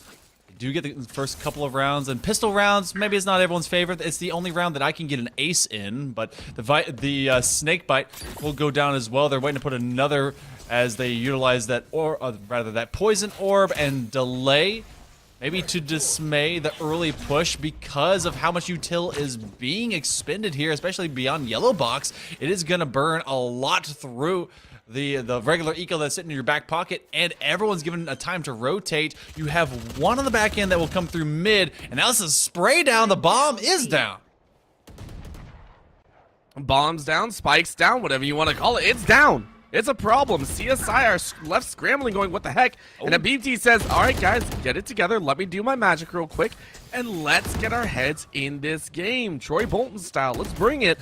They're going to give it their best shot, right? In goes Oblivion, who is getting massively shot up and no damage whatsoever. Saving Private Ryan style got that spike down. And now CSI get a chance at a retake 4v3, one of the first times they've had a man advantage. Shots would have hit if they were standing, but you know, spike placement means you take a knee. That one's going to be a knee taken as well by Opomatic as Jordan is able to re-engage and get the trade out 3v2. Numbers game plays in favor of the Dolphins. Bit of a frozen tundra to have to swim through, trying to be able to get an exchange on that headhunter. The haunt comes out. It won't help him in the long term. Sayno gets rid of Jordan, and business is taken care of by Habib. 3K for themselves. A split tradition 2-1. Not a 13-0. Put that tag away. That's rude. Didn't happen. I love the sprays. The sprays are so much fun. Great. They're amazing. Still very nicely done, and again, it was a round that they desperately needed to win, right? From start to finish, they had to win that one. It felt nigh in that situation of, please, we need this one if we want to stay competitive. So that's at least what I felt out of there. It's like, BT was like, just bring it on in. So right now, getting underway with round number 4, full guns active in SJLI. Thank you very much. Are going to try their best to shut this one down. They've done very well in spreading out. You can see the very deep defense and actually chasing up mid, which is one of the most important factors. This is going to be a 5-man push on B. Okay. What are they going to do? It's like Horton was trying to be able to get some very quick audible intel as they are right against that wall and also be able to punish, but it's going to be Shub who's finally bringing the shots. They didn't have it in map number 1, but they have been revitalized completely. Sayno, though, says, all right, a Revivify is going to be needed to give them back in the game. So the attack of CSI has been very winning here on Site B. The Boombot's going to be able to lay down some splash damage, so Oblivion is worse for wear. From the top of Nest, do trade out. Big Fat Kev after Seraphic will drop. Oblivion gets off the spike drop and says, all right, I'm covered. Give it to me. And just, goodness gracious. Quick trades, and they just press straight into the fray. The fact that Oblivion had the mindset, and it was just a quick reaction, right? As soon as Horton came through the smoke, Oblivion stopped planting. Like, that's the fastest I've seen someone drop a plant to get that kill. Like, that is absolutely ridiculous reaction timing. So well done. And it gave him a chance, right? CSI starting off this game 3 as they started off game 2, losing the first 2, now breaking into the 4th. And in here in the 5th, they're going to try their best to continue their run. And as I said, on Icebox, I feel like they're going to have a little bit better time if they've gotten the mental down, if they've gotten this hold on their own gameplay here, especially on the attack.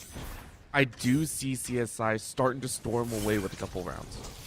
CSI is very confident about their B strike and opposite of their A. A, they lose the first two. First one was pistol. The next one, they were at a power diff. But they were like, you know what? Let's do this until it breaks. Big Fragment is going to keep everyone way back at Snowman. So the plant is nearly for free as you have a couple of toxic screens. Oblivion having to navigate the entirety of this poison orb.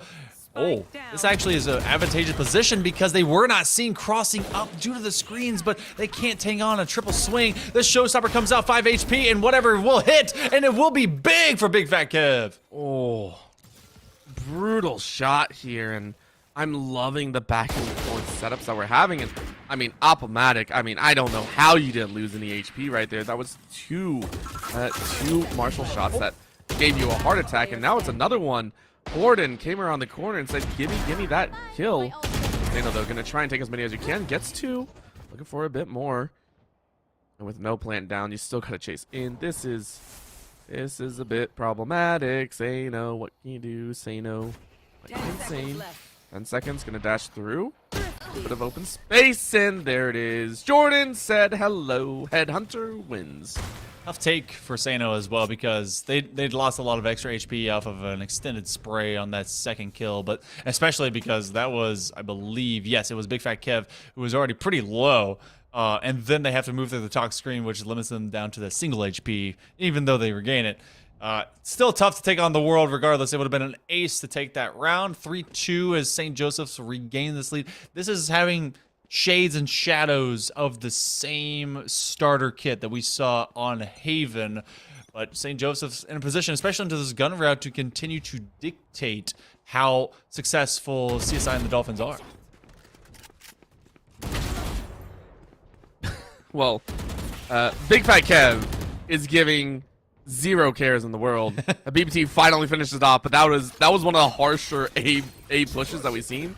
And this is just kind of reinforcing the fact that we have not seen CSI try and push that hard because of Big Fat Kev, but they found it, right? Habibti again and again has been one of those crucial first strikers, the initiators for the team, whether you're playing an initiator or not, has been a catalyst for getting some of those entries. And here comes that revive, and it works in their favor. Seraphic gets Jordan, but this time it's a 1-for-1. Horden finishes it off 3v2, and Horden grabs Habibti. And we now see once again why CSI just did not want to take that chance. It's not up in their favor, and again, because it's the last shot, it's a full defusal here. So well done by the side of St. Joseph. I love this as a traditional play. This is the one you're like, all right, plan it down, put it beyond box, and be able to get that one ready for the Hunter's Fury. But as soon as you lose, because as that Sova, you need a spotter. And as soon as everyone dies, you got one or two things is going to happen. Either you're going to die in the midst of your Hunter's Fury, or the ping is simply going to happen too soon. So you then get kind of caught in this position. Where do we put the bomb? Default is to that box just around the corner from rope. And you need to put that more into open space to give the Sova the chance to come back to it. That didn't happen. I like the play execution by St. Joseph's, especially because they keep being so good on aggression from defense. Get out of my way. This is, I don't know what St. Joseph team came out to play for games 2 and 3, but they're ridiculous. I'm loving it so much. It's getting very hard to contain my excitement because, again, I love the underdog story. I love that crazy, the long storyboard that came out, and right now we're seeing it once again. SJ, though, oh, beauty of a shot. Jordan shuts down any attempt at holding him off, and again, I think it is a save round here, so St. Joseph are just kind of cleaning up house. Sano gets a reset, though, on one. Big Fat Kev around the corner said not today and gets a spray onto Seraphic. It is a 5th round for them. For the first time outside of Game 2's final rounds, St. Joseph lead at the start of a game. Yeah, this is going to be feeling fantastic. And if you are CSI, I got to think maybe a timeout's happening right now, or at least here sometime soon. They got to be able to get themselves in order. IGL is going to be talking to each other, and I feel like they're going to be, all right, okay, there it is. That's exactly what I was looking for. You need that extended time to talk this one out. They had good runs through B. They were not able to take advantage of that kind of thrifty eco situation that happened. I think it was around round 4 or 5.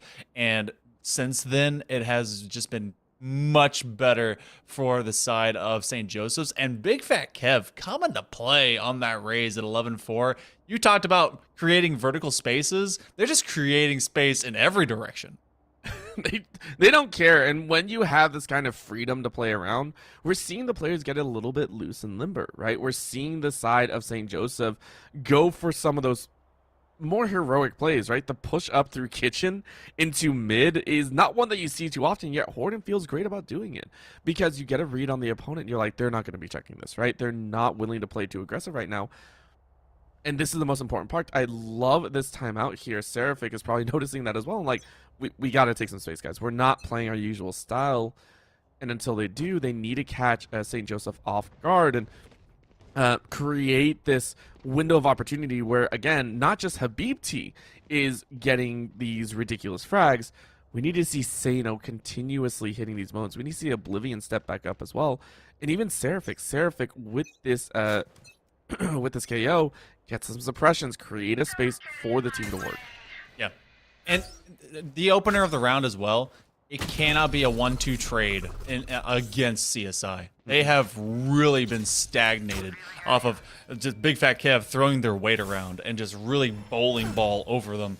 So we see the null command get popped up. I believe that they're just kind of waiting at that corner. That will be coming out from Yellow Box. And now the Viper's Pit, though, that will be expended to really try and take over and control. But because of that, they're going to get rid of him. When you use that ultimate, it is such a telegraphed position. You got to have some guards around you to be able to protect you. They confidently, bravely, without fear, take him down. Such a little bit of a heartbreaker. Now the wall goes up, and it creates this opportunity. Seraphic was allowed to live through a hard spray from the Rays. I don't know if you just saw that. That was a little bit frustrating. St. Joseph might have created a space for themselves accidentally and caused some problems. However, it's down to a 2v2. Spike is planted. 2 are stuck on the side. St. Joseph are going to try and lay it down. And Slime Lord cannot get a kill. Shub, at the same time, only has 70 HP. And another wall goes up. But because that Spike is planted in just the perfect spot, there is no worries about spraying through that smoke. Wall going down now, and it allows Shub to get that pick. You're looking for one more. Can you get it? Time's clocking down. You can't stop defusing, and you have to because you have to save yourself. Say no. Clutches up big. That is how you extend so much time and just straight up win the fight that you must win. It just sending, I believe it was Slime Lord forward. Like, Slime Lord, go in. Go kill. To be honest, I might have flipped that one around. Shub being in control, go for that duel against Sano, and be able to have Slime Lord just kind of stick it to the spike and be able to get that diffuse off. Regardless, it was so key for both Habib and Sano to get this one. That stops the bleeding, and that makes that timeout worth it. Such a huge momentum swing, and I love it. And I mean, it will proceed more and more. I'm so excited. I think Seraphic got scared by their own teammate right there. The little jump, like, oh gosh, what's going on here? Is that against me? Is that you? Who's that? It was just really funny. I don't know why I found that so funny. It's just in those random moments we're just seeing these little twitches are really making some moments. And even there, right, we see a little bit of a paint shell just going off in the wrong angle. But Big Fat Kev, remember, again and again, has been that opener and just like giving a chance. This time though, not able to find 2, only able to find 1. Yeah, you have Habib and Sano still on the board for CSI, which means you have 2 big killers, and you got to be able to exist more so around Horden and Jordan as well. And look at this, they're doing the same play, but it's a little bit late. They're not gonna be able to catch them rotating, and they actually get caught. Luckily, don't get any damage against them. The rotation will be called out, so everyone will navigate over. It becomes a 4-on-4 for, I guess, a full strength retake, since neither side has a big advantage. The null command comes out. No fun police for you. Are you getting on this bus here, Orbital? Absolutely. Let's do it, Seraphic. Let's make sure no one gets any fun. You have to aim. You have to hit those heads. You don't get to do jack here. Ah, dang it. The field's down. Well, you know what? Never mind. I gave up. The old man yelled at the clouds and now got tired and he went to sleep. So, you know, we're back in it. Oh. They are. Oh my gosh. Seraphic's still yelling at the sky, yelling at Jordan, yelling that this is not over. We'll see you next time. And it's a 3-2. Again, the same two alive. They are going to play for a save. This is a smart run. St. Joseph's realizing, okay, is CSI starting to gain a little bit of momentum. Let's try and not completely break our eco a little bit too early. And maybe we can be able to find them escape. They're a little bit slowed in this field, and it's going to be Seraphic that continues to just do that old man yell, just hollering and hating. Takes down Slime Lord. You do save one rifle, at least. A single rifle, and you're just like, I got it, guys, I got it. It was a good attempt, though. I really do like it. And again, CSI, these timeouts have really given us a glimpse into the flexibility of the teams, right? At the beginning, I said, and again, I will eat my words here, St. Joseph, they did not look that great. Now they're looking phenomenal, but it's all about, you know, again, that cat and mouse chase with CSI now in the cat position. So St. Joseph, again, 2 rounds don't always mean anything, but it is important to know that the flow has now landed in St. Joseph's favor, and they got to be aware, and I'm loving the chance that they're taking. Take a look at that mini-map. We're seeing a little bit of a swing around. Oh, but they don't follow through, so they deny that situation and are saying, instead of that, we're just going to hold that long angle and hope for a frag on the outside.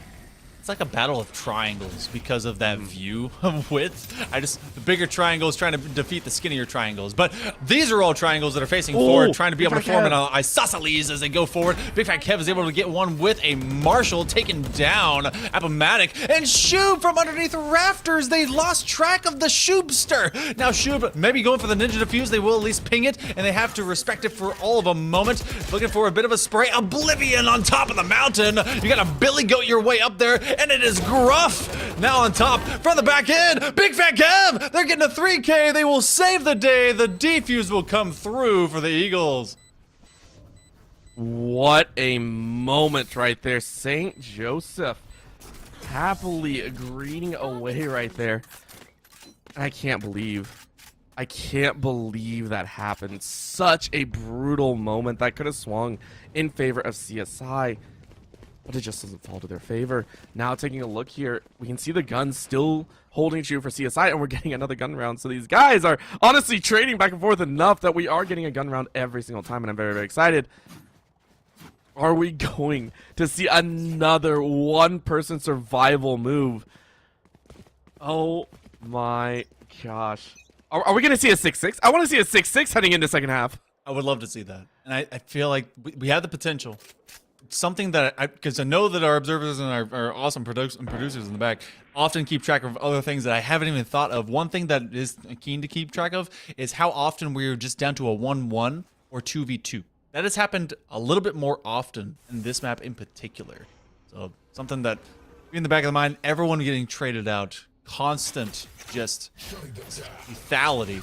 And it was Big Fat Kev that was able to get that first kill on the Marshall, and we saw that earlier peeking whenever they were coming all the way through CT, and now extra smokes, they're bursting onto site. The plant will eventually get down, and they're trying to keep everyone just isolated away into screens, and Oblivion takes out their doppelganger. They're looking for a third. They can't quite get Horden. That was a chance, and I mean, now taking a look at it, St. Joseph trying to find the angles, but Sano is able to find one in response. Now into a 3v4. Horden is going to try and look for it. Has the wall available. Is going to send it up top and open up space for the team. Oh, what a play. Can they break through the wall in time? Can they see it? Yes, they do. And Habibti sends him to the Thunderdome. Brutal angle to hold on to. Oh, they're on opposite side nest. They get the wall bang through the collat body shot. That is, or not wall bang, just a body bang. They are out there putting people on the floor. I love the use of that wall, obviously, to give them space. One thing that is so tough to do in that moment, especially, that was such a cheeky place to put that bomb. If you have that wall up, you can actually play from distance and just form that, instead of a flat horizontal, put it perpendicular, and you have to fight through every single brick that's in front of you. They couldn't do that play, and that will now get used early into kitchen. This could end up 6-6 just like you won, Orbital. I'm so excited. I'm so excited because, of course, the game 3 is going to go the full distance. Like, that's what we got to see here. Give me that light show. Habibti says, yeah, I got my laser sights on you. Habibti is back.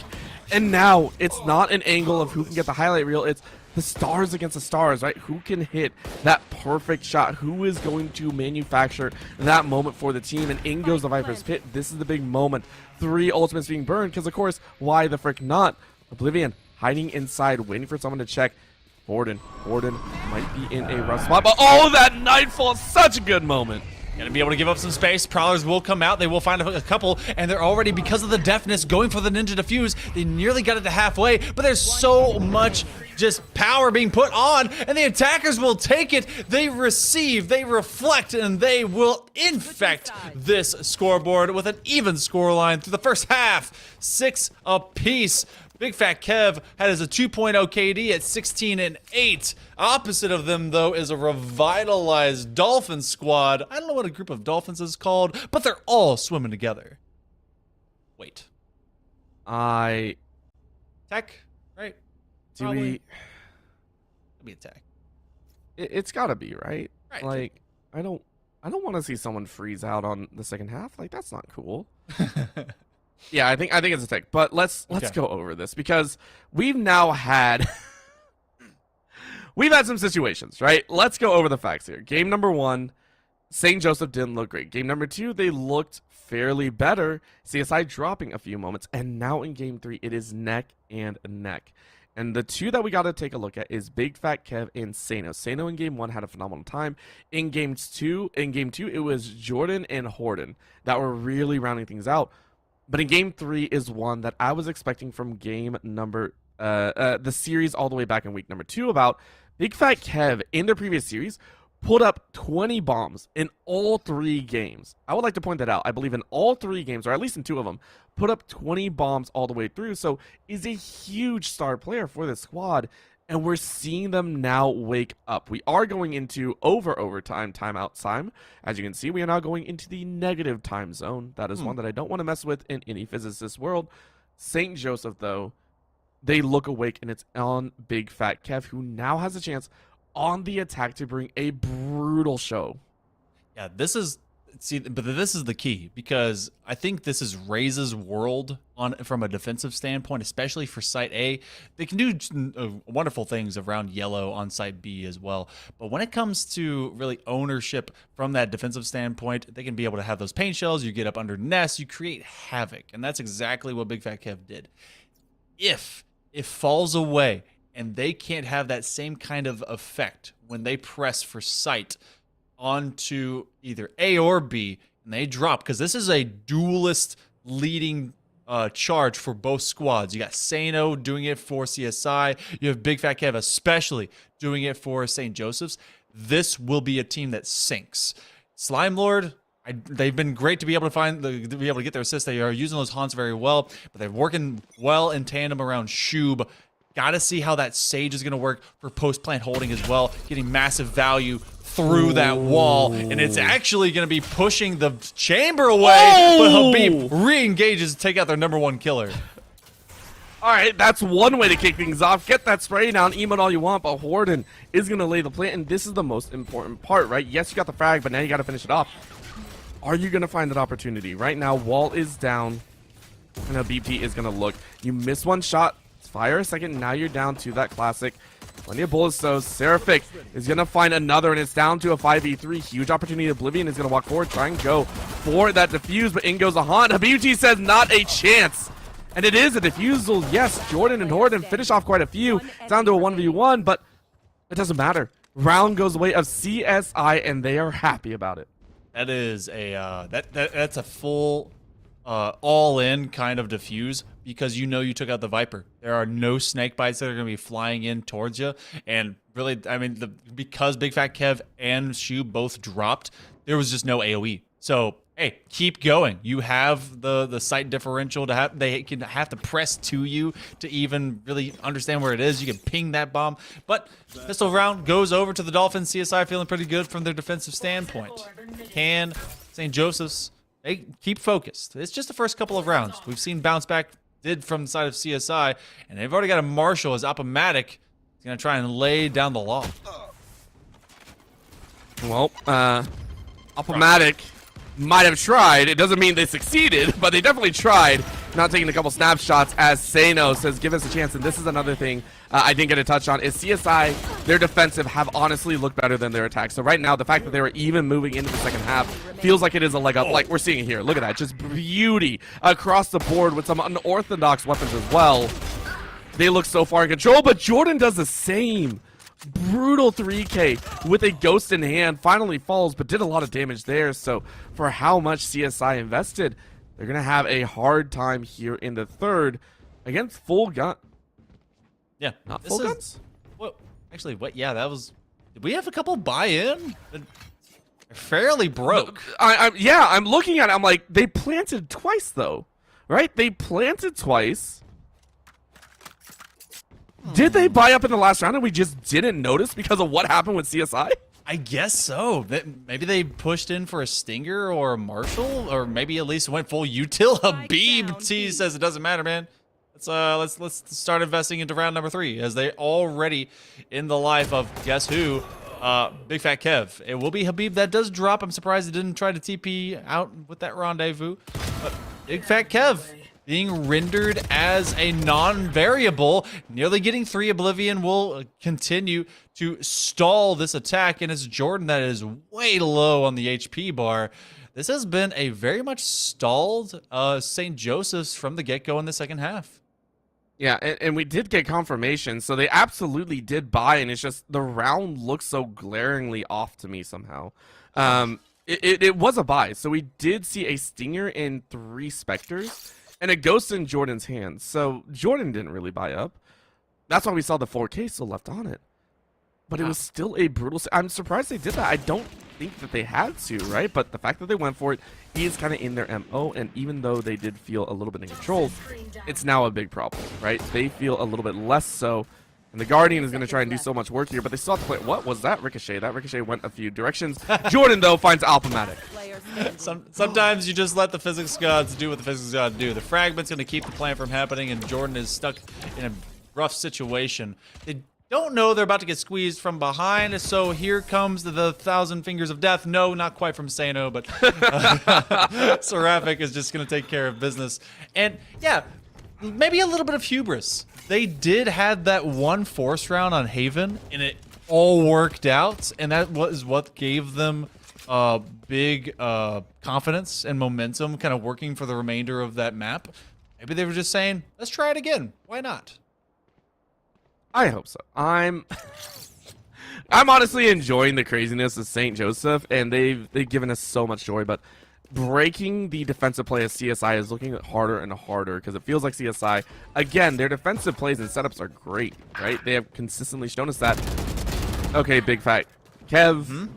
Okay, let me just shove the foot, further down in my mouth. That's, oh my gosh. I got you. Hold on, I'm doing it. There it is. There it is.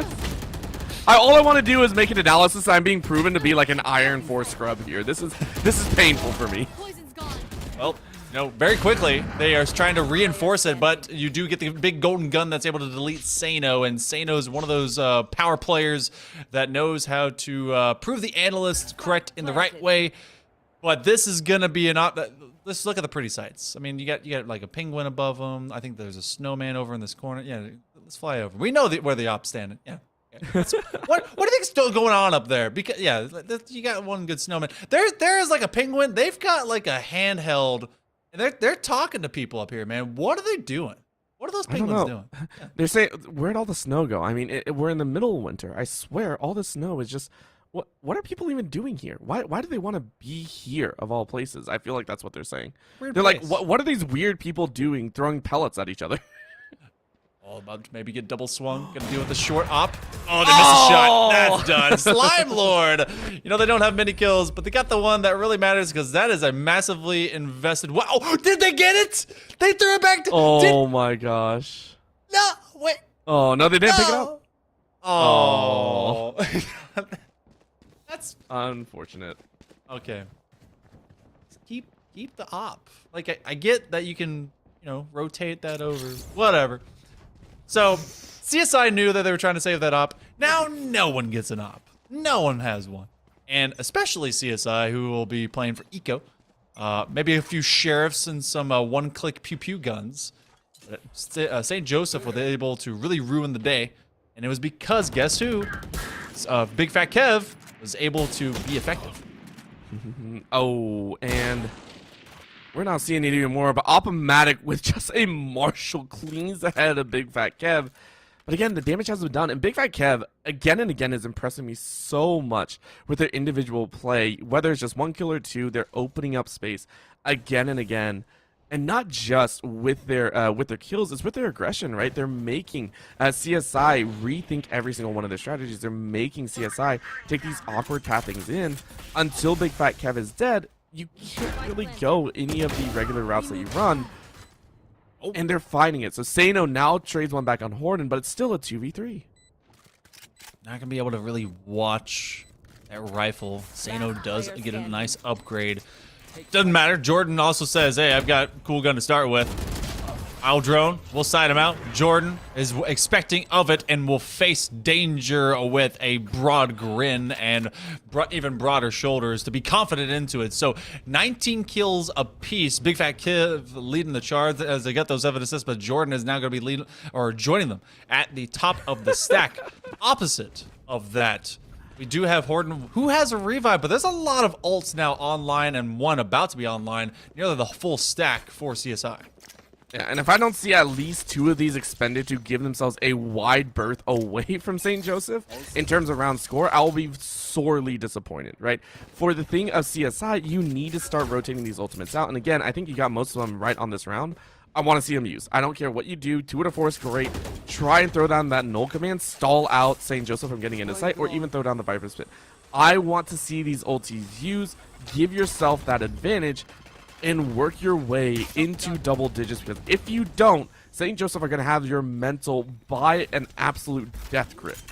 Yeah, Sano does have a good use or a kind of good grip on that Bladestorm as well. They could play that into, if this is a loss, being another eco, and that is such a useful ult because of that. Look at that little gap, that tiny little glitch gap that's underneath that toxic screen. Oblivion can be opposite end of it. I could see them using their Viper Spit to be able to try and retake this. This is a 5v5 retake situation. Oh my gosh. A big bit of damage. Big Fat Kev's still alive, and you actually do have Oblivion that's using it in Big Fat Kev's face, and now they're trying to be able to get some splash damage. Seraphic is going to step up into the blast zone. So they have the bomb in front of them. How will they be able to maintain it? Horden is going to spray. They get 2, a third, a 4th, and that's going to be a take. The lone survivor sends us to 9 apiece. Don't piss off the healer. Anyone that's played any game, you don't piss off the healer. Horden said, bring it. Please give us that replay because that was nasty. And take a look at this. They filter in and Horden said, I know where they're at. And they line up perfectly. And then watch this. The last bullet. Look at this. 3, 2, 1, 0. 0 on that chamber right there. Holy moly, Horden. And I mean, that was fantastic. That is a heartbreaker because now you're tied up and you're working with the budget buy. Take a look at the guns for CSI. St. Joseph have not only given themselves a econ advantage, they give themselves now the space they need to force into any site they so wish. They have now given themselves the confidence, the abilities, the inescapability of the fact that they now have superior firepower. Oh, they built up so many ults into that as well, and a few got expended. Oblivion, I liked the positioning of that in Maze for that Viper's Pit, but it ultimately just got shut down immediately. Again, Big Fat Kev living through it to be able to ruin them. So negotiating now where they want to go. Haven't really been able to get too much intel on the Eagles. CSI got to do a little bit of extra forensics if they can. Double blast pack to be able to get straight in. They're going to try and wall bang from underneath the rafters. The double swing's not happening. Why are they taking it in individual games? I don't know. The Bladestorm is in effect, and now they're going to force him out of position. That's Big Fat Kev getting 2. Where was Big Fat Kid before? He is popping off right now, and I mean, being able to waste that that Hunter series was huge as well. Big Fat Kev is on an absolute rampage. This confidence came out of nowhere, and yes, Oppomatic finishes off a second, but I don't think it's gonna be enough. With that spike going down, Habibti, you're gonna have to try and do your own here up on the high levels. You saw one up in the corner. You saw another, and with Oppomatic dead, you're all alone. in that 1v3, and it's a finisher. Once again, in game 3, St. Joseph clear things up to hit double digits first. St. Joseph, this is so close. When it's a close game, St. Joseph, especially with Jordan and Horton, and especially Big Fat Kev, are proving that they are the mountain that CSI must climb. Sano trying to keep his team in order. Habib T has been ineffective. They are going to have an operator in hand. Seraphic does have the toot horn of that no command, no fun police. Can they be able to guide them? You got a revive. You got Shub that can invest that Viper's Pit if they want to. Another A lean. This has been their sight. B is a little bit more confrontational, more up for grabs 50-50 style, and Big Fat Kev is doing it again. I don't know where they gained this much confidence, but it is ridiculous. It feels like Rambo has appeared on the field. Big Fat Kev is storming this right angle, and they've only attacked A for the last 2 rounds. They have said, this is our marker. You can do nothing. You have yet to stop this absolute juggernaut, and it's working. CSI are in absolute shambles as they are flush out of all angles possible. And I think it's done. We can see a majority share of CSI just clamoring around the outside. They have no chance to make their way in. They're just stalled out. They're going to try and send one in. Seraphic is probably going to try and drop it down in. And Big Fat Cat just finishes them off too. Slime Lord finds Oblivion. And for once, it feels like CSI are completely lost in their own right. Seraphic, oh, that's just not going to do it. As it will be 11-9. We've seen this feature before. It's a double feature that's between maps 2 and 3 that has the Eagles as the star of their own show. Again, that was a massive investment of that operator. Everyone dies, so that falls off the board for CSI. Let's check out their full buy. Are they going to go into it? Because they know if they do not, I mean, they've got enough to have some weapons going into round number 21, rather 22. This is 21, as the first 20 do have St. It's tough to keep fast numbers going through my head, but this is St. Joseph's game right now. They're in control. They have all the control in the world, and I wouldn't put it past them to send Big Fat Kev again in just a spiral fashion. And you can actually see right now, I hope so, they are fading that Sage over to their side, but Oblivion gets a cheeky kill on Slime Lord. Not the worst thing in the world, but you do lose that Nightfall, which would have been pivotal on one of those retakes to close out. And Oblivion actually chases back, so that kill might have stalled them out enough. But take a look and always keep eyes on where Big Fat Kev is, as well as the rest of the team, and Horton just takes out Oblivion. This is a brutal shellacking. Habibti finds Shub. You need one more. Opomatic realizes there's 2 around the corner, and they're just holding on B's site. St. Joseph said, give us a few moments, and now it feels like they're a little bit backs against the wall, 3v4. Recon Dart does not identify, so they have to assume that Horton has gone into tunnel. They will retreat for all of a moment. That is Habib. That does get rid of Big Fat Kev. To break all of one brick, maybe to give themselves a free. I don't exactly know where what the wall was able to do, but they were looking to be able to get a revive on a Big Fat Kev. It did not work out. So Sano grabs Horton by the horns, drags him down. That's exactly what CSI needed to get back into this game. They needed a round win. They had to stop the streak. That was 5 rounds in a row for St. Joseph to be in that lead. And the fact of the matter is, if they lose another one, they're on match point, right? You don't really have much in the tank.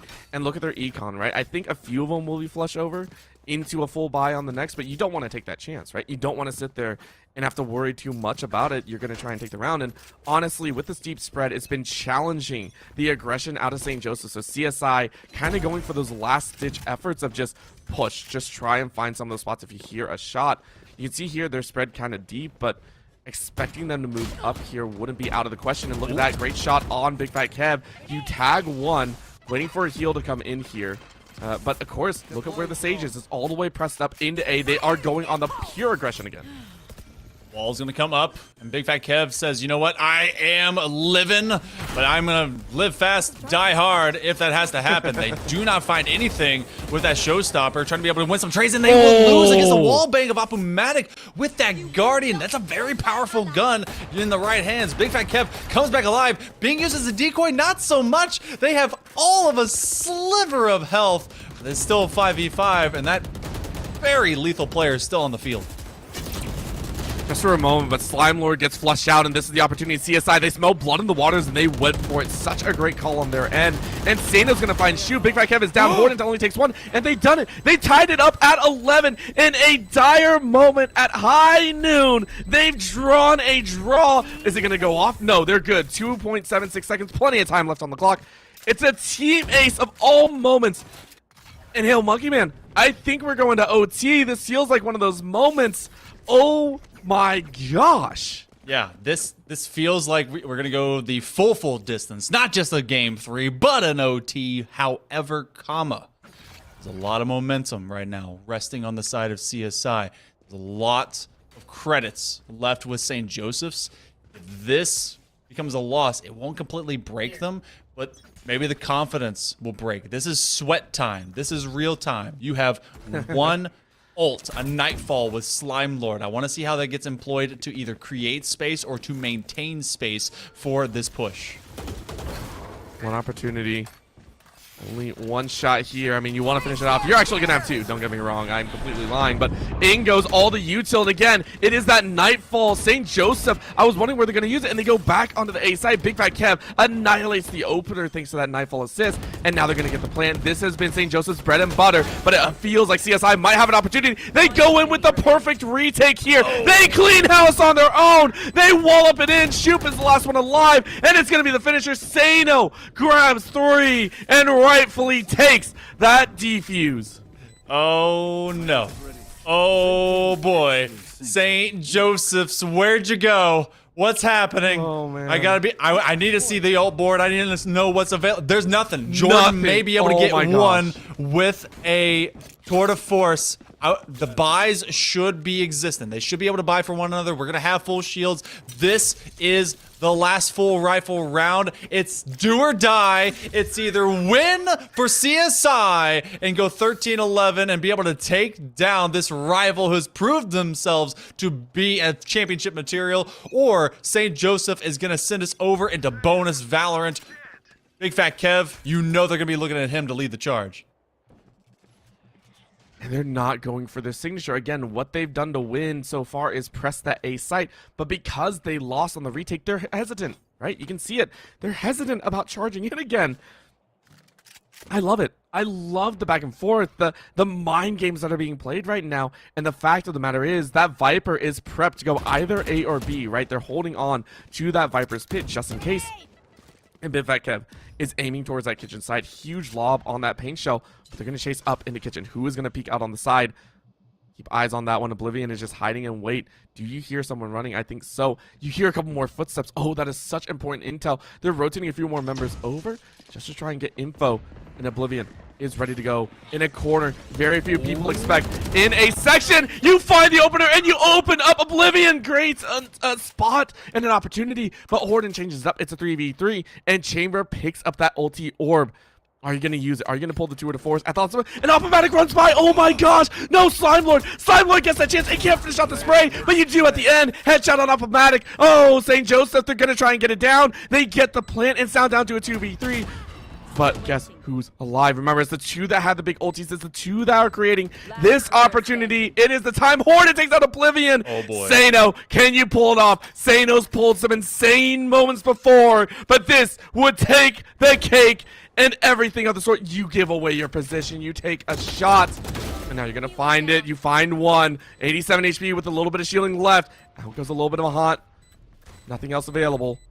Do you go? Come on, Sano. What are you looking for? Oh, timer's ticking down. This is so heartbreaking. Oh, and the rendezvous creates a space. You get one more, but it's no time. It's over. We're going to OT. St. Joseph have done it. They push OT in game 3.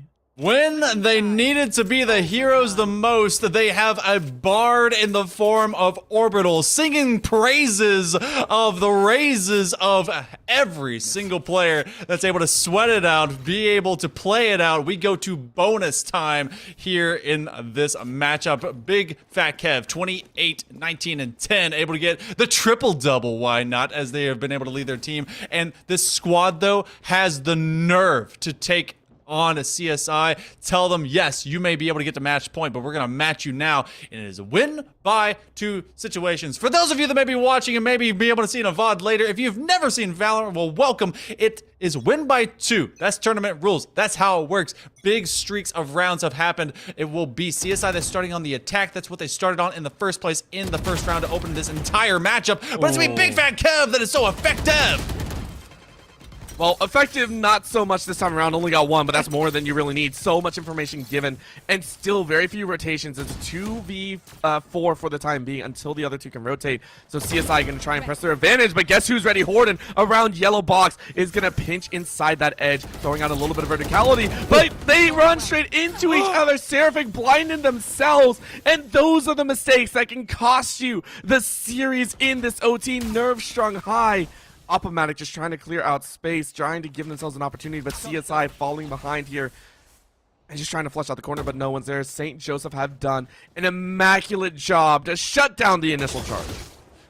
Oppomatic and the gang. You're just going to get rid of it, get that rendezvous out of it. But no, Oppomatic loses focus, and Horden continues to be an absolute madman. They could be able to get a revive for free. They don't want to lose this top end. That's going to be vertical extension by Oblivion. They have to be able to take a 1-on-3. This is that opening round of OT. You get this one, you feel good, and now you'll be CSI chasing if you cannot get back to it. The bomb is in their hands. They're bringing the fight to the remainder of St. Joseph for the turn. Gets a swing. It's a 1-on-2. Bomb is going to be going down. No way. No way does Oblivion pull this off, and that is the rightful answer. I was like, just, no, don't let it happen. Great job by Shube to clean it up, and it was a well-timed try. That's one, St. Joseph, and now they have to deal with one of the harder aspects of this round. You're taking a look, right? CSI, once again, on their defensive side, have looked much better than their attacking side. Their attacking sides have felt a little bit on the weak side, and you can see it, right, on their round scores. This is going to be the challenge, right? St. Joseph have got to find a way to find those opening picks, and again, they're kind of heading to that same side. I honestly just want to see them bum rush A. They've done it before and got so many members of CSI off guard. But I wonder if they're like that. That would be too small brain. We got to go big brain here. Sometimes you outthink yourself, though, if you run away from what works. If it ain't broke, don't fix it. But also, you got to continue to be inventive. Kev has always, Big Fat, throwing their weight onto the top of this ramp. They get on the top rope, that bomb will go down, and now that they play against utility, that is a trade. So Oblivion is able to take out one. Actually, it's not even a trade. It's opposite sides of the map as they're on the extension from mid. Horde is going to try and slow anyone down that chases them, but Seraphic is going to take a double swing. Do they eventually swing together? Right now, they're swinging apart. That's a half flash, but they undercut it, and so now it's a 3v3. They keep doing this. They keep finding Seraphic in these awkward util pieces, and now Sano is going to have to try and go insane. It's a 3v3, so a little bit better than last time, but the play is going to go down, so very nice job by Slime Lord to kick that one up, and honestly, Slime Lord has looked a little bit on the weaker side, has just kind of been there for the util, so I want to see them step up here. I want to see them be that brutal game-ending player. And if that's so, you know what? All of it's called out, but Habib T has seen it. Into the wall to go. No information given, and Oblivion is walking side by side, just on the other side of the wall, and they're not getting any information away. Fake Fuse go through, and now a little bit of a call. Habib T finds Slime Lord, though. Jordan is going to find Habib T. It's down to a 2v2. All eyes are open. Poison goes in. They're looking for a bit more. You swing, Shoop finds it, and Shoop finishes out 2, and it's game over. That's it.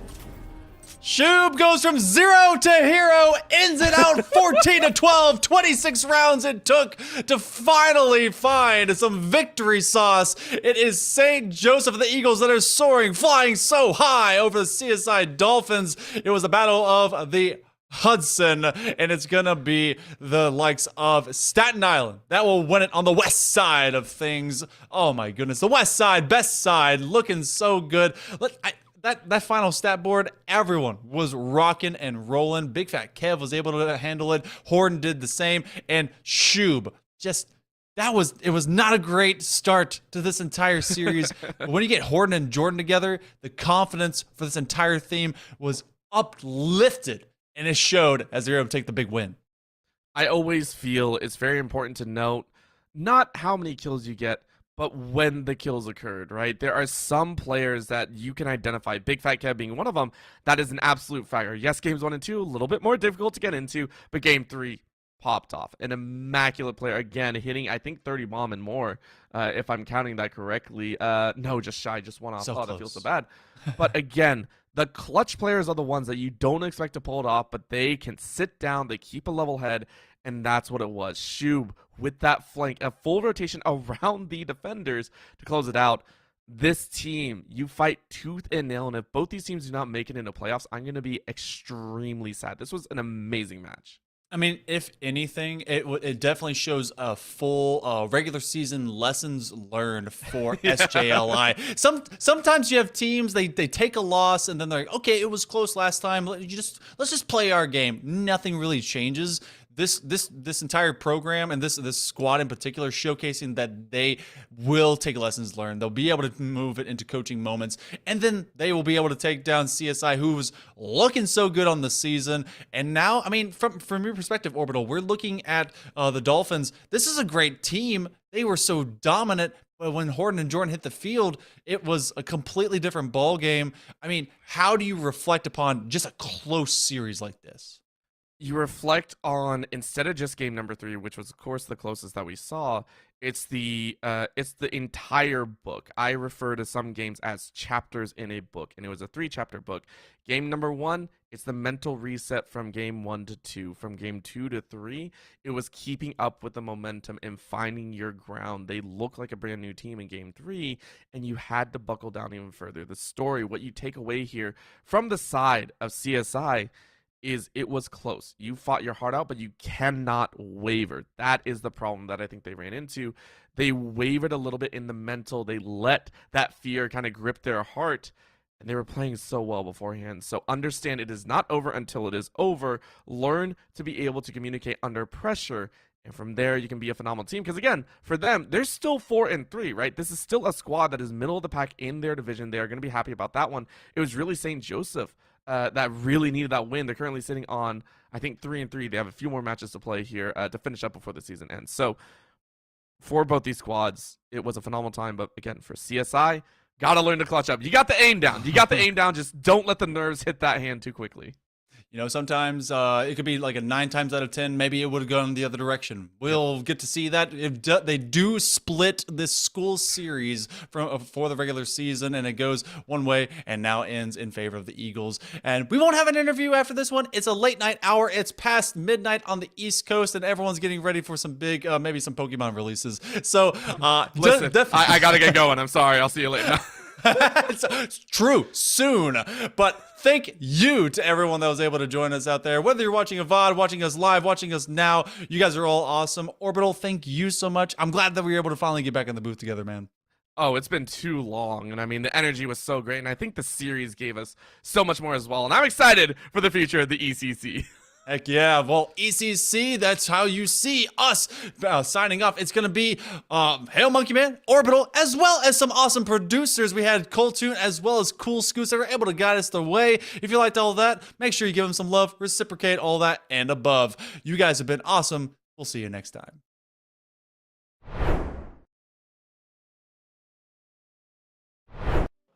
Say that. I'll get in trouble. There's one for each game, so teams this weekend, somebody's going to have to explain to TSA why they're coming home with an extra trophy. Fine. We're fine. This is going to be great. Why is everybody staring at me? I'm not even doing anything yet. Is it because I'm in a suit? It looks nice. It's new. I'm stressing. It's all right. We win these. We absolutely win these. I've never seen us lose these. I love him. I don't remember his name. What is going on, everybody? And oh, are we ready? I'll start over. Okay. What's going on, everybody? We are here at the Collegiate Esports Commissioners Cup 2022 in Atlanta, Georgia. The players are just now entering the arena for day one. A lot of them had the opportunity to be here yesterday to get jerseys, to get familiar with the area, and to get to know one another. But today, the friendly gloves have to come off, and they are all here. Earlier, I was talking to these guys. This mannequin, when they didn't have anything else set up, I could see it from all the way down there, and I thought it was a person. And I stood there for like 5 minutes, and I was like, why is he standing like that? And I thought it was like a smooth criminal. I thought somebody was giving us like a Michael Jackson impression, and then it was a mannequin. I was really embarrassed to admit that. Oh my God, that's a lot of people. Hold on, let's go over this window. It just keeps going. There's so many people outside. There are so many people outside. We're gonna interview people when they come in. I don't really want to go outside. It looks like it's gonna rain, and this suit is new. So, oh, there's Doc Haskell. Hi, Doc. How are you? He brings a full notebook with him and like writes notes down. It was pretty insane. He had it yesterday. He's gonna be coming through this metal detector right here. I don't know his name though, but I recognize his hair. Jen. You Jen? All right, we're gonna interview Jen, who's supporting Kennesaw. I'm gonna ask you a couple of very simple questions. Okay. Are we ready? All right, great. College. I really like Georgia College's color scheme. It's just red, white, and blue, I think, but I think they did it in a really clever way. Mineral area wearing hoodies, even though it is 75 degrees outside here in Atlanta, Georgia. Absolute legends. If only Nick could hear you. Nick, come back. If he's over 100 feet away, he can't. You were whispering something, and he started smiling. I'm like, are you whispering? Oh yeah, because he's got his headphone in if we're close enough. But Bless you. Gesundheit. Gesundheit again. You're welcome. I'm gonna go find him. Oh, there he is. Oh my. Oh, okay. Real stuff is starting. Real stuff. Competitive integrity needs to be upheld. We gotta get out of here. Yeah, I don't want to get in trouble. I get really embarrassed when I get yelled at. 30 is Okay. Wow, it's not 10:30 yet. It's only barely 10. Woo! All right, it's gonna be a long. Hey, what's up? Surprise interview. Join me over here, though, so we have a cool backdrop. What are we here for? Rocket League. Awesome. I'm not going to ask what school you go to because unless you swapped hoodies, that seems pretty clear. No, you know I got my jersey on with my name on it. Oh, you do? Show us your jersey. Look at John T. Turbo here. Yeah, That's not his name. I just keep calling him that. Yeah. His name is John, but my name is John Turbesi. Yeah, That's not John T. Turbo. Yeah, I get the message that I'm going to Nebraska where I met you. Oh, that's so crazy. So context, if we're probably never going to use this, but we're going to talk about it. Turbo and I met at a LAN like over a year ago. That's so crazy. What is going on, everybody, and welcome back to the Collegiate Esports Commissioner's Cup. I am Seb Dillons, joined by a man I have interviewed probably well over 10 times. It's going to be my good friend Neb, here from Bay State Overwatch team. Neb looked at me before he started his last series, and he said, "We are not dropping a map for the rest of the day." And so far, he has lived up to that title. But Neb, is there anybody you're thinking, we've got to get them out of the way, we've got to take them down? No. No? Just looking at it, each fight's its own, every game, going into it, just taking it as it comes? I have the confidence right now that we're not going to drop a single map. I love Neb because not only is he confident, but he's correct. Bay State is one of the best Overwatch teams I've ever seen. So it's always good to hear. I love the confidence, and I love Bay State, so I hope they do a great job this weekend. So what qualifier, did you win a qualifier to get here? At-large bid. We're looking at Rocket League, we're thinking high odds, low odds, where do we think we're walking away? I think pretty high. I think we're doing pretty good. Is there anybody that you're looking at, you're like, please do not let us go up against them unless we absolutely have to? I mean, really, everybody's good competition, so. And sorry, what was your name? Ethan. Ethan from Mineral Area. Yep. Very exciting. Well, Ethan, good luck. Thank you. We'll see you soon. What kind of pass? A player pass? Let me get your lanyard. No, you actually have to like tape it to your chest, like really awkwardly with masking tape. Okay. And it's gonna fall off. Yeah. It's gonna be uncomfortable, I promise. That's a guarantee. Okay, cut that, I'm gonna sneeze. Okay, good. I'm great, everything's good. Who do we interview? Who should we interview? I don't know, I'm just here. I need caffeine.